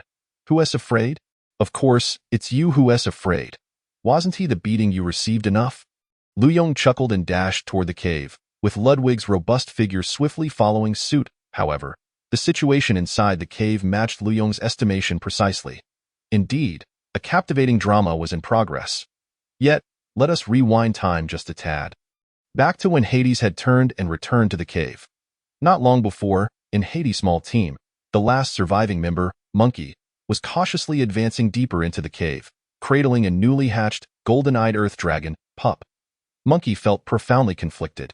He considered turning back and leaving the valley, yet feared encountering Hades or the golden-eyed earth dragon upon his exit.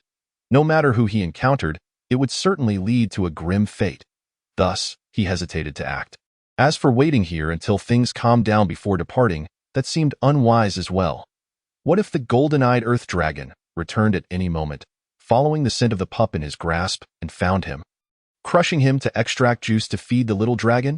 In essence, Monkey mused, advancing meant death, retreating also meant death. There were no viable paths to survival. After a moment of contemplation, he steeled himself and returned to the dragon's lair. A place that had recently witnessed so much turmoil. Upon entering the cave, Monkey was immediately assaulted by the acrid scent of his companion's charred remains. The stench made him feel nauseated, and the pitch-black cave, shrouded in dim light, only intensified his mental distress. May you both ascend to the heavens. If I miraculously survive this time, I shall avenge you. Monkey gingerly stepped past the burnt remains of his first companion, then over the mangled remnants of his second.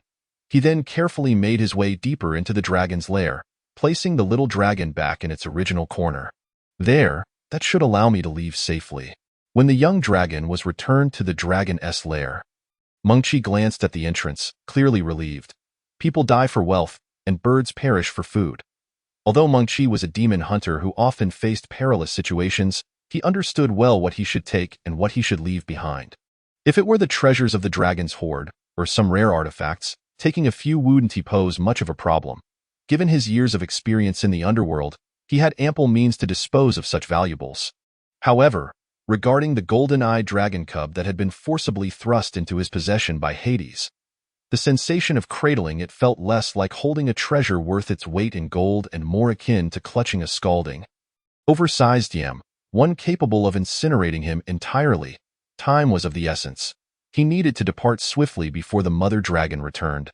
After securing the young dragon, Monkey dashed toward a nearby pile of treasures, hastily selecting a few items that were easy to carry and stuffing them into the pockets of his pack without a second glance. Monkey was indeed greedy, yet not excessively so. He recognized that the quality of the treasures within this dragon's den was such that merely a few would suffice to cover his expenses for several years. Thus there was no need to overburden himself. Moreover, he was now alone. Carrying excessively heavy riches would significantly impede his mobility, which was perilous given the ongoing threat. Despite the danger, Monkey felt a surprising degree of confidence regarding his escape.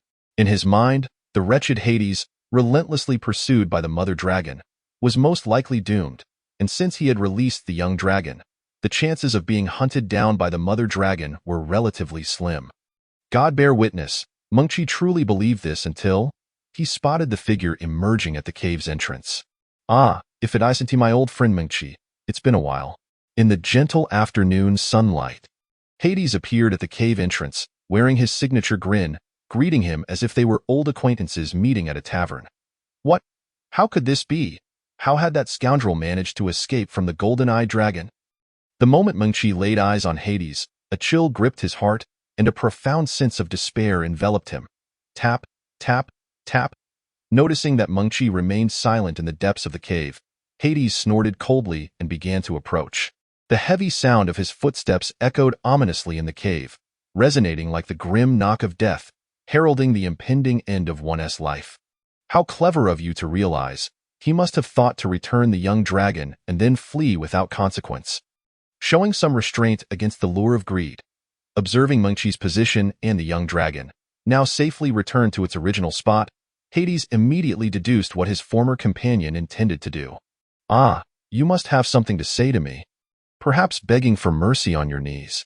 As they closed the distance to less than 10 paces, Hades rubbed his arms, his gaze sharpening with murderous intent. Of course, his words were merely a means to humiliate Monkey. A means of venting his earlier frustration. In truth, even if Monkey were to kneel and lick his shoes, Hades would have no intention of sparing him. Does begging hold any meaning? You, heartless and devoid of compassion, have already resolved to kill me? Haven T you would never allow today's events to reach the city. At this juncture, Mengqi displayed remarkable calmness, his mind racing to devise a way out of his predicament. Clinging to the hope of survival. Ever since Hades committed those heinous acts, Mengqi had understood that the young man intended to eliminate all involved to conceal the acquisition of his treasures and the murder of fellow demon hunters. A single golden-eyed dragon cub was already an exceedingly rare treasure, valuable enough to cost Hades his life. Innocents suffer for possessing wealth, at least until Hades amassed sufficient strength. He would never allow anyone to know of his acquisition of such a beast. Moreover, the Demon Hunter Association enforced strict regulations. Any individual who unjustly harmed a fellow hunter would be pursued relentlessly by the entire organization. Given that the majority of humanity's combat prowess resided within the association, crossing that line would equate to declaring war against nearly all human champions. How perceptive of you! Hand over that young dragon, and I shall grant you a painless death. Hades regarded Mengqi's unflinching gaze with unease. He had initially perceived Mengqi as merely a low-tier demon hunter, one who would surely beg for mercy in such dire circumstances. Yet, to his surprise, the man seemed entirely unperturbed. A painless death. That was a fate better reserved for Hades himself. Mengqi scoffed at the suggestion, a peculiar smile curling at the corners of his mouth. While I could certainly perish, that would require. Just as Hades registered the implications, Mengqi suddenly pivoted and lunged. He dashed towards the golden-eyed dragon cub, which was not far from him. In terms of power, Mengqi, classified as Obsidian tier, was no match for Hades, who had already attained bronze tier status. Once they engaged, Mengqi would immediately find himself at a disadvantage, completely trapped within the cave with no escape. At this moment, the only glimmer of hope lay with the young dragon. Drawing from his years of experience in perilous adventures, Mengqi knew that to survive in such dire straits, he must exploit the enemy's weaknesses. And what did Hades cherish most at that moment? Undoubtedly, it was the golden-eyed dragon cub. Although the cub was exceedingly precious, the true value lay in it being alive. A dead cub would merely serve as materials for potions or equipment. This is bad. He intends to take the young dragon hostage. Hades, realizing the situation, rushed towards the cub as well. While Hades was undoubtedly faster, Mengqi was far too close to the young dragon. By the time Hades made halfway to his destination, Mengqi had already seized the cub and drawn a dagger to its throat. Don't move. Simultaneously, Mengqi bellowed, standing firm with a determination that suggested he was prepared to perish alongside the young dragon should the need arise. Beast! Should you fall into my hands, I shall ensure you suffer 1,000 deaths. Upon witnessing this, Hades had no choice but to halt his advance, gritting his teeth and saying, "You clever boy, now put down the young dragon, and I promise you safe passage.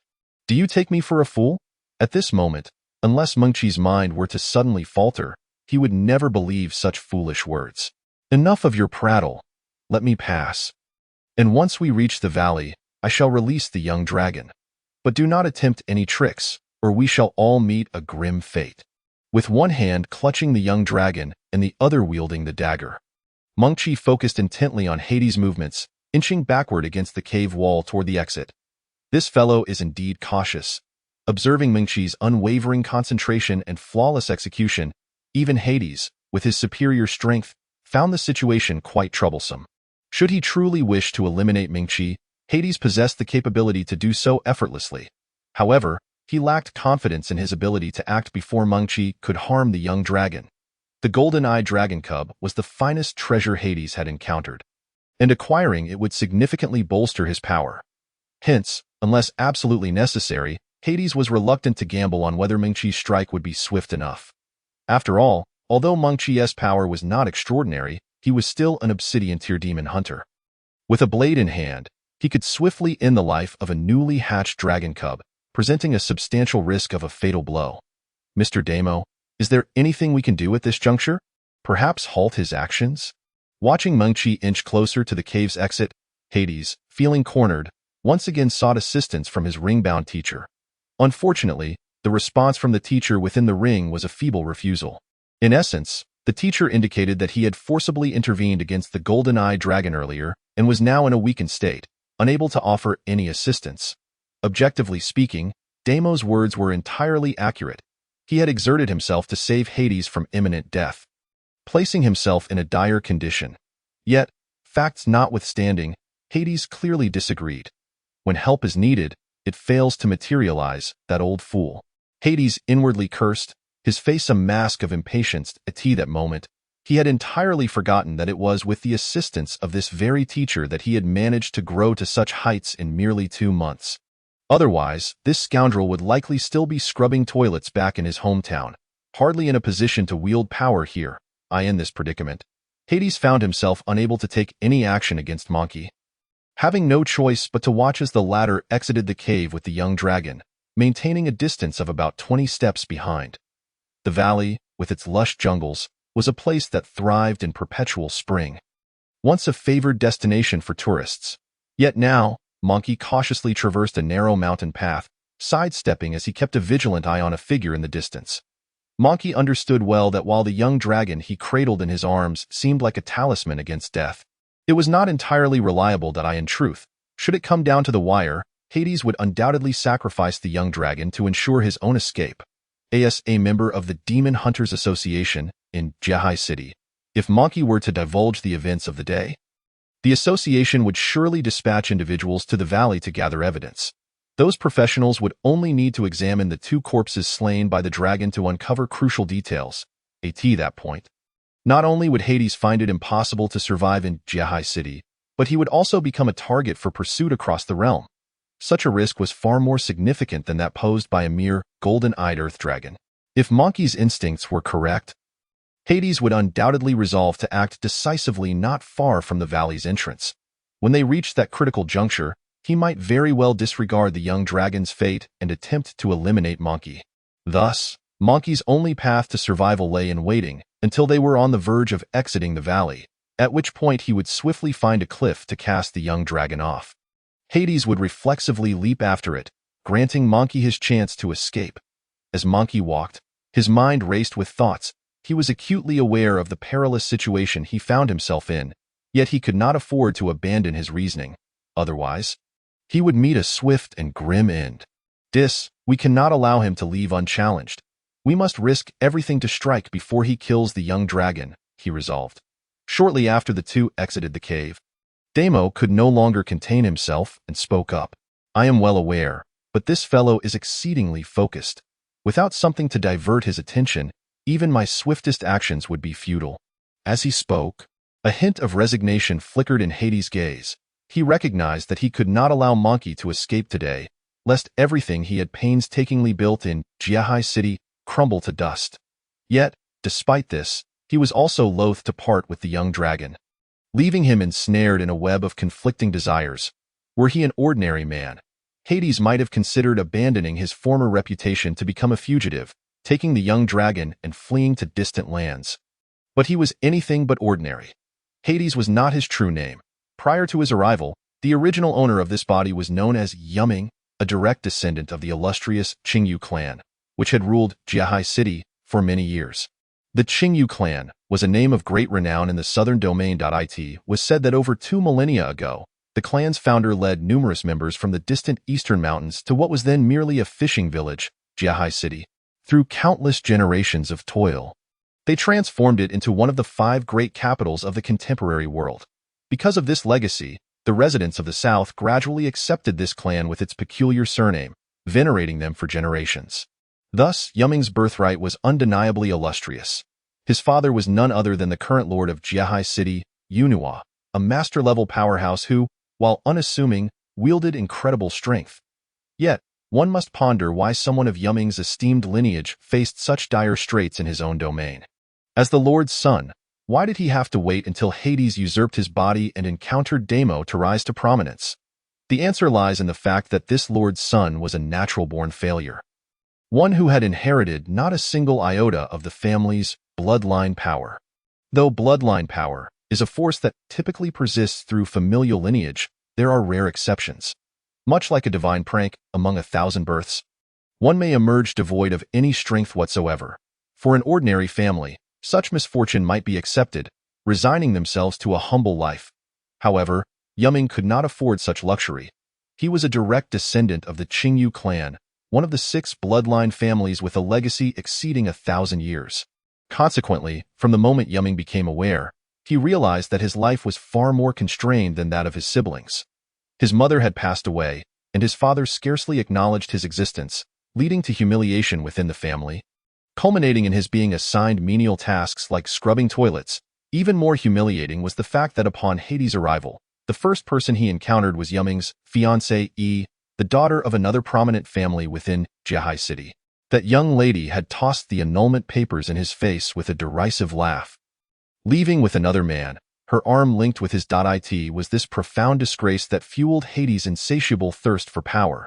He yearned for the day he could dominate all of Jiahai City, to force his former fiancée Yi beneath his heel.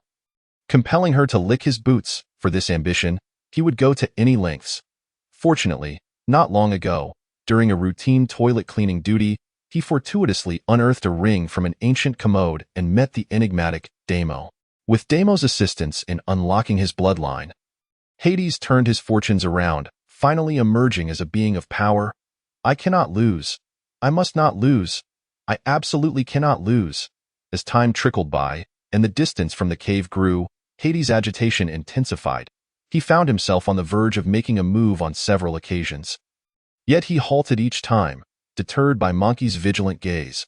Almost there, almost there. I must not perish. Meanwhile, Monkey felt the tension in his own heart mounting. His eyes fixated on the figure behind them, ready to strike at the slightest disturbance to eliminate the young dragon. In this atmosphere thick with impending violence, the surroundings gradually morphed into something familiar. Hades glanced around, realizing they had returned to the very spot where they had entered the valley, not long ago. They had been 4 figures, yet now only 2 remained. You two, I shall avenge you. Upon seeing this familiar scene, Monkey was suddenly consumed with a wave of indignation. He vowed to expose the events that transpired here to the Demon Hunters Association. Ensuring Hades faced the consequences he deserved, however, in his fervent contemplation, Monkey became oblivious to his surroundings. Just ahead, concealed within the tall grass, lay a trap he had meticulously set earlier. The valley's vegetation was lush. The grass was so high that it reached even above an adult's knees. Thus, any creature hidden within would easily evade detection. Yet, during their initial foray into the valley, the cautious Monkey had devised a simple trap by connecting 2 trees with rope and placing a blade spike in front of it. Should anyone or any large creature blunder through, they would likely trip over the rope and fall upon the waiting spikes. These blade spikes were a common item sold in the Demon Hunters Association store, resembling a miniature mountain of blades that could be positioned against walls or the ground. While not lethal, they could inflict significant injury to a Black Obsidian, rank Demon Hunter. Monkey lacked the combat prowess of many, often relying on various tools to enhance his effectiveness, with the combination of blade spikes and rope being among the most frequently employed.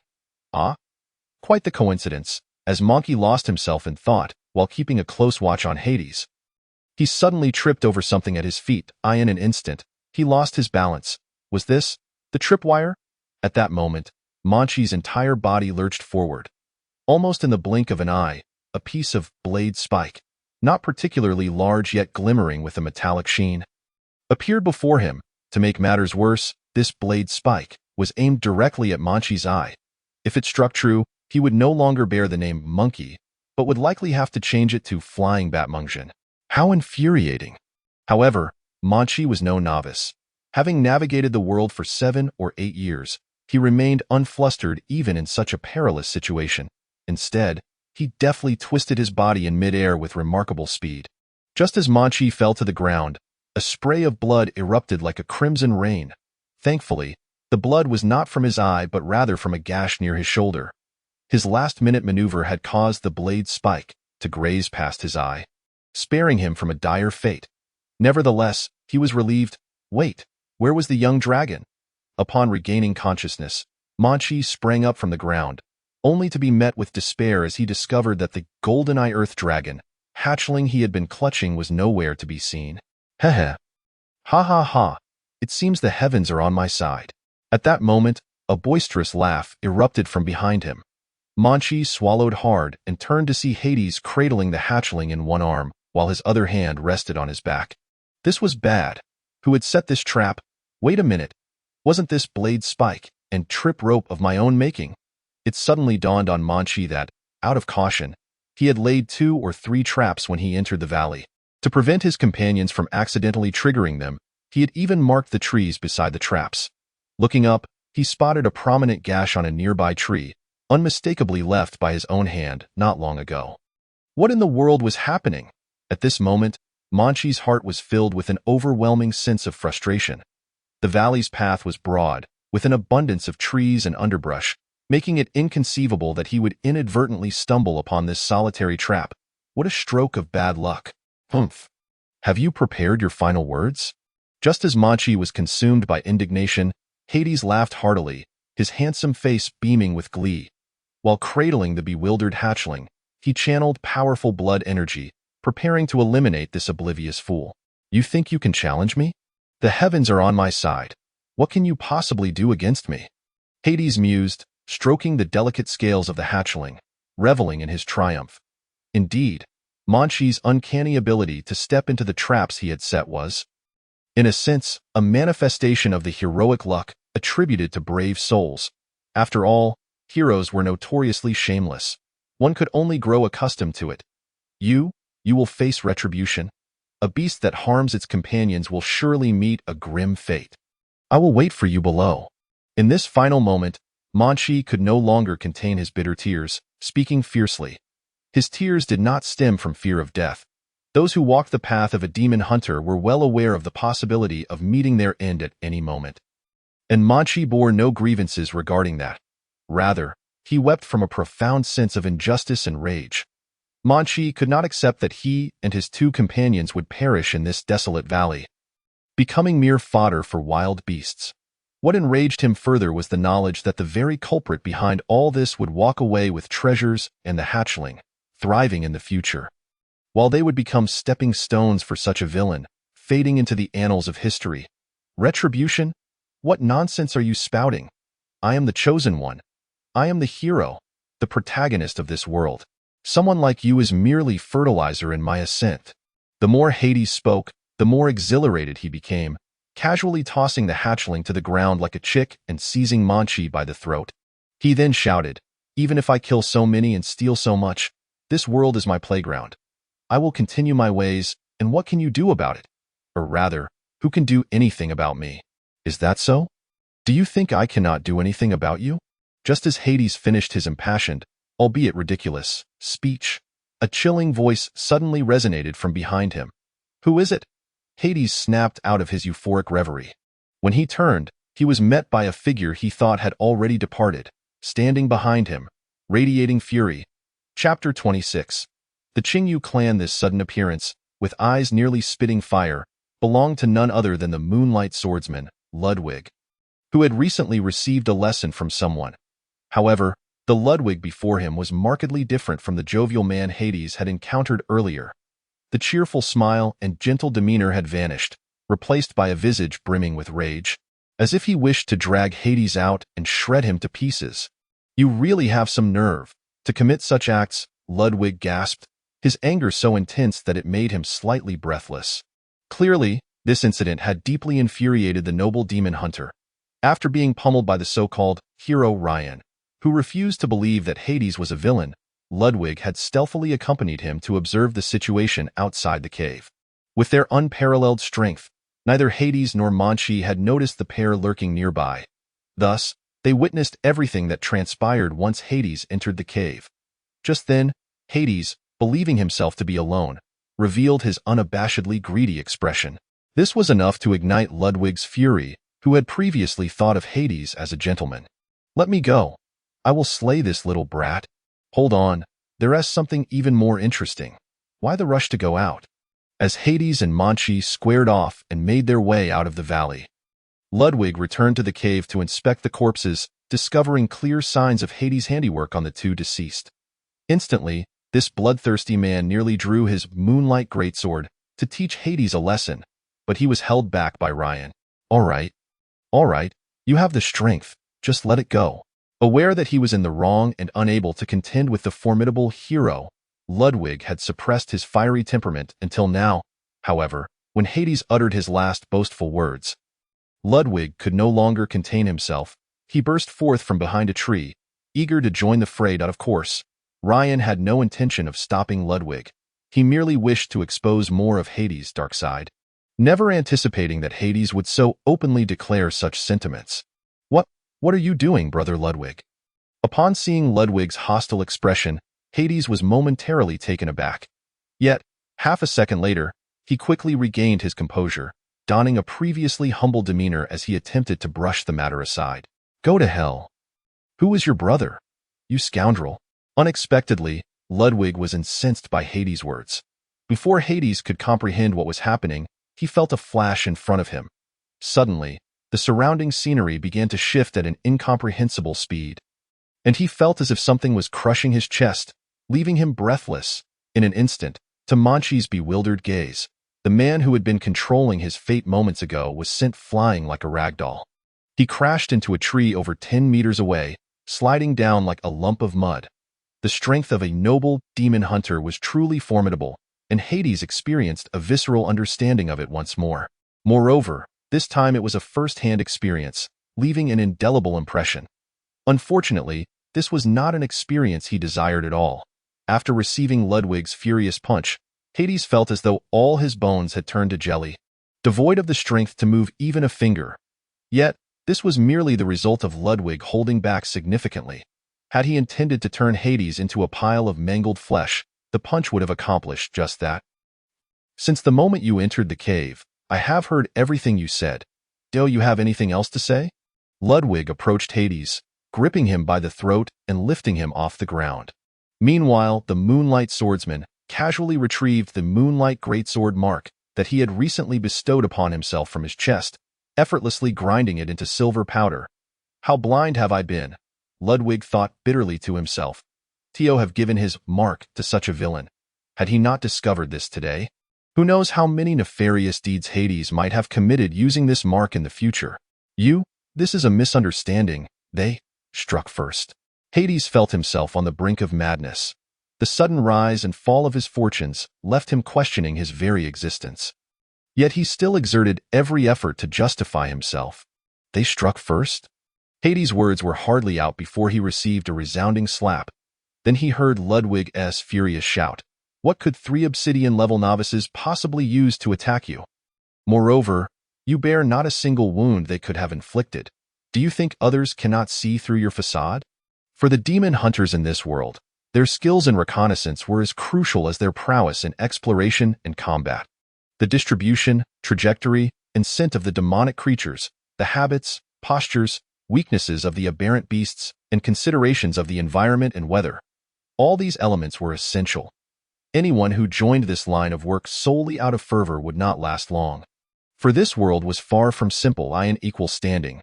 Both demonic creatures and aberrant beasts possess strength surpassing that of humans. Thus, for human demon hunters to survive in this perilous realm, they must not only continually hone their own abilities, but also possess keen eyesight and detective-like reasoning. Therefore, even the minutest details could not escape the scrutiny of a seasoned demon hunter, especially one as accomplished as Ludwig. Damn it. Am I to perish in such a humiliating manner? Hades could see that Ludwig's resolve was unwavering. No amount of pleading would sway him, and a chill ran through his heart. As a brass-level demon hunter of the association, Hades was well aware of the consequences of his actions. If he were to be taken back to Jiahai City in this state, it was highly likely he would face execution in the streets as a warning to others. No, I must find a way to escape this predicament. Suddenly, an idea sparked in his mind. Perhaps there was a glimmer of hope. After being dragged to Monkey's side like a dog by Ludwig, Hades spoke again. Aware that his misdeeds had been uncovered, he no longer begged for mercy or attempted to defend himself. He simply stated, "My true name is Yu Ming, the son of the current lord of Jiahai City. You knew all. The rest is for you to decide." After all, showing weakness would serve no purpose, so he decided to take a gamble. He wagered that Ludwig might have some connection to his family and, in light of that, might choose not to deliver him to the Demon Hunter Association, but rather leave the matter to his family. If he could return to his family, Hades believed he had a 90% chance of avoiding the death penalty. At worst, he would face life imprisonment or exile, but as long as he was alive, there was hope. He had endured through the harshest of days, so he believed he would have his day of resurgence. The Qingyu clan, the son of Yu Nuo? Upon hearing this, both Monkey and Ludwig were visibly taken aback. It was only then that the distant observer, Liyon, leisurely approached, slightly furrowing his brow. The Qingyu clan of Jiahai City, being one of the 6 millennium bloodline families in the world, was not unfamiliar to Liyon, who even shared a significant connection with it.in the previous decade. Liyon had formed a considerable friendship with the strongest expert of the Qingyu clan, the White Emperor Yu Heliu, one of the 9 esteemed demon hunters of the time. White Emperor Yu Heliu was the younger brother of the clan leader Yu Nuo, a free-spirited yet deeply loyal man. Moreover, because his name bore a distinctly Eastern flair familiar to Liyon from his past life, they had maintained a commendable friendship that in fact, Yu Heliu once contemplated introducing his daughter, the renowned beauty Yu of the Qingyu clan, to Liyon as a potential bride. However, due to Liyong's lack of interest, he casually declined the proposal. Otherwise, he might have become the son-in-law of the Qingyu clan. Hades' true name is Yu Ming, the son of Yu Nuo. That makes him the nephew of Yu Heliu. Due to this connection, Liyon could not help but furrow his brow upon hearing this news.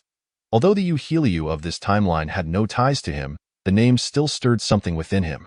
However, if his recollections were accurate, Liyon was evidently unaware of the existence of Yu Ming. As far as he knew, Yu Nuo had only 1 son and 1 daughter, both of whom were exceptionally talented, deserving of the title Thousand-Year Family, as outstanding descendants. Wait a minute, I have a long-standing friendship with that fellow Yu Nuo, and I've met both his son and daughter, but I have never encountered you. Such lies might deceive others, but you think they will work on me?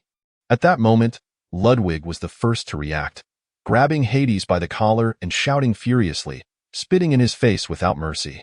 Ludwig spoke the truth.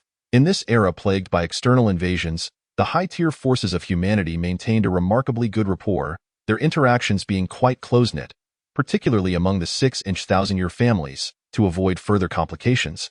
These great clans had intermarried for years. Nowadays, within the 6 families, it was common to find connections among them, and any conflict would reveal them as relatives, thus extinguishing the flames of discord. Although Ludwig did not see eye to eye with that scoundrel Yu Heliu, he shared a certain camaraderie with the clan leader Yu Nuo, being the kind of drinking buddy with whom one could share stories over drinks. Thus, his words carried considerable weight. Chapter 27 The Power of the Law, Believe It or Not. Due to my inability to awaken my bloodline power since childhood, I have been relegated to the most remote corner of the family. My father and siblings have never brought me to meet outsiders. So it is only natural that you do not recognize me. There's a chance. Hades noticed that this moonlight swordsman seemed to be familiar with his so-called family, and his tone became noticeably more animated. However, this statement was likely 99% true. Due to his inability to cultivate from a young age, Yu Nuo indeed had not taken him out to meet outsiders, and the dwelling he occupied was the least conspicuous one in the Lord's estate. You couldn't awaken your bloodline power since childhood? Who do you think you're fooling? Do you not realize your current strength? At that moment, Monkey, who had been silent, finally spoke up. Although he did not know the moonlight swordsman Ludwig, he could see that his situation appeared to be improving, so he could not help but inch closer. Indeed, this lad was currently at brass level strength and appeared to be merely 16 or 17 years old. Achieving such prowess at that age was already commendable. Why would he claim he could not awaken his bloodline power? Not long ago, I encountered a master who told me that I had been poisoned since childhood, preventing me from awakening my bloodline. Not only did he help me detoxify, but he also took me on as an apprentice, which is how I attained my current strength. Upon hearing such a challenge, Hades replied without batting an eye. However, because this statement was likely 99% true, it flowed smoothly without any signs of deceit.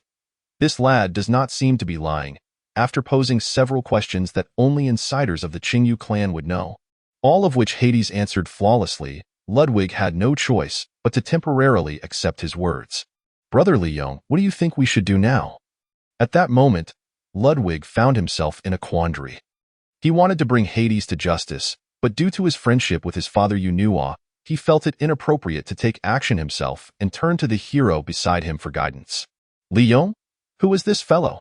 At that moment, Hades finally noticed the young man who had suddenly appeared behind Ludwig, observing him with a gaze akin to that of someone watching a monkey. For reasons unknown, ever since this inexplicable individual appeared, Hades felt an odd sensation. Yet, he could not articulate what was strange about it. Just as Hades pondered the source of this peculiar feeling, the suddenly appearing youth, Liyon, was contemplating something entirely different as he fixated on Hades' not-so-brawny neck. Would capturing this lad and severing his head, then grinding his body into pieces, succeed?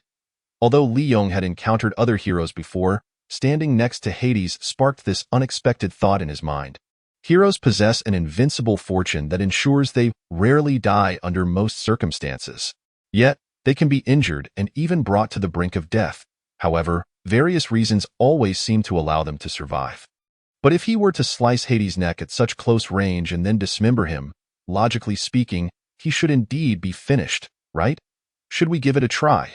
In the midst of such contemplation, Liyon inadvertently extended his hand towards Hades' neck.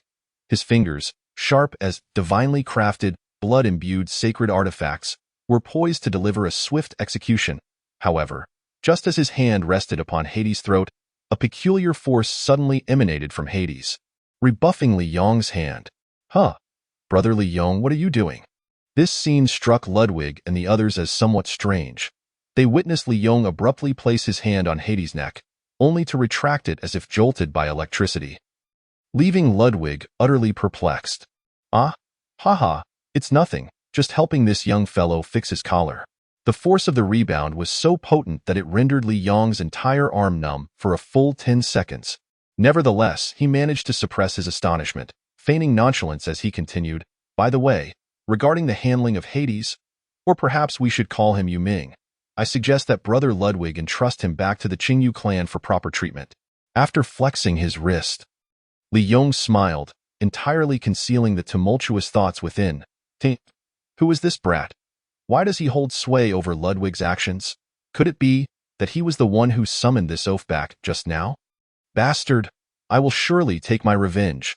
At this moment, completely unaware of how close he had come to death, Hades furrowed his brows, gazing intently at the young man named Liyon, seemingly intent on committing his visage to memory.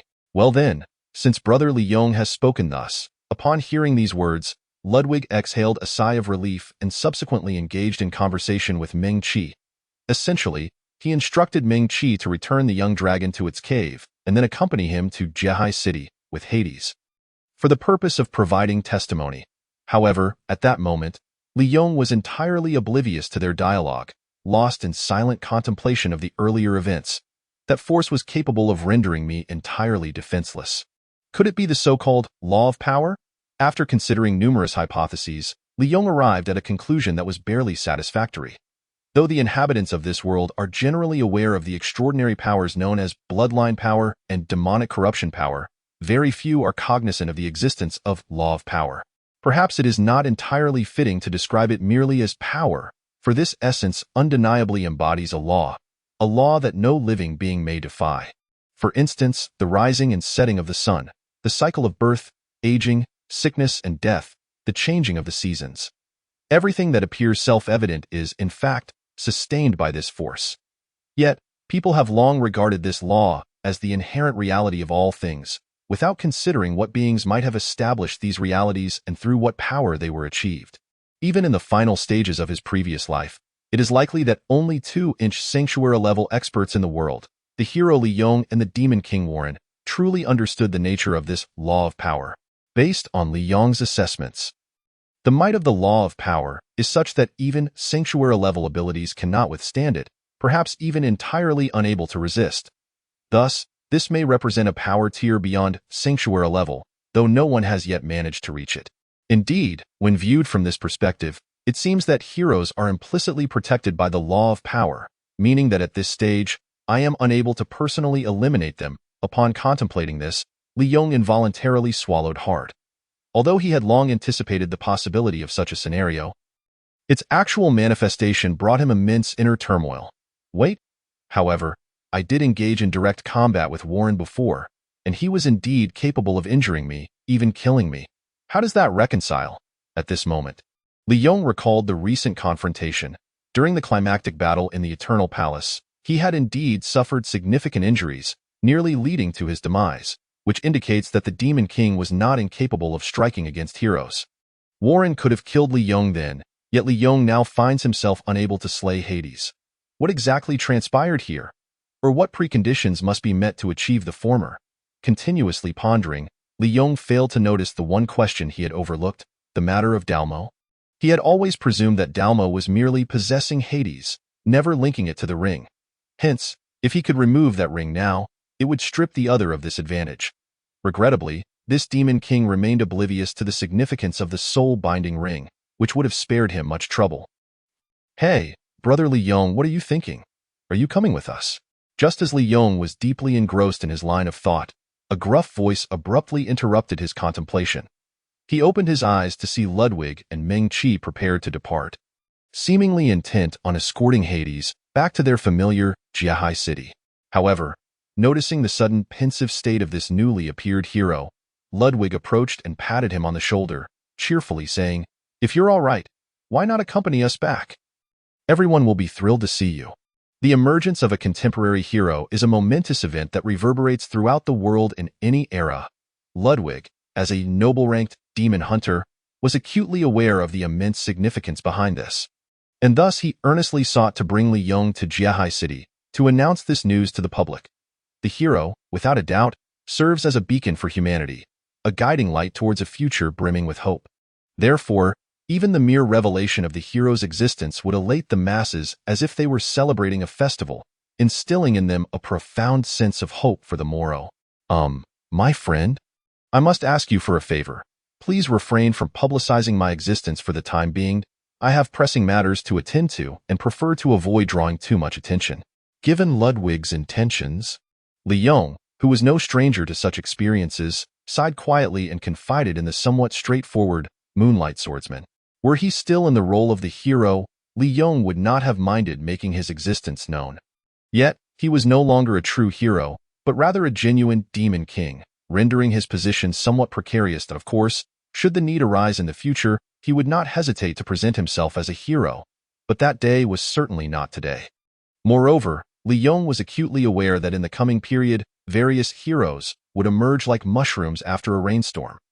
Thus, he wished to avoid entangling himself in such murky waters for the time being, preferring instead to deal discreetly with these heroes. Chapter 28. Long-buried memories. On a spring night, Kakariko Village appeared exceptionally tranquil. Surrounding wooden and stone houses nestled amidst the encircling mountains, giving the impression of a realm detached from the mundane world, resembling a paradise. Under the moonlight, atop a secluded wooden loft in the village, a young man clad in the garb of a traveling healer sat on a modest windowsill, gazing up at the star-studded sky. If only every day could be this peaceful. This seemingly ordinary young man stretched lazily, a look of sheer contentment gracing his face. Though he resided in such a humble loft, it felt as though he possessed the entirety of the starry expanse. This young man, of course, was Liyon, who had finally returned to Kakariko Village after a long day, taking residence in the small wooden house where Tianmu and Yufeng lived. Despite Ludwig's fervent insistence that he accompany him to escort Hades to Jiahai City and publicly announce his heroic identity, Liyon resolutely declined the proposal and sternly requested Ludwig to keep his mouth shut. Although he had once been a hero in a previous timeline, he was now merely a demon king. He did not believe he deserved to stand before the public, basking in their admiration and hopeful gazes.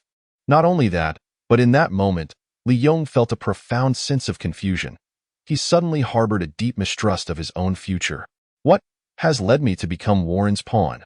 What am I meant to do?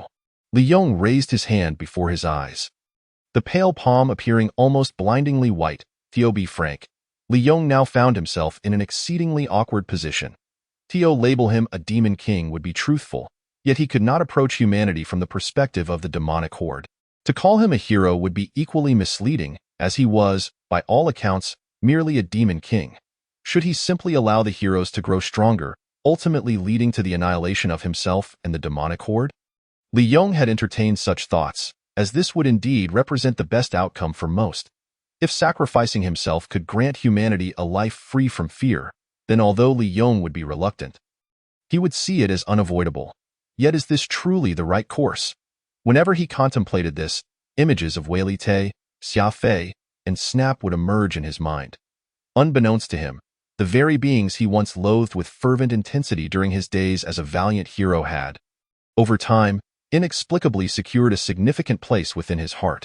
Whenever he recalled Violet's gaze, brimming with admiration, or the fiery enthusiasm emanating from Xia Fei, Liyon would unconsciously regard them as humans rather than the malevolent fiends they truly were. Thus, as the Demon King, was it truly acceptable for him to merely stand by and observe the annihilation of his kin? Liyon gently shook his head, for he did not share that sentiment. Moreover, following this day, the quandaries that had already plagued Liyon were further compounded by new obstacles. If he were to allow the fiendish horde to perish in their own demise, permitting the heroes to eradicate them, would the existence of these heroes genuinely pave a path for humanity's bright future? It seemed unlikely, if not altogether impossible. Liyon reflected upon the actions of Hades, the second hero, and internally marked a resounding disapproval. The so-called heroes were merely titles. Their essence was nothing more than that of ordinary humans. Since they were human, distinctions such as virtue, vice, indolence, and ignorance prevailed. A title of hero did not inherently justify the worthiness of one's deeds. From this perspective, Liyon undoubtedly embodied a true hero, or perhaps more aptly, a hero driven by a thirst for revenge. Even upon attaining powers that transcended the mundane, he had never aspired for authority, beauty, or status. His sole desire was to exact justice upon the Demon King's army. However, Liyon's intentions did not imply that all heroes would share his noble aspirations. Great power could lead to a loss of self, particularly for those with less resolute wills. In fact, merely identifying two heroes had already given rise to individuals like Hades, selfish, malevolent, arrogant, and unscrupulous pseudo-heroes. Such wretches, despite possessing all the attributes of a hero, were fundamentally scum. It was all but predictable what such filth would do upon acquiring power and influence. They would exploit the populace, amass harems, and perpetuate the enslavement of humanity. It could even be argued that a scoundrel cloaked in the guise of a hero could inflict greater harm upon humanity than an overt demon king. Thus, if among these 100 heroes, 50 were to be such scoundrels, if that were the case, would I not become the world's sinner? The mere thought of 50 Hadeses congregating sent chills coursing down Liyon's spine, and he felt a tremor of unease within. What sinner? At that moment, a youthful voice, tinged with a hint of innocence, suddenly rang out from the staircase, with a series of creaks from the wooden boards. The hero from Kakariko village, Yu Feng, appeared on the attic's threshold, bearing a teapot. I apologize, Mr. Liyon. I did not mean to eavesdrop. I merely wished to bring you a pot of herbal tea to warm your spirits. Upon ascending the stairs, Yu Feng cautiously gauged Liyon's expression before giving a slight bow and placing the teapot on a small table in the attic room. Must be said that Yu Feng was indeed a remarkably polite young man. Liyon cast a curious glance his way and smiled. No need to be concerned. Please, take a seat and join me for tea. What do you say? Certainly. I have longed to converse with Mr. Liyon. At this, a spark of intense curiosity ignited in Yu Feng's eyes. After nodding, he poured 2 cups of tea from the cup he had brought, offering one to Liyon while taking the other for himself as he settled onto the windowsill. The windowsill was not particularly spacious, yet it comfortably accommodated the 2 young men. Moreover, Yu Feng, being merely in his early teens, had yet to fully mature, his slender limbs allowing him to still be described as a youth. Mr. Liyon, your healing skills are truly remarkable. You must have traveled to many places, and many people must hold you in great esteem. After seating himself beside Liyon, Yu Feng eagerly posed this question, his words imbued with admiration. For Yu Feng, his life thus far could only be characterized as unremarkable. He had not ventured far, met many people, or encountered numerous experiences, often feeling rather insignificant in his existence. Thus, his deep respect for Liyon stemmed not only from the man's ability to save his grandfather, but also from a personal reverence for this itinerant healer, who appeared worldly and formidable. Indeed, I have journeyed to many places and garnered respect from numerous individuals, but those are tales of the past. Upon hearing Yufeng's words, Liyon smiled gently and sipped the fragrant herbal tea. This was no falsehood. In a previous life, from the moment Liyon emerged from the ruins of Kakariko village to his eventual disappearance in the far north at the city of eternal winter, his footsteps had traversed nearly every corner of the world. The northernmost reaches, the frigid wastes, served as the Demon King's domain and the stronghold of the fiendish horde, the sphere of influence of the city of eternal winter. The closest settlement to the city of eternal winter was one of humanity's 5 great capitals, the Silver Forge County, as well as the pinnacle of human existence, the Dolan Gurek Fortress. To the south lay Boundary Sea City, the first grand city Liyon had reached, also one of the 5 great capitals. Here, he forged many friendships and learned tales of the fiendish horde and the Demon Hunter Association.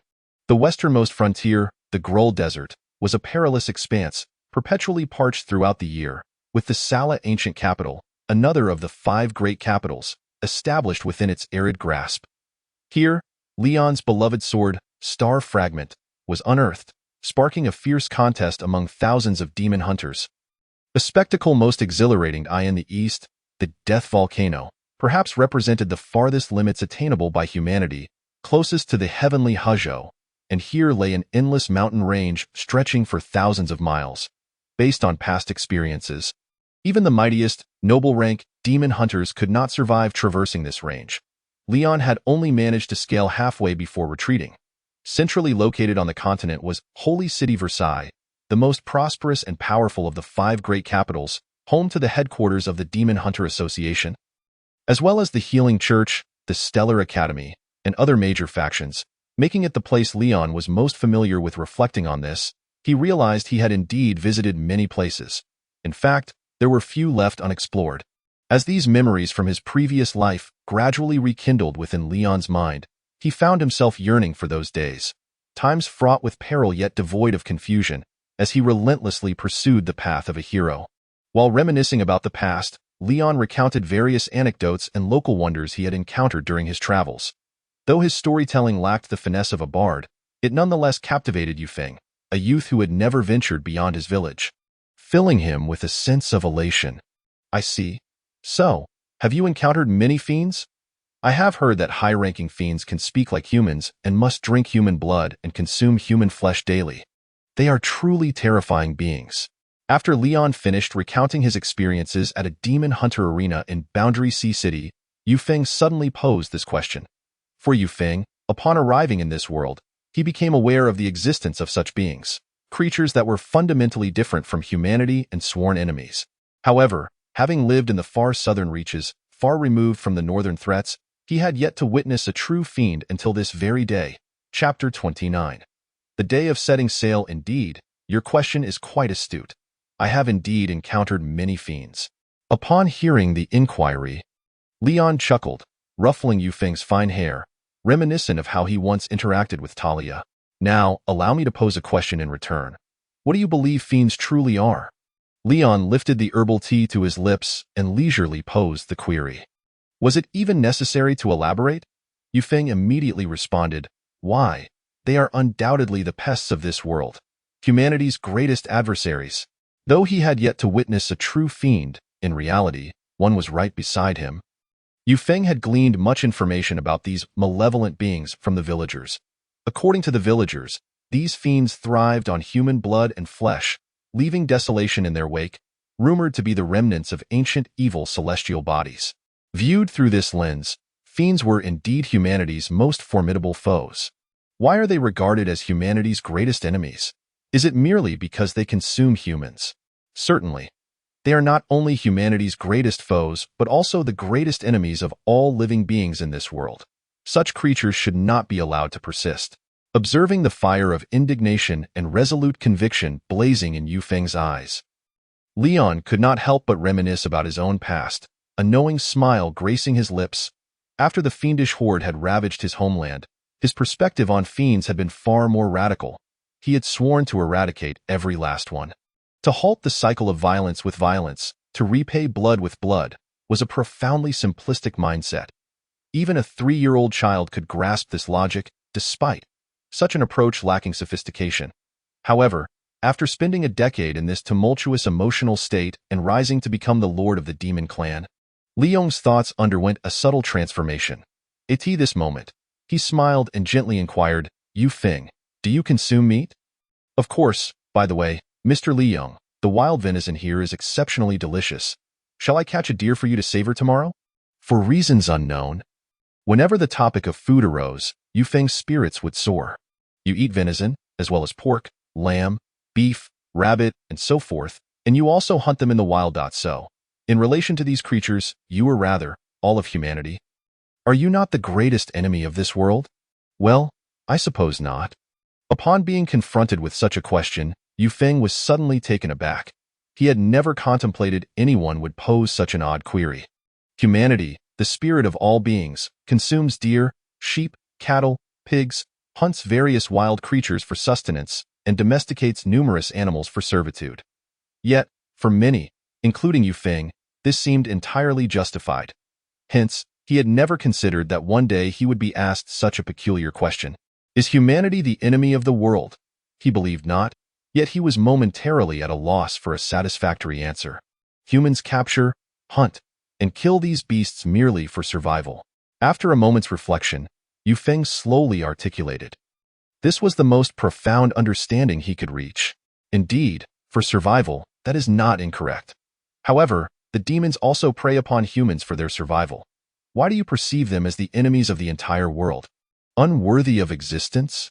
Gazing into Yu Feng's somewhat bewildered eyes, Liyon continued, "Now, for my next question. Lions, tigers, bears, and various other creatures also consume humans. Do you harbor such intense hatred towards these beings?" At this point, Yu Feng found himself utterly perplexed. He could not answer this question. He felt like a bewildered little boy, and indeed he was. Cannot comprehend? That is precisely it. Survival of the fittest, whether human or demon, is the reality. They are merely creations governed by rules. Mere playthings. The very thought of those rules, which subtly uphold this world yet elude human perception, sent a chill down Liyong's spine. But the demons wish to annihilate humanity. Is that not a reason to harbor resentment? With this thought, Yu Feng's eyes suddenly lit up, as if he had found a satisfactory answer. Long ago, Liyon had shared this sentiment. The demon clan sought to eradicate humanity, or at least projected such an image. Consequently, humanity, united under the 5 great kingdoms, constructed the unparalleled Dolan Gureg fortress, a formidable bastion. Coupled with a heavy military presence and extensive defenses, it nearly severed the entire northern realm from the human world. However, after thoroughly researching the history of the demons, he discovered that the reality was far more complex, shrouded in significant doubts. For reasons unknown, the demons, or rather, the reigning demon lords throughout history, seemed never to have genuinely contemplated the annihilation of humanity. The evidence lies in the fact that humans have endured since nearly 10,000 years ago, with a continuous historical lineage, save for the transition from the old calendar to the star calendar. People often attribute this phenomenon to the appearance of heroes saving humanity, yet Liyon found this explanation utterly nonsensical. Heroes do not appear annually. They emerge roughly once every millennium, whereas demon lords reign for numerous years. Only heroes can confront demon lords. If this theory holds, it implies that as long as no hero emerges in the present, a demon lord of Saint Realm caliber would be invincible, an invincible entity, yet chooses not to eradicate its enemies. Does this not raise suspicion? Liyon, having once attained this realm as a hero and demon lord, was acutely aware of the immense power possessed by Saint Realm beings. It is no exaggeration to say that Liyon alone could annihilate the 9 mightiest, noble-class demon hunters within a single day and simultaneously command over 20 demon kings worldwide to obliterate the Dolan Gureg fortress. In that instant, countless demons would surge into the human realm. Within a month, they could dismantle this ancient civilization and create millions of corpses. This means that if Liyon desired, he could have exterminated the vast majority of humanity before the heroes matured. Yet he was unwilling to do so, and certainly would not. Liyon refrained from such actions because he was originally human, a hero by birth. But what about the other demon lords of the past? Why did they choose to maintain this delicate balance? Or is it necessary for the demon lords to sustain a polar relationship between humanity and the demon clan? And what reasons underpin this? As of now, Liyon has not fully comprehended the rationale, yet he can ascertain one conclusion. The demon clan harbors no intent to completely eradicate humanity. I see, in that case, the supposedly terrifying demon lord may not be so malevolent after all. After hearing Liyong's concealed remarks regarding his own existence, Yufeng nodded, albeit with a sense of confusion. From the outset, Yufeng had been indoctrinated with the notion that demons are evil, never considering that beyond this perspective lies a multitude of hidden truths. Very well. Now I pose a question to you. If a demon lord wishes for the demon clan and humanity to coexist peacefully, what would you think? At this moment, Liyong's expression grew serious as he posed this question he had longed to ask. However, this question was not a hypothetical. This contemporary demon lord genuinely harbored such thoughts. Liyong could not eradicate humanity, nor would he abandon the demon clan to the ravages of heroes.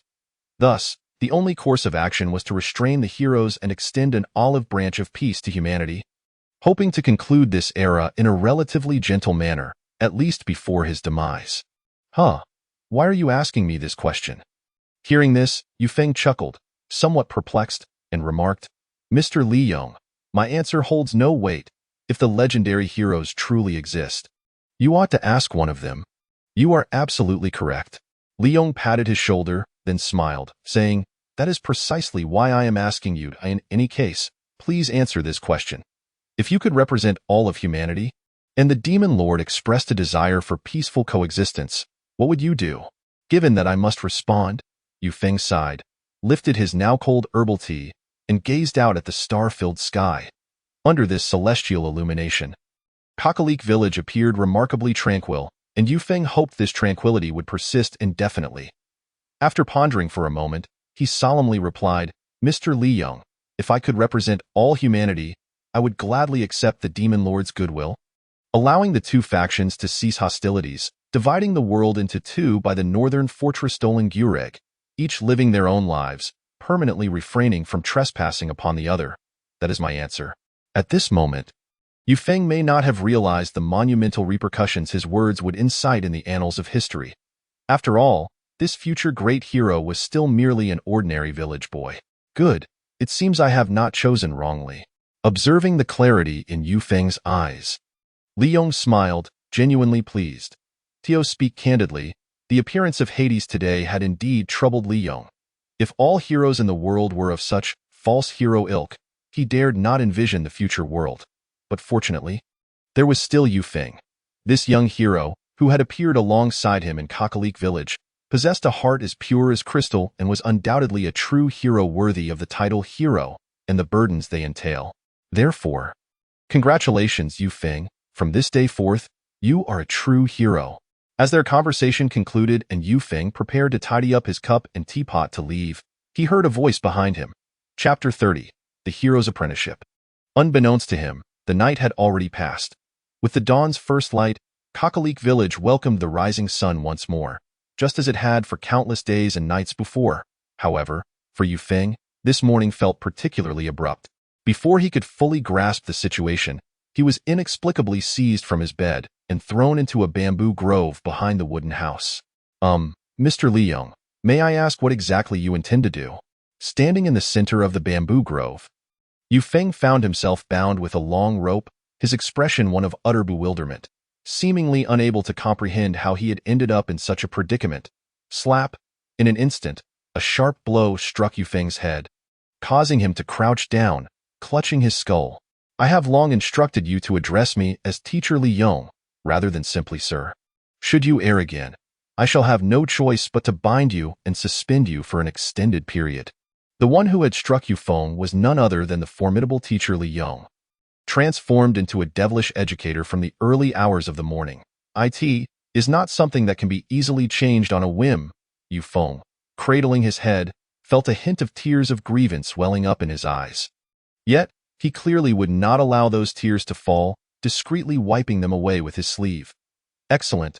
Witnessing this, Liyon privately commended Yufeng. Tio aspired to be his disciple. One must possess resilience and an indomitable spirit. Shedding tears at this level of training is simply unacceptable.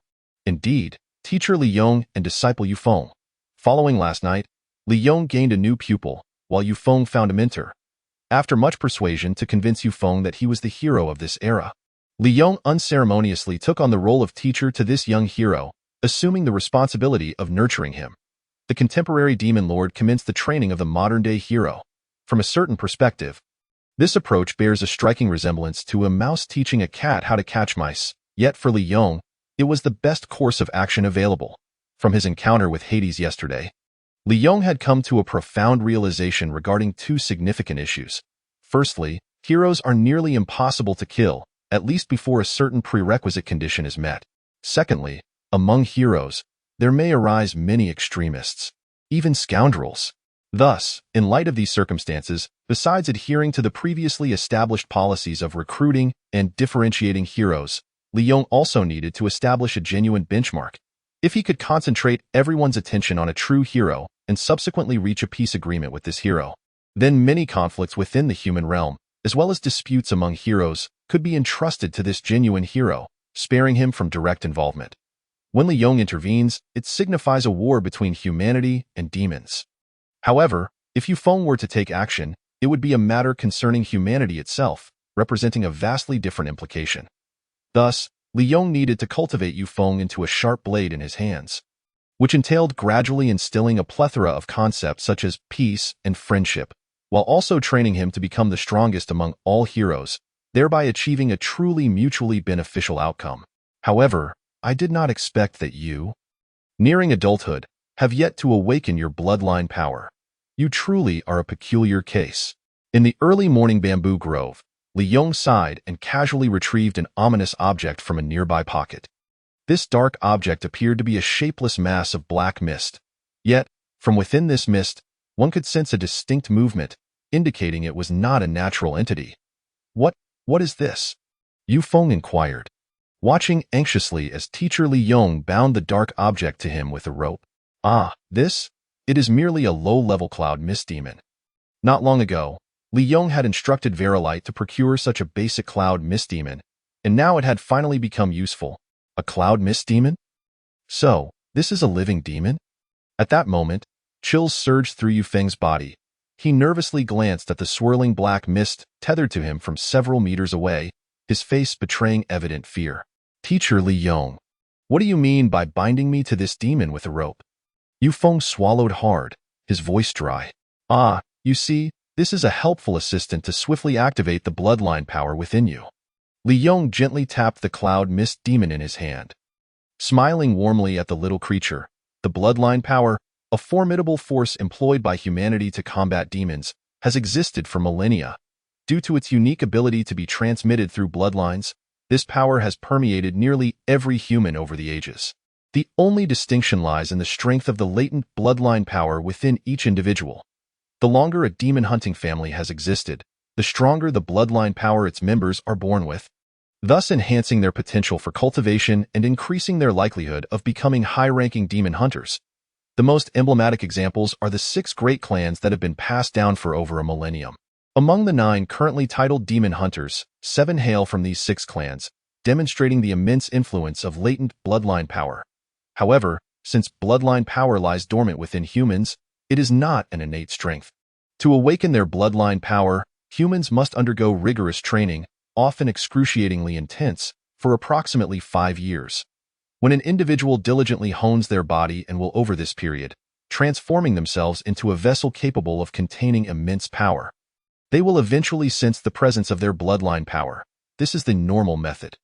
Yet, alongside normal methods, there exist abnormal ones. For Liyon, there is a simpler way to awaken the bloodline power within a human, particularly that of a hero. This involves pushing your mind and body to their absolute limits, while someone else injects their power into you, thus swiftly unlocking that door, allowing you to proudly become a true demon hunter. After employing some tricks with the young cloud mist demon, Liyon turned to Yufeng, who was trying to conceal himself behind him, wearing a mischievous grin. Really? It sounds so easy. Yufeng swallowed again, attempting to maintain a calm demeanor as he asked, Teacher Liyon, do you mean to say that you intend for this cloud mist demon to attack me, thereby pushing my mind and body to their limits? Will it be fatal? At this moment, a question arose in Yufeng's mind. Though he desired to gain power, he did not wish to meet his demise before even starting his journey. Frankly, after being inundated with so much information last night, he remained somewhat skeptical of his heroic identity, doubting his ability to easily awaken any bloodline power. Well, regarding that, the lowest level cloud mist demons do not possess lethal capabilities, at most. They will latch onto you, siphoning some vitality and causing you to feel slightly faint. Unless the extraction lasts too long, they will not inflict any bodily harm. Noticing the involuntary tremors coursing through his beloved disciple, Liyon stepped closer, gently ruffling his hair and smiling tenderly. Really? I thought to myself that the teacher would never truly harm me. After all, Teacher Liyon is such a gentle person.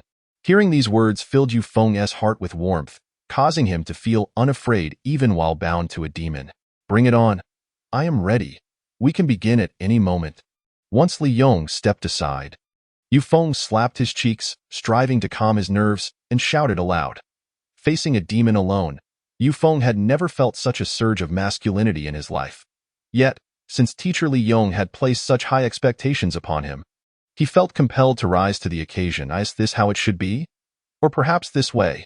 In an instant, Yu Feng slightly crouched, his gaze sharpening as he mimicked the battle stance he had envisioned.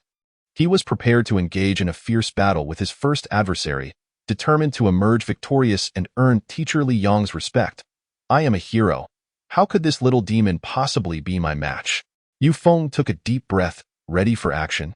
Your spirit is commendable, but before I release this creature, it is essential that I offer you a word of caution. At that moment, Liyon suppressed a chuckle, adopting a nonchalant demeanor as he continued. While ordinary cloud mist demons are incapable of inflicting harm due to their limited power, the one I hold is special, for it is on the verge of evolving. Evolving? What does that mean? Upon hearing this, Yu Feng's eyelids fluttered, suddenly realizing the situation was not as simple as it seemed. Evolution refers to the process by which a demon ascends to its next form. And the evolved state of the cloud mist demon is known as half-body demon, possessing strength comparable to a bronze-level demon hunter, thus exhibiting initial lethality. Just as Teacher Liyon was explaining, the cloud mist demon in his hand suddenly erupted in a cloud of black mist.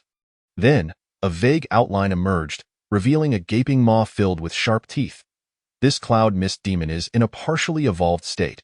While its combat prowess is still inferior to that of a bronze-level demon hunter, it is nonetheless on par with an ordinary adult lion or tiger.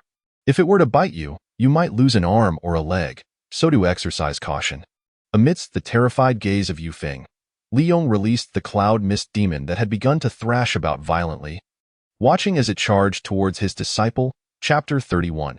Exceptional combat talent for many young individuals, becoming a demon hunter and venturing into the perilous realms of the world is a profoundly appealing prospect.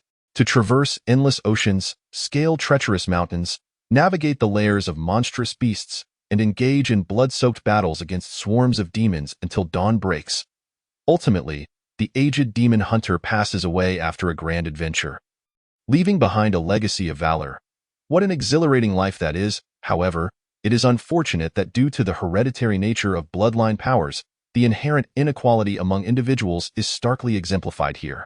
Some young men begin rigorous training from a tender age, yet after over a decade of relentless effort, they remain unable to awaken their bloodline powers, existing merely as robust mortals, a situation all too common. This predicament is not due to a lack of diligence or talent, but rather because their family's bloodline is too diluted to be activated, in stark contrast to these ordinary individuals born into average households. The descendants of venerable demon-hunting families are almost predestined to become formidable warriors, effortlessly activating their inherent powers at a young age. While this may seem profoundly unjust, the world is inherently inequitable. A reality Yu Feng has silently accepted for quite some time. As a vigorous young man, he too has harbored dreams of becoming a demon hunter, defending his homeland and vanquishing malevolent beings.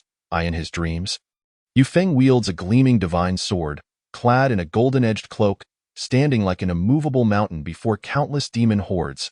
At the back of the throng, the adult Talia clutches her protective talisman tightly, praying for her beloved's safe return. In that dream, Yu Feng is brimming with vigor, radiating pride and brilliance. Yet now, help! Help! Save me! Liyon, this is nothing like what we agreed upon. I'm going to die. I'm definitely going to die. On a morning in Kakalik village, cries of despair echoed from the bamboo grove near Tam's wooden house. Yufeng's figure, seemingly possessed, dashed frantically through the bamboo thickets, pursued by a black creature with a gaping maw.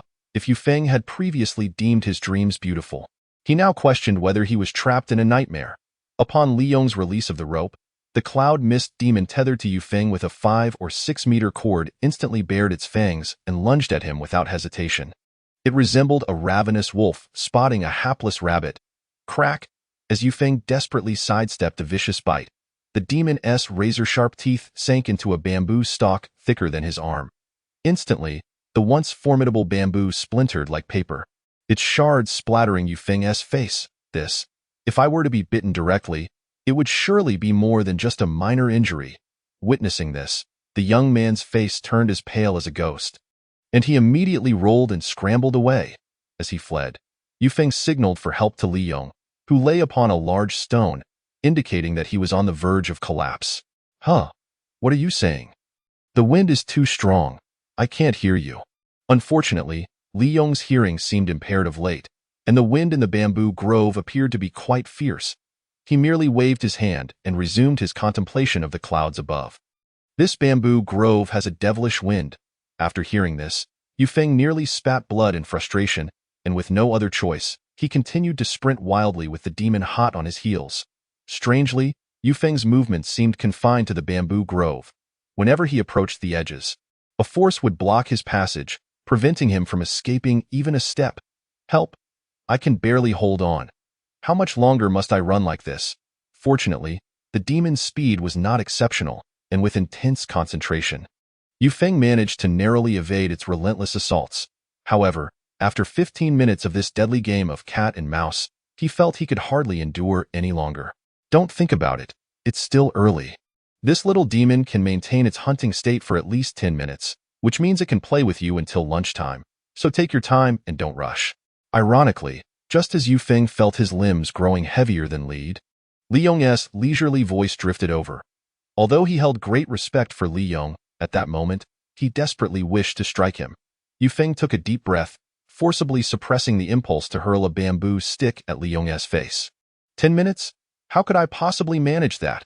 While desperately dodging the onslaught from behind, Yufeng silently recited to himself, but it should be fine, right? Even if I stop midway, Liyong will surely come to my rescue. He is so kind. Wouldn't he allow me to be killed by this demon, would he?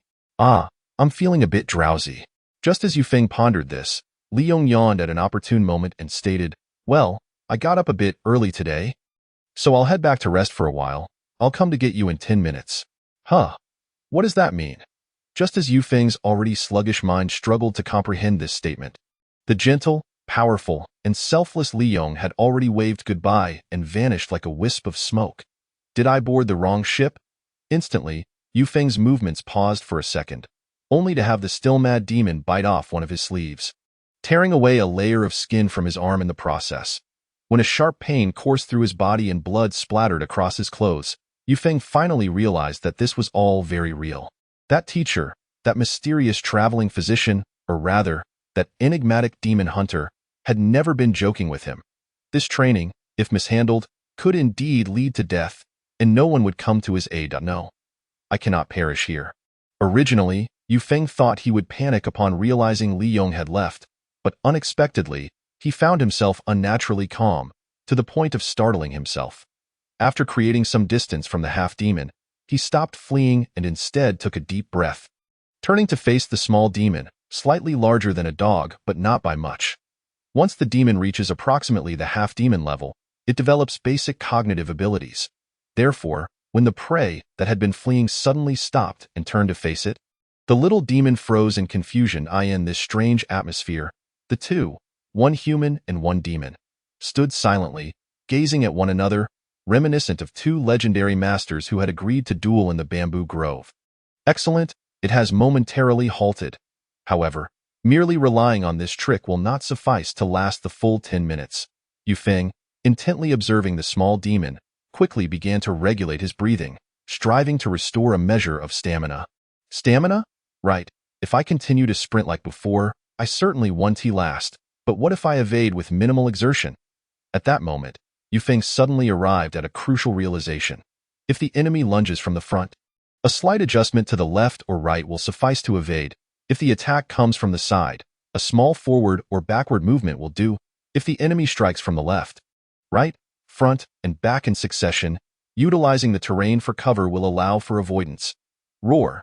Just as novel ideas flooded Yufeng's mind, the demon let out a ferocious growl and charged at him once more without hesitation.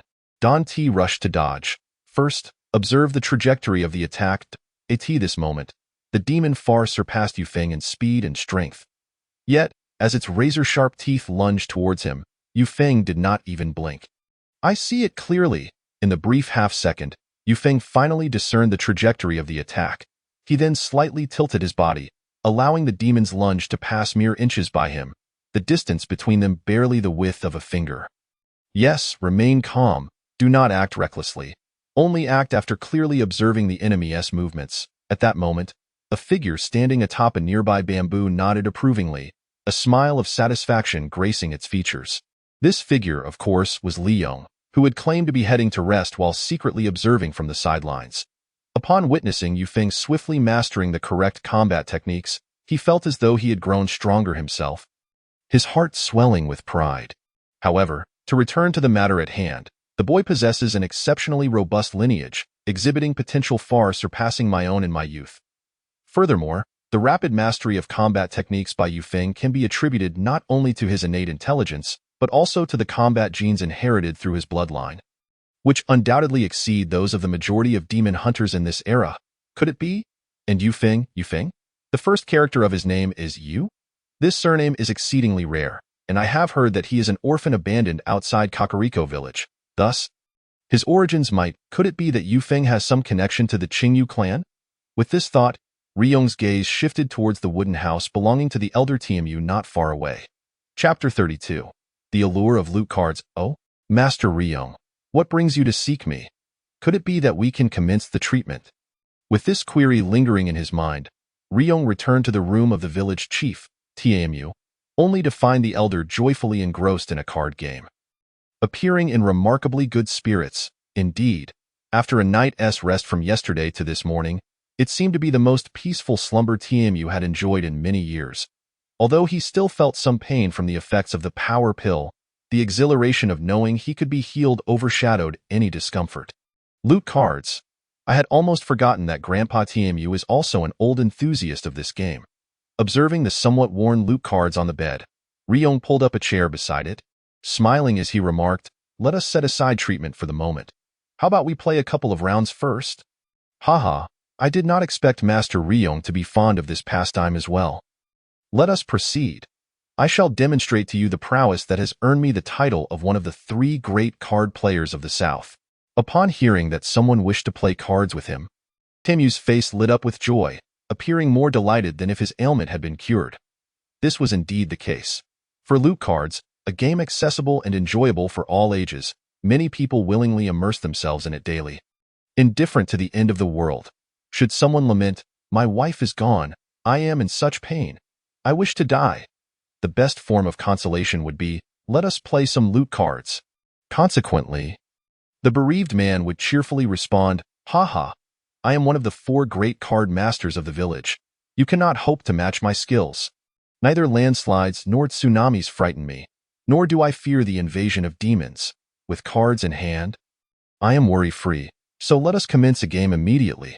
This was the advertising slogan used to promote loot cards, which had evidently seeped deeply into the hearts of many, rendering them foolish. Hey! I summoned 2 plague gnomes, each with an attack power of 1200, inflicting 500 damage to you upon their demise. Now, you are finished. I flip over an ambush card, the Trap Shadow Frenzy, gaining control of a monster with an attack power less than 1500 for 1 turn. Then I will have your plague gnome attack your other plague gnome, causing them both to perish.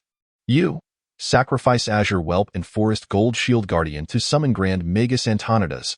Witness as I crush you with absolute power.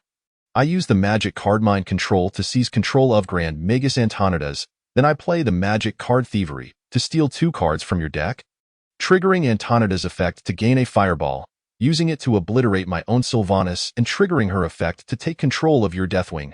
5 minutes later, Liyon had amassed over a dozen cards in hand, the field littered with various monster and trap cards, while TMU's side lay barren, with merely a single card remaining. You know, playing this way will leave you friendless, right? After conceding in defeat, TMU suppressed a cough of blood that nearly erupted from his throat. Casting a cold glare at this doctor, who, despite being of excellent character, possessed a woefully subpar card-playing reputation. Originally, loot cards were a game of summoning monsters, enhanced by magic and trap cards to engage in duels. The battle of wits and strategy was meant to be entertaining. However, this fellow Liyon had filled his deck with numerous underhanded cards such as steal and rob, making dueling against him an unpleasant endeavor reminiscent of consuming insects. Why? This style of play is quite enjoyable. Liyon, oblivious to the absurdity of his tactics, scratched his head with a perplexed expression. Although he relished loot cards, it was odd that in the previous timeline, few were willing to engage him in a second match. Most players would flee as if they had seen a ghost after just one round, leaving Liyon quite disheartened. Well then, Master Liyon, you surely did not seek me merely for leisure. Your expression suggests you have a serious matter to discuss. Seizing the opportunity while Liyon was still at a loss, TMU swiftly gathered the scattered loot cards, adopting a serious demeanor. Truthfully, TMU would rather endure another injury from that demon from years ago than continue playing cards with this man. The experience was indescribable. Very well, I shall not beat around the bush. I have taken Yufeng as my disciple, and he possesses an exceptionally fine bloodline, clearly not that of an ordinary family. At this moment, having indulged in a delightful game, Liyon finally recalled the pressing matter that had brought him here, donning a teacherly expression as he addressed TMU. Is that so? It appears that what is meant to come will inevitably arrive. Upon hearing Master Liyon's assertion, TMU let out a slight sigh. Although he had anticipated this possibility, the reality of the moment stirred a sense of unease within him. Master Liyon, regarding the child's origins, there is actually a lengthy tale. A lengthy tale? You are not suggesting that he is a direct descendant of a high-ranking member of the Qingyu clan, who, during a family feud in his infancy, was secretly plotted against and subsequently taken to this remote village by a loyal guard, who tragically succumbed to his injuries, thus allowing Yufeng to grow up here, with this secret known only to you as the village chief. Surely it cannot be so Klitsch. I must say, Liyon possesses a remarkable talent for infuriating others. Just as TMU was about to recount the accumulated secrets of many years, ready to shed a few tears to enhance the atmosphere, Liyon, having heard only the beginning, launched into an extensive monologue. How could you possibly know all this? What was even more alarming was that Liyong's seemingly nonsensical ramblings were largely accurate, plunging TMU into a state of confusion. In truth, it was all mere conjecture, however. Such a predictable narrative could be found in any number of decades-old hero comics. Liyon scoffed internally, then nodded, adopting the demeanor of a reclusive sage, smiling in silence. After a moment, TMU had no choice but to concede, since Master Liyon is already aware of the child's origins. What do you intend to do with him? What else is there to do? Since he is a member of the Qingyu clan, he must return to acknowledge his heritage, and I have some connections with the Qingyu clan. Leave this matter to me. However, he was once presumed dead among his clan. If he were to return so abruptly, would they recognize him? Furthermore, those who harmed him back then are still alive. Could it be? What Liyon spoke of were concerns TMU had contemplated in his youth. But he had refrained from acting out of fear for Yufeng's safety. Isn't that why I am here? I am now his teacher. As long as I am present, Yufeng will face no persecution anywhere. At this moment, Liyon patted his chest confidently, revealing a self-assured expression to TMU. In truth, given Liyong's current strength, there were indeed few capable of harming another without facing him first. Essentially, he stood as an unrivaled force. After all, he was the only one at the sanctuary level at this time. A veritable invincible being. Alas, it seems the boy's destiny as either a dragon or a tiger has already been determined.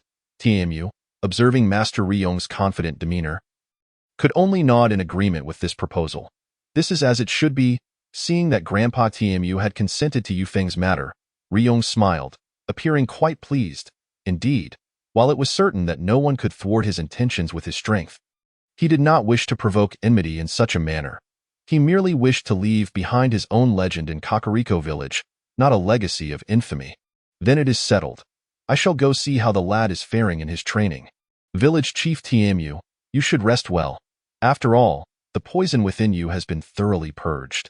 Very well, Master Liyon. I humbly request that you keep a close watch over Yufeng. He has never been exposed to the world of demon hunters since childhood and requires further training too. Wait, what did you just say? The poison within me has been eradicated. Just as Liyon was about to turn and depart, his final words startled Tiamu, causing him to leap up in astonishment. This is incredible. At that moment, Tiamu truly sprang from his bed. However, due to the lingering effects of the poison, he had not performed the action of jumping for many years, as his numb lower body was completely immobile. Divine Healer! Oh, Divine Healer! Under Liyong's compassionate gaze, Tiamu, with trembling legs, stepped down from the bed. The sensation of solid ground beneath his feet felt surreal, as if he were in a dream. The unbearable pain that had once consumed him vanished entirely, as if he had been reborn. When did you cure me? After taking a moment to accept this reality, Tiamu's aged eyes brimmed with tears of excitement as he stammered towards his savior. Oh, that? Of course, it was just now during our card game, so what say you? Would you care to join me for another round in the future? Liyon mischievously winked, reminiscent of his playful banter with Grandpa Tiamu during his youth. Perhaps we should spare me from that. Ha ha ha. Upon finishing this exchange, both Tiamu and Liyon erupted into laughter, filling the room with a joyous atmosphere. Chapter 33. The Unseen Shadow. In the year 4386 of the star calendar, mid-April, a week had passed since Liyong's journey to Kakariko village. During this time, he diligently instructed his eldest disciple, Yufeng, while simultaneously investigating the information regarding heroes in the southern region. However, unbeknownst to Liyon, a dark force was gradually revealing its fangs, poised to cause immense trouble for certain individuals from the distant west. As the saying goes, in the southern sea, silver is forged in the northern frontier, ancient capitals stand in the west, and the celestial light is seen in the east. Long before the establishment of the holy city of Versailles, in the heart of the human realm, the world was predominantly governed by these 4-inch royal capitals. Within the territories of these 4 capitals, there existed a forbidden realm, or extreme territory for humanity. The south bordered the endless ocean, the north approached the frigid wasteland, the west neared the Gruul Desert, and the east was adjacent to the volcanic death. Typically, ordinary humans, let alone demon hunters, would not dare to tread into these 4 extreme territories unless they sought rare resources or wished to test their mettle, thus risking their lives. Yet, in this era, just beyond the borders of the western royal capital, Solaro ancient capital, in a desolate area close to the Gruul Desert, an exceptionally opulent private estate had been erected. Situated less than 5 miles from the Gruul Desert, this land was classified as a dangerous zone by the Demon Hunter Association. Nevertheless, the estate's builder appeared to disregard the perilous nature of the surrounding desert entirely, expanding his domain with utter indifference. On an afternoon in mid-April, beneath a row of olive trees within this estate, a middle-aged man sat alone in a chair adorned with golden trim, quietly sipping strong liquor from a silver goblet. He possessed a prominent nose, deeply set eyes, and a subtle beard. Despite having entered the middle stage of life, the man retained a striking appearance, exuding a unique mature charm that surpassed that of the youth. If one were to glance without scrutiny, he might resemble the desert nobility commonly found in Solaro ancient capital, embodying sincerity, warmth, and an air of trustworthiness. Even the curved dagger at his waist appeared unpretentious. However, his inner self was a stark contrast to his outward demeanor. Those who had perished at his hands would surely attest to this fact. Why such leisure today, indulging in solitary drinking? Just as the man, Gilderich, finished his cup, a voice with a sinister undertone suddenly emerged from nearby. With a sudden flicker of a water bubble, a dark knight, clad entirely in black armor with only a pair of glowing azure eyes visible, materialized beside Gilderich. Shadow Chancellor, Duke Kai. If someone well-versed in the upper echelons of the demon sorcery circle were present, they would undoubtedly recognize this renowned figure, one of the 10 demon halls. Yet, upon encountering Duke Kai, Gilderich spat disdainfully without turning, remarking, "Of course, I'm drinking alone out of frustration. My research has yielded no progress, and I have no inclination for idle pleasantries. To speak so brazenly to the illustrious king of demons indicates that Gilderich is no ordinary individual. Indeed, he is not. He stands on equal footing with this shadow chancellor, yet he is a demon hunter whose objectives diverge sharply from the demon sorcery circle, being among the most elite, noble hunters. Known as the Desert Storm, Gilderich hails from the millennia-old Mandala clan of Solaro, ancient capital. From birth, he was deemed destined to become a formidable force at the pinnacle of humanity. In truth, Gilderich swiftly achieved this peak, possessing strength that could rival the kings of demons. To attain the limits of human capability at such a young age, is it a blessing? Gilderich certainly does not view it as such. Rather, he is profoundly dissatisfied with this circumstance. Have you exhausted the research samples I provided last time? Duke Kai, unfazed by Gilderich's words, seated himself in another chair, pouring himself a generous glass of wine. Humph, over 1,000 mid-tier demon samples wasted once again, with hardly any test subjects able to withstand the repulsion generated by the fusion of these two forces. The longest survived barely a day.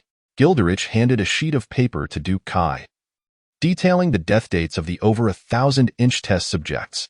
What he referred to as test subjects were, in reality, living humans.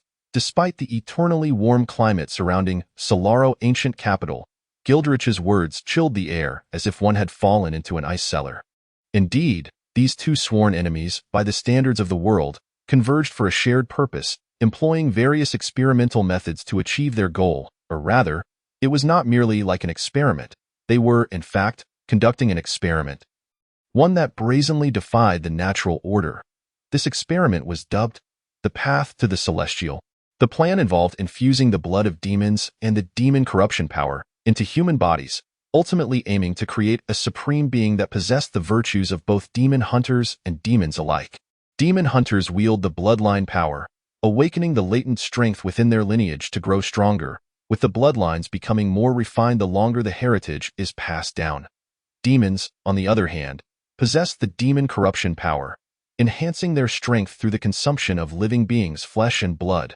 The more demons devoured, the mightier they become. Historically, demon hunters and demons have been irreconcilable foes.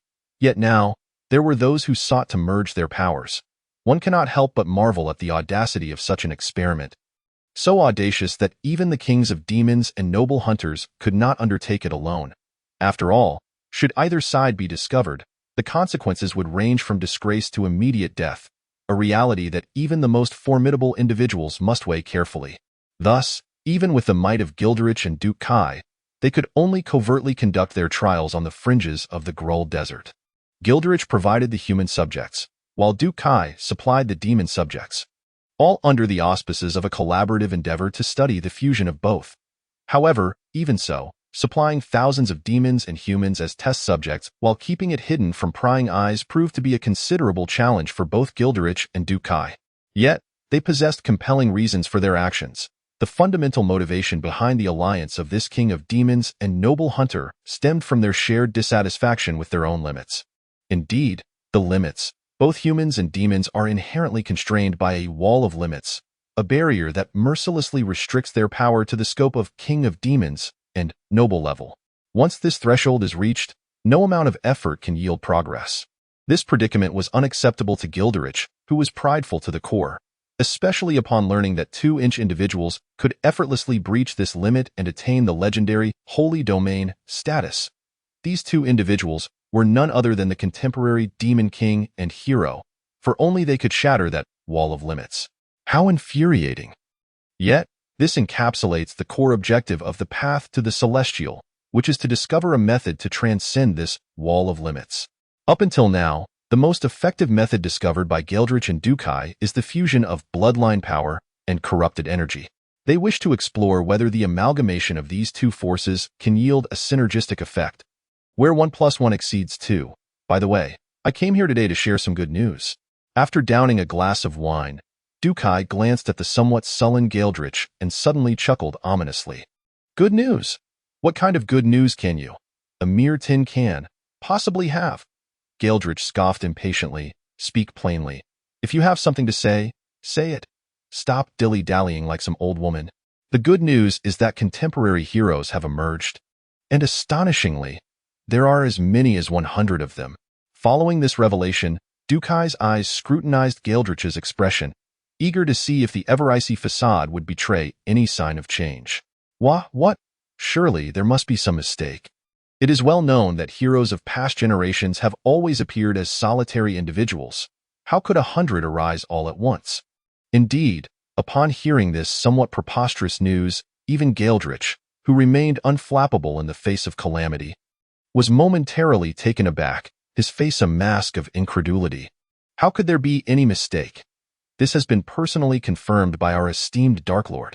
Dukai appeared quite pleased with Galdrich's reaction and continued with a smile. Thus, our Dark Lord is currently quite busy, seeking to eliminate these heroes through various means before they fully develop, lest he face dire consequences in the future. Develop? At the utterance of that word, Galdrich's eyes suddenly gleamed. He then spoke. Are you suggesting that these 100 heroes are still mere ordinary individuals with potential, not yet evolved to a level that threatens the corrupted? Precisely. Is this not a divine opportunity? We have been employing ordinary humans in our various experiments against the corrupted, but now that we have so many heroes in the world, why not capture a few heroes for experimentation? Perhaps we might uncover the secrets to breaking through the boundary wall. The mere thought of such a scenario ignited a surge of excitement within Dukai, a fervor so intense it nearly burst forth from his very being. Here is a map detailing the locations of the 100 heroes. We can deliberate on our approach. On a bright afternoon, as the gentle wind blew, an enormous conspiracy began to unveil itself unnoticed. Chapter 34. A single punch unbeknownst to them. Another dawn had arrived in the village of Kakalik, however, for the villagers residing there. They had long grown accustomed to the intermittent sounds of shouts echoing from the bamboo groves, as well as the rhythmic clanging of forging iron. Just a week prior, when Yufeng finally endured a grueling 10-minute training session, and with Liyong's assistance unlocked his bloodline power, it seemed as if the entire world had transformed. Upon the activation of his bloodline power, Yufeng's physical capabilities experienced an instantaneous enhancement. Within just a week, his previously frail frame had filled out, and while he could not be described as brawny, he could certainly be deemed robust. However, merely unlocking the bloodline power was only the initial step. Liyong planned to elevate Yufeng to the pinnacle level of a black obsidian demon hunter in a remarkably short span of time. Thus, he had set up 5 special bronze dummies within the bamboo grove. Upon first encountering these dummies, Yufeng's immediate impression was, is this not a living person? For externally, aside from their bronze hue and inability to speak, they bore an uncanny resemblance to actual humans. The dummies possessed muscular limbs, a well-defined physique, distinct facial features, and even intricate muscle fibers that appeared lifelike. Had they not been firmly embedded in the ground like wooden posts, no one would suspect they were anything but real. Furthermore, these bronze dummies exhibited considerable sturdiness. Even with Yufeng's full might as a fledgling black obsidian, he could barely scratch the surface, leaving his hands sore instead. Bang, bang! At this moment, the 5 bronze dummies had been positioned at the heart of the bamboo grove, while Yufeng, just roused from his slumber, swiftly darted around the 5 targets, delivering rapid punches with lightning speed. He approached with utmost velocity, struck with maximum force, and aimed with optimal precision. As his figure darted through the space, a series of rhythmic sounds reminiscent of iron striking iron echoed from the dummies. Not enough. Not enough. Still not enough. Those fists, imbued with blood energy, sliced through the air, and at the moment of impact, his fingers clenched tightly, as if to crush his own fists against the targets. No, no, no. I told you. You lack sufficient focus in your strikes. You won't be able to kill anyone like this. While Yufeng exerted himself on the bronze dummies, Liyong could be seen shaking his head vigorously, offering guidance.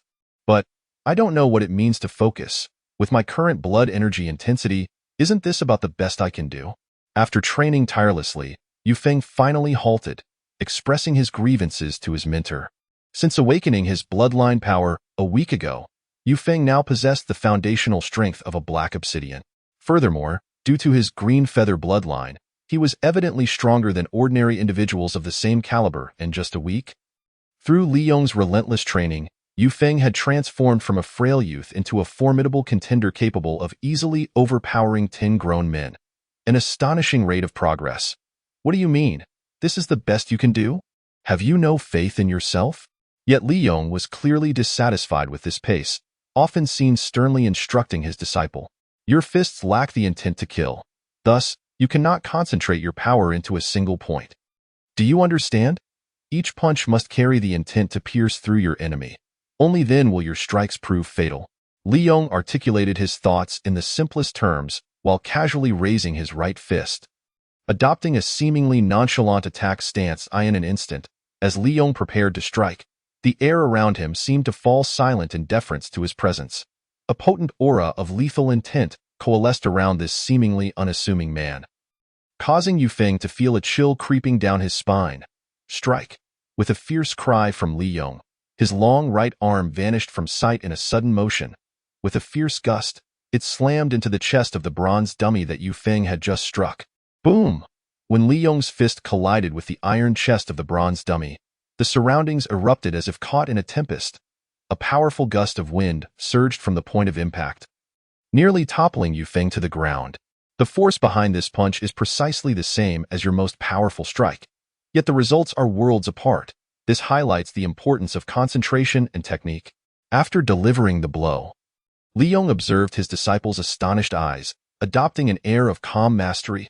Indeed, while Liyon was renowned for his divine technique and swordsmanship, his hand-to-hand combat skills were also formidable. Few normal humans could rival him.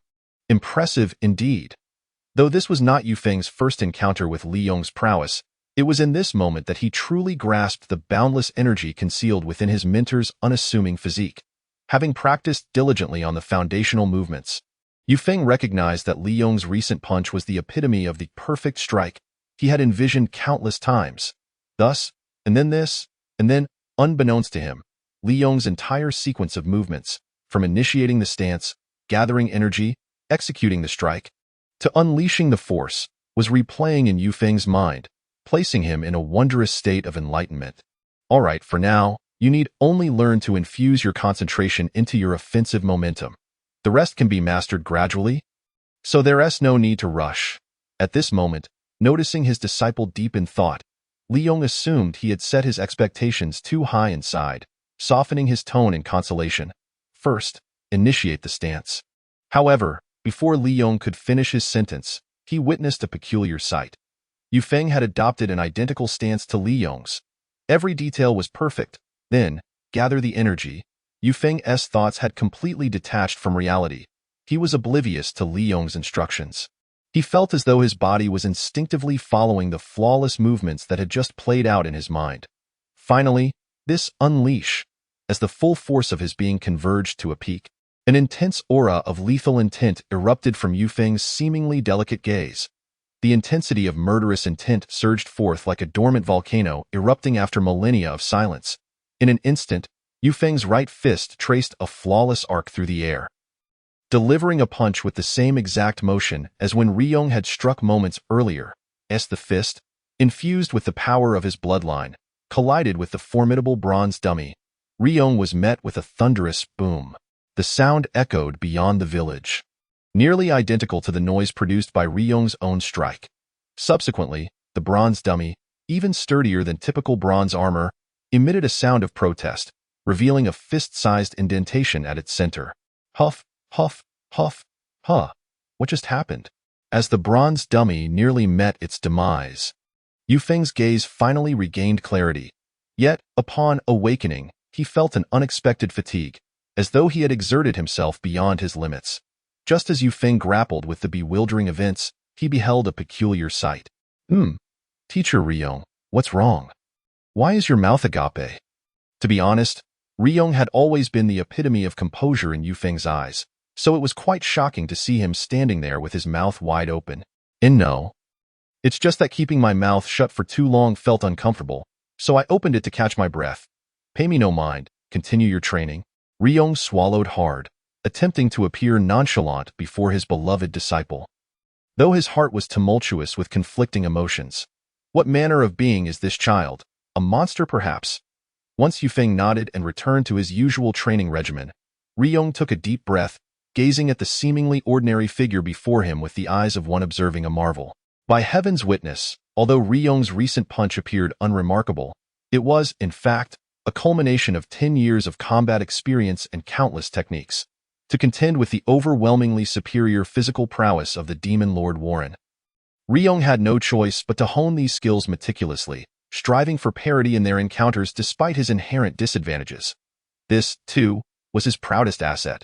Yet today, Yu Feng, who had only just become a formal demon hunter and recently awakened his bloodline power, had delivered a staggering blow to his pride. What of the punch encapsulating 10 years of combat experience? What of the countless techniques therein? Utter nonsense. Yu Feng had merely observed once and inexplicably replicated the technique, a stark contrast that left Ryong feeling ashamed enough to consider leaping into a river. It dawned on him. He recalled that he hailed from a mere peasant family, with this body possessing inherently weak combat traits. Could that be the reason? At that moment, Ryong realized this truth. He had indeed started off weaker than many of his contemporaries among demon hunters, primarily due to a lack of formidable bloodline heritage. In other words, the current Ryong was developing into the final hero from the perspective of an ordinary person with a disadvantaged innate foundation. Conversely, Yu Feng, being a direct descendant of the Qingyu family, undoubtedly possessed superior innate qualities compared to the Ryong of yesteryear. However, the ability that had so closely mirrored copying and pasting was not merely a result of the Qingyu bloodline. It stemmed from Yu Feng's pure heart, devoid of impurities such as hatred, resentment, or anger, and was likely attained under a serendipitous state. Chapter 35. Order, Goodness, Chaos, Evil. That night, after a day of frenzied training, the young boy had succumbed to slumber in his room. Over the past week, his body had exhibited a remarkably strange phenomenon. Despite feeling utterly exhausted during the day, he would awaken after a deep sleep feeling invigorated, devoid of even a hint of fatigue, with a noticeable enhancement to his physical capabilities. Could this be attributed to the awakening of my bloodline power? Though Yu Feng felt a tinge of confusion regarding this occurrence, he chose to dismiss it, considering it a fortunate development. However, as Yu Feng drifted deeper into his peaceful slumber, the window that had previously been shut in his room was quietly opened following a strange ripple of energy. The silvery moonlight poured in, illuminating the floor of the room. Then, a gracefully shaped bat flitted through the window. After a swift turn, a woman donned in a luxurious crimson gown, her blood-red hair elegantly piled atop her head, akin to a figure stepping out of an oil painting, appeared in the room. You sleep comfortably, yet I must come here every night to attend to you. This unexpected beauty was none other than Xia Fei, who had been leisurely lurking around the village of Kakalik. Upon entering the room, she casually cast a faint crimson aura toward the sleeping Yu Feng to ensure he would not awaken due to any disturbances. Then, this crimson empress deftly sliced her delicate finger with her left hand, allowing a trickle of blood to flow from her right hand's slender index finger. Gently, she pried open Yu Feng's lips, letting the blood from her finger flow into his mouth. Alas, what a tedious task this is. Why does His Highness not allow me to serve him directly? Surely I would be far superior to that humorless little girl. Wearily it, I must certainly be able to bring him a sense of euphoric delight. As Xia Fei slowly dripped her blood into Yu Feng's mouth, she inwardly sighed. The blood of the Crimson Empress was poisonous. Upon entering a human's body, it would corrode the host's blood, transforming them into a blood puppet that obeyed the commands of the mother entity. Naturally, this ability came with numerous limitations, rendering it ineffective against heroes. At most, Xia Fei could control 100-inch hosts, akin to a colossal queen bee managing her hive, and thus, she had caused Ryong considerable trouble in a previous timeline. While this beautiful queen bee was busy feeding her disciple blood, Ryong was diligently writing in his attic, as if documenting something significant. The first hero discovered, Yu Feng, characterized by order and goodness, a key subject of observation. The second hero discovered, Hades, characterized by chaotic evil, also a key subject of observation. The third hero discovered, Yu, characterized by timid as a mouse, another key subject of observation. The fourth hero discovered. Currently, Ryong was cataloging the information of heroes he had identified throughout the southern region during the past week, categorizing their personalities and tendencies. Based on the positions indicated by the star chart, Liyong had seized opportunities to travel throughout the southern region while instructing Yufeng, resulting in gratifying discoveries. Having personally encountered these heroes, Liyong, with the assistance of Xiafei and Lord, had successfully gathered copious intelligence regarding them. As it stands, there are a total of 12 heroes in the southern domain, with 3 being key subjects of observation and 9 being general subjects. After thoroughly organizing the information at hand, Liyong gazed at the familiar data on the paper, and a sudden headache gripped him. Although he had long been aware that there were as many as 100 heroes in this world, witnessing so many versions of his former self before him left the current Demon King feeling quite overwhelmed. To better distinguish among the numerous heroes, Liyong categorized their personalities into 4 types. Order, representing a respect for rules. Individuals of this nature believe in the necessity of a stable order to maintain normal functioning and actively uphold commitments. Goodness, representing a respect for life. Such individuals strive to maximize benefits for others while minimizing harm, and they willingly assist those in need. Chaos, representing a respect for self. These individuals act solely according to their own preferences, embodying pure self-interest without unnecessary harm or aid to others, yet they do not hesitate when action is required. Evil, representing a respect for power. These individuals possess an innate rebellious nature, seeking to disrupt existing structures, reveling in the misuse of violence, and habitually instigating chaos. In Liyong's documentation, these 4 personalities could be expressed through various combinations. For instance, a hero characterized as Order Chaos would respect existing rules while practicing personal self-interest, not disregarding all boundaries as a pure, chaotic individual might. Judging by the general personalities of the 12 identified heroes, most lean towards the goodness or chaos camps, suggesting that these travelers indeed had little regard for adhering to order. Upon reflecting on this, Liyong could not help but let out a bitter smile. Although he himself lacked the qualifications to judge others, as he too was a thorough adherent of the chaotic good philosophy, it was not that there was anything inherently wrong with being chaotic. In fact, unrestrained egoism could often prove advantageous, allowing for a more adaptable and versatile approach to life's challenges. Fortunately, among the 12 heroes currently known, only Hades could truly be classified as chaotic evil. If there were several more like him, it would indeed become overwhelming. From this perspective, it seems that the vast majority of heroes, even if not virtuous, are hardly to be regarded as malevolent. Hades' transformation into this state is undoubtedly linked to that Dalmor. After marking a large X over Hades' name, Liyong rubbed his slightly aching eyes, silently contemplating his future plans. From every conceivable angle, Yufeng's rate of growth had far exceeded Liyong's expectations, which was undeniably splendid news. Given this remarkable advancement, barring unforeseen circumstances, it would take merely 3 to 5 years for this young man to reach the pinnacle of Liyong's abilities during his own heroic days. In other words, the ambition to elevate Yufeng to the status of the hero king of this era and dominate the other heroes was entirely feasible, assuming nothing went awry. Your Highness, perhaps it would be prudent to take a brief respite and enjoy some refreshing iced tea to alleviate your fatigue. At this moment, the ever-timely Violetta presented a cup of what appeared to be steaming liquid, though it was surprisingly cool upon tasting.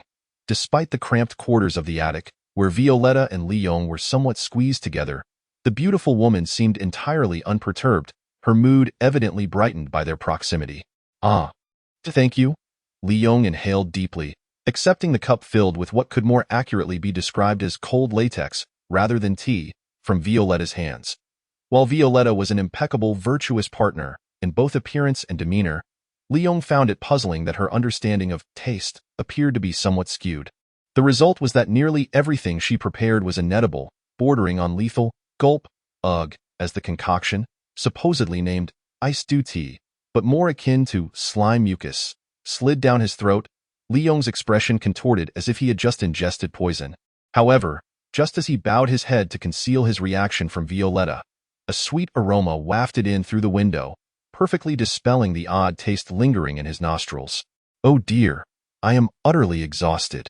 In the pitch darkness of night, Xiangfei arrived like a vibrant red flower blooming amidst the shadows, gracefully settling upon the windowsill. Ahem, you have truly worked hard. Observing the evident fatigue etched upon Xiangfei's face, Liyong offered an apologetic smile. Indeed, Xiang Fei's late-night visit to Yu Feng's room to provide him with blood was orchestrated by the heartless demon lord. While it was common knowledge that the Crimson Empress's blood was toxic and could ensnare its host upon entry, it was less known that the toxicity only manifested when introduced into the bloodstream. In other words, if Xiang Fei's blood were consumed directly, it would not produce adverse effects. Furthermore, when ingested by humans, her blood, imbued with the potent essence of a blood demon, would bestow upon them remarkable restorative powers. The blood demon possessed unparalleled regenerative abilities among its kind, capable of rapidly healing injuries and replenishing stamina, as well as significantly enhancing bodily functions in a remarkably short time. Thus, Yu Feng's remarkable endurance over the course of a week, exhausted one day yet rejuvenated the next, with his physique visibly strengthening, was largely attributable to Xiang Fei's influence. Chapter 36. The Pure and Untainted Virgin Oddity. After organizing the materials at hand, Liyon finally felt a sense of relief. He then addressed his two subordinates in the room. It has grown late. You both should return to rest. Having established temporary residences within the village of Kakariko, Violetta and Xiang Fei would naturally not crowd into the tiny attic with Liyon. Your Highness, may I pose a question? Just as Violetta bowed to take her leave, Xiang Fei hesitated at the windowsill, seemingly eager to speak. Had it been the former Lord Warren, Xiang Fei would never have dared linger after being dismissed, as it would have risked provoking his unpredictable temperament. Yet, for reasons unknown, the current Lord Warren had become remarkably more accommodating. Not only was he willing to engage with the 10 demon lords, but he would even take the initiative to work, leaving Xiang Fei, who had long considered him a mere oversized infant, utterly astonished. This woman actually has something to discuss with me? At this moment, with only Xiang Fei and himself remaining in the attic, Liyong's demeanor grew somewhat uneasy. Due to certain past events, he had developed a habitual tendency to avoid Xiang Fei. The matters that had transpired in a previous timeline stood as the deepest and darkest secrets of his soul, and encountering her always dragged them to the forefront. The atmosphere in the attic, which had been somewhat stale, transformed into a captivating ambience upon Xiang Fei's presence, as if the very air had been softened by her allure. Despite feeling entirely out of sorts, Liyon feigned a righteous expression and stated, "Oh, feel free to ask your question directly. I am not so unreasonable." You were indeed quite unreasonable. Upon hearing this, Xiang Fei silently mused to herself. Finally, the Crimson Empress found her voice. Your Highness, I have always been curious as to how you discovered that my blood, when ingested directly, would yield medicinal effects. This is news even I have only just learned. Indeed. Xiang Fei had been pondering this question for a week. She could only wonder where the Lord had acquired such knowledge, compelling her to offer her blood to Yu Feng. Was he not attempting to harm the boy? Had she not witnessed Yu Feng bounding about the next day, showing no signs of becoming a blood puppet, she would scarcely have believed such a phenomenon existed. Well, that would be because it is recorded in texts that the blood of powerful blood demons can be absorbed by those with a heroic constitution, which is how I came to know. Liyong's face flushed at the thought, and he turned away, stammering through his words. Of course, this explanation was far from truthful. After all, Xiang Fei was not an ordinary blood demon, but rather a unique, variant blood demon that had existed among her kind for millennia. In other words, only her blood possessed such extraordinary properties, while typical blood demons lacked this capability. As for how Liyon had come to this knowledge, it harkened back to when he was merely a fledgling master demon hunter who had experienced a chance encounter with this enchanting queen of demons. At that time, Xiang Fei was in a state of delirium due to the triennial blood moon day, and Liyon had unwittingly stumbled into her boudoir near the death volcano.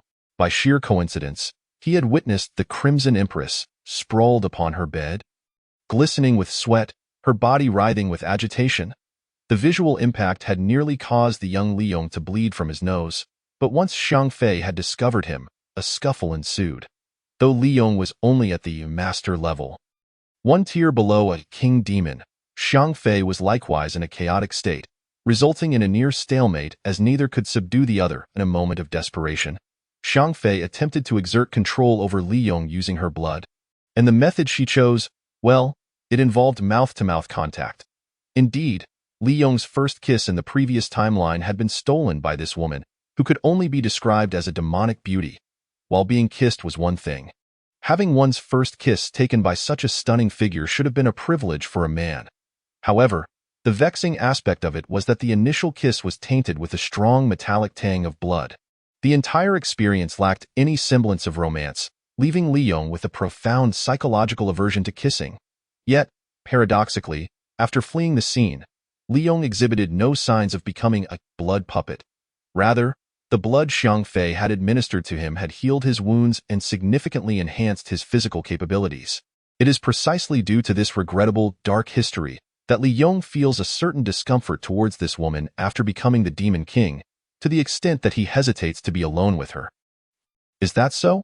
I understand now," replied Xia Fei, a smile that danced on her lips, yet her eyes betrayed a sentiment of disbelief. "The prince is lying, and it is a significant falsehood," she thought silently to herself. A woman's intuition is always remarkably sharp, especially for someone like Xia Fei, who has acquired a certain cunning. She almost instantly discerned the truth from Liyong's awkward demeanor and tone. "Indeed, that is the case, so do not overthink it. Just, what are you doing?" Just as Liyon turned away, unable to gaze at the windowsill where Xia Fei sat, suddenly, a soft object pressed against his back, startling him to the point where he nearly yelped like a frightened young girl. "Oh dear, I apologize for startling your highness. It was merely that there was a fallen leaf on your back, and I wish to assist you in removing it." When Liyon finally turned to look back, he found Xia Fei, who had somehow descended from the windowsill, standing behind him with a beaming smile. The distance between them was so close that Liyon could distinctly see the delicate lashes framing her enchanting eyes. Although Liyon was somewhat of a novice with little experience with women, he was acutely aware that the gentle touch that had brushed against his back was certainly not as simple as just that fair hand. That soft and warm sensation, could it possibly be the legendary? Puff! Upon this thought, Liyon felt a wave of dizziness wash over him, as if an overwhelming rush of blood had surged to his head. "Then I shan't disturb your highness any longer. Please do retire early," Xia Fei remarked, stifling a laugh as she covered her mouth, curtsying with a graceful flourish before departing the loft. It seemed the prince was rather inept at dealing with women. How amusing! As she left, Xia Fei cast a fleeting glance at the motionless Liyon, revealing a knowing smile that spoke volumes. Clap. Once certain that Xia Fei had completely departed, Liyon took a deep breath and abruptly shut the window, locking himself within the confines of the small loft. His heart had raced so fiercely just moments ago, a speed he had never experienced even during his fateful battle against Warren, making him wonder if his heart might just explode. That woman is truly a temptress, a perilous creature. Finally regaining his composure, the beleaguered Demon King wiped the sweat from his brow. Of course, Liyon attributed the pressure he felt from Xia Fei to the bloody kiss from his previous life, oblivious to the fact that his vulnerabilities extended beyond that singular kiss. Indeed, this fellow was a complete novice, utterly devoid of experience in matters concerning women, completely unaware of how to interact with them. Having spent a decade solely focused on gaining strength and seeking vengeance against the Demon King's army, Liyon had scarcely devoted any thought to engaging with women, apart from the necessary social interactions. Moreover, the women he did encounter were often rather peculiar. For reasons unknown, every woman who crossed Liyong's path seemed to be anything but ordinary. Take, for instance, his closest companion, the healing church saintess, Zenat. On the surface, she appeared to be a fragile and adorable girl. Yet within, she harbored a sadistic and experimental nature. After witnessing her conduct during experiments, one would likely struggle to maintain composure, even in intimacy. Then there was the daughter of the lord of Shaluo ancient capital, Lycus, who nearly became Liyong's bride. She reveled in swordplay and combat. Despite her captivating beauty, her conduct was as boorish as that of a boy, leaving her unmarried even at her advanced age. As for other so-called first beauties from various clans, they either resembled mere breeding tools, devoid of individuality, or possessed tempers fierce enough to lash out with whips at a moment's notice. In any case, Liyon had no desire to approach them in such an environment. Although Liyon appeared to have numerous female confidants, he was fortunate enough to have spent an entire decade without developing any relationship exceeding mere friendship with any woman. Were he willing, women clamoring to share his bed could line up for miles. Even saintesses and young ladies eagerly sought to engage in something special with him. However, after witnessing the frightening nature of these women, he felt no inclination to draw near them. Thus, under the immense pressure from both internal and external sources, Liyon, the hero who emerged from Kakalik village, remained a tragic figure, a virgin, until the very end. Vanquishing Warren, indeed, one could not simply call him a virgin, for he was a rare being who simultaneously embodied the fact of being highly sought after by women and a paragon of unblemished chastity. While being popular among women would naturally imply one is not a virgin, he paradoxically was, thus deserving of the title, the extraordinary virgin anomaly of our times. Yet, on the night after being teased by Xia Fei, Liyon found himself honorably ensnared in the throes of insomnia. He desperately tried to calm himself while inadvertently reminiscing about the sensations he had just experienced, caught in a web of conflicting emotions. Chapter 37. The hero's first trial on the afternoon of the third day. As the sun hung high in the sky, a chilling atmosphere enveloped the bamboo grove of Kakalik village. Within the grove, a young boy with closed eyes took a deep breath, adjusting his physical state to the optimal condition for battle through controlled breathing. Moments later, the boy's eyes suddenly flew open. However, when his gaze fell upon the shadowy half-beast, confined in a cage not far away, his expression shifted from clarity to one tinged with a faint murderous intent. Indeed, he had finally mastered the fundamental concept of aura, a testament to the countless days of diligent training he had undergone. Observing the boy, now adopting a combat stance, Liyon, who stood nearby, could not help but nod in approval, clearly pleased with his pupil's progress. Ever since Liyon arrived in Kakalik village, Yufeng had been subjected to rigorous training for over 10 consecutive days. During this time, apart from basic necessities, the boy devoted himself entirely to his training. Aware that he was starting from a disadvantage, he felt compelled to work harder to close the gap with his peers. This determination drove Yufeng to achieve remarkable progress in a short span.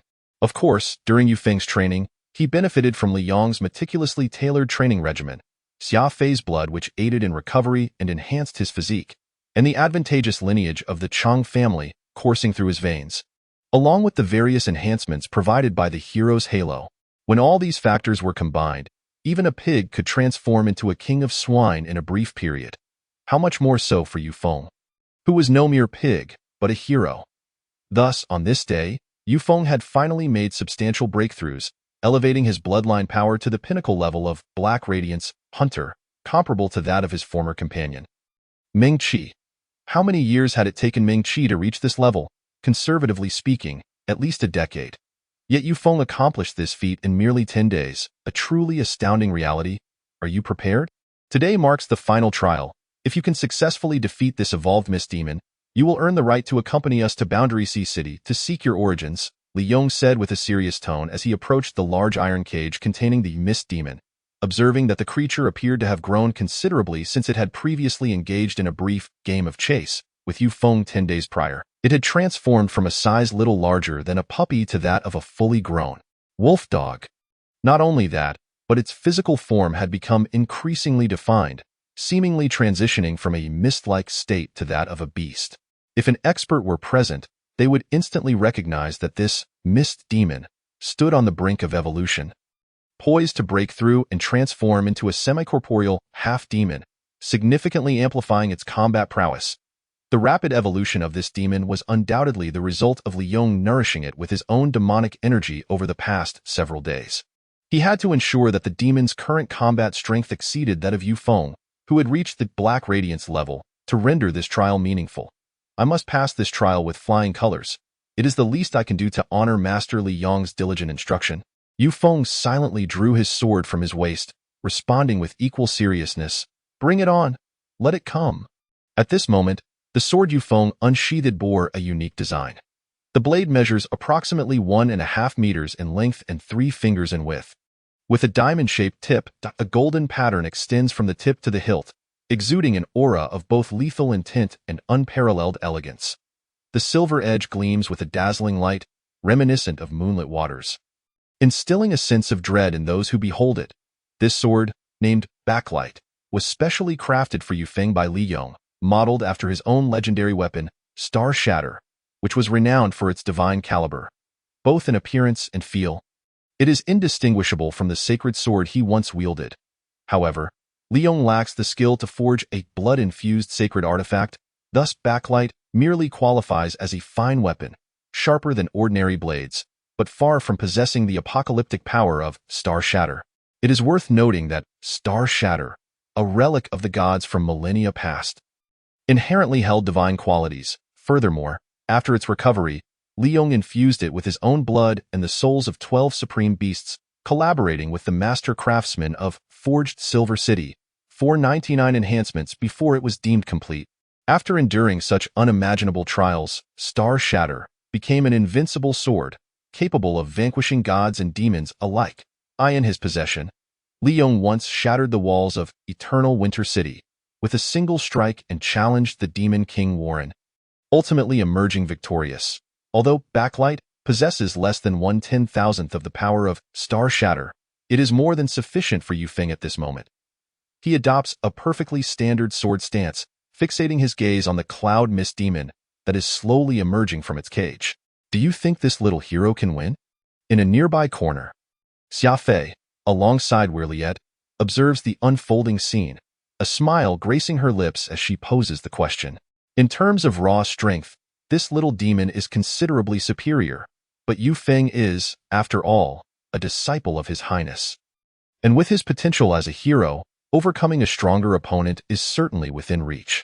Liyon shoots a cold glance at Xia Fei, responding tersely.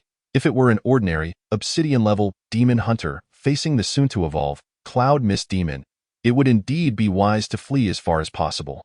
Otherwise, a moment's negligence could result in being torn to shreds. Yet, from Liyon's perspective, she harbored no doubts about Yu Feng's ability to prevail. Suddenly, the little demon unleashes a furious roar. A powerful surge of malevolent energy coalesces around it. In an instant, its burgeoning form lunges forward like a ferocious beast, covering a distance of over 10 meters to pounce upon Yu Feng. Compared to the situation 10 days prior, this half-demon has not only doubled in weight, but also enhanced in strength and speed. No longer a foe that an ordinary, obsidian-level demon hunter could withstand. How fast? Yu Feng feels a chilling presence as a bronze-tinged claw sweeps towards his head. The evolution of the demon is all-encompassing. As it nears the half-demon realm, it has sprouted for indistinct beastly limbs, which, combined with its gaping maw, provide formidable lethality when it attacks. However, despite the demon's newfound strength, Yu Feng is no longer the same as he was 10 days ago. With unwavering determination, he locks his eyes on the incoming claw, crouches slightly, and with a minimal movement, sidesteps the sudden onslaught with agility. Not only that, but as Yu Feng shifts his body, backlight transforms into 3 silver chains, striking the dark figure suspended in midair like lightning, heart, throat, between the brows. Any discerning swordsman witnessing this scene would recognize that Yu Feng's 3 strikes formed a linear trajectory aimed at the critical points of a human's anatomy. Of course, the demon lacks such vital weaknesses, yet these 3 thrusts solidly impacted its upper body. The sensation was amiss. There was no feeling of piercing flesh. Following the 3 thrusts, Yu Feng immediately rolls forward, narrowly evading a sweeping attack from the half-demon as it lands and turns, boom. Following the sweep, 2 bamboo stalks, as thick as an adult man's thigh, splinter with a resounding crack. And this is merely the aftermath of the thunderous strike passing by. The Cloud Mist Demon, nearing the half-demon level, possesses combat capabilities that far exceed those of ordinary lions and tigers. A sweep of its limbs would likely rend a human asunder. How could these strikes fail to even momentarily halt its advance? Yu Feng furrows his brow, contemplating a strategy to defeat it. Yet, while he requires a moment to strategize, the demon continues its relentless assault, roaring as it charges at him, and Yu Feng meets it with unwavering resolve. Let us awaken the potential within and vanquish it. As the battle between man and beast intensifies, Liyon cannot help but clench his fists, feeling an unexpected pang of anxiety. Nervous? Am I truly feeling nervous? After recognizing the disparity in power, Liyon is taken aback by his own disbelief. As a former hero who has long surpassed his growth phase, reaching maturity and even his peak, Liyon has faced countless tempestuous trials. His nerves tempered like steel. Even during his decisive battle against Warren, he experienced only mild tension. Yet now, watching his disciple undergo this trial, he finds himself more anxious than ever. Will Yufeng triumph, or will he falter? Despite his profound trust in his disciple, he cannot provide a definitive answer. He is acutely aware that Yufeng presently lacks the strength to defeat the Cloud Mist Demon, yet Liyon chooses to remain hopeful. In a sense, Liyon is gambling. He hopes Yufeng can once again enter that state during this life-or-death confrontation and seize control of it. Chapter 38. The State of No Mind. What Liyon refers to as that state is the no mind, no self condition Yufeng inadvertently entered during a training session, simulating Liyong's punches. Upon entering that state, Yufeng's strike was already infinitely close in essence to Liyong's, achieving a remarkable 99.999 similarity in both action and depth. One must understand how terrifying this is. Liyong's mastery of combat techniques has transcended the mundane, yet Yufeng, as a novice, can execute a move so closely resembling Liyong's. It is akin to a lowly character wielding the skills of a top-tier one. While the foundational attributes may be lacking, the resultant power far exceeds the limitations of the individual. However, when Liyon conveyed this to Yufeng, the young hero found it impossible to enter that state, no matter how hard he tried. The more he endeavored, the further he strayed from that realm, under Liyong's complex gaze. Yufeng and the demon have clashed for dozens of rounds, with the young hero clearly being overwhelmed. The demon crouches low, malevolent energy swirling around its forelimbs, its powerful hind legs pounding the ground as it charges directly at Yufeng. As a lowly demon, the Cloud Mist Demon adheres strictly to the primal rules of nature in combat. It either lunges, bites, swipes its claws, or charges headlong without the intricate strategies humans employ. Yet, Yufeng dares not underestimate such straightforward aggression. After all, the opponent's speed, strength, and resilience far surpass his own, and even a simple attack could inflict fatal harm. Thus, he swiftly leaps toward a nearby bamboo stalk, using its springiness to propel himself into the air, evading the attack while positioning himself directly above the foe. In this moment, the half-evolved Cloud Mist Demon resembles a cheetah, and the optimal strategy against such a quadrupedal adversary is to strike from above. Though Yufeng lacks hunting knowledge, the millennia of combat experience ingrained in his blood guides him to the best course of action. Firmly grasping the hilt of his sword, he channels all his bloodline power into the blade and thrusts downwards towards the demon's neck. This strike is no trifling matter. It combines Yufeng's weight, the enhancement of his bloodline power, and the force of gravity. With such multipliers, the impact is evidently far greater than if he had merely thrust the sword while standing on the ground. Roar! In the instant Yufeng descends, a furious growl and a dull thud resonate as backlight finally pierces the demon's flesh, driving the blade deep into its dark form. Just then, before Yufeng can even think the word good, an overwhelming force surges through the hilt, violently propelling him into the air. The demon, wounded, violently shakes its head in an attempt to dislodge the weapon embedded in its neck, but the sheer strength of its thrash sends both Yufeng and his sword flying. This is bad. As Yufeng hung in the air, an ominous premonition gripped his heart. Upon landing, he steadied himself and raised his sword defensively before his chest. True to his instincts, a shadowy figure emerged before him. Like a wraith, with a resounding thud, before he could fully comprehend the situation, Yufeng felt as though he had been struck by a rampaging bull, propelled backward as if riding clouds. It was the first time he had been hurled away with such force. The scenery around him blurred in a dizzying rush, and then a sharp pain radiated from his back, causing his consciousness to scatter into another realm. This fool, having landed a blow, had grown too complacent. Observing Yufeng, who was now slumped against a large rock, lost in contemplation, Liyon realized he had succumbed to a brief state of unconsciousness. When a human endures an impact that exceeds their capacity, the overwhelming force can cause the brain to short-circuit, rendering them incapable of thought for a fleeting moment. The duration of this state can vary, lasting anywhere from several seconds to several tens of seconds. However, in this perilous world, even a few seconds of unconsciousness could afford an enemy ample time to strike multiple lethal blows. Thus, a seasoned demon hunter, accustomed to absorbing impacts, could force themselves to regain awareness in as little as half a second. How unfortunate! I haven't yet had the chance to teach him how to swiftly recover from this dazed state. That moment, witnessing the demon's intent to seize the opportunity to further assault Yufeng. Liyon sighed, extending his finger to unleash a thread-thin wisp of malevolent energy that pierced Yufeng's finger. Suddenly, the dazed Yufeng felt a jolt of excruciating pain in his fingertip, and it was as if a bucket of cold water had been thrown over him, snapping him awake. Coincidentally, as he regained consciousness, his adversary lunged toward him. Under normal circumstances, Yufeng would never have been able to react so swiftly. But in this life-and-death moment, the young hero instinctively executed the optimal evasive maneuver almost simultaneously with his awakening.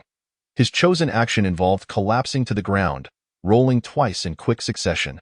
Though his movements appeared rather ungraceful, even clumsy, Liyon nodded in approval, silently commending his execution.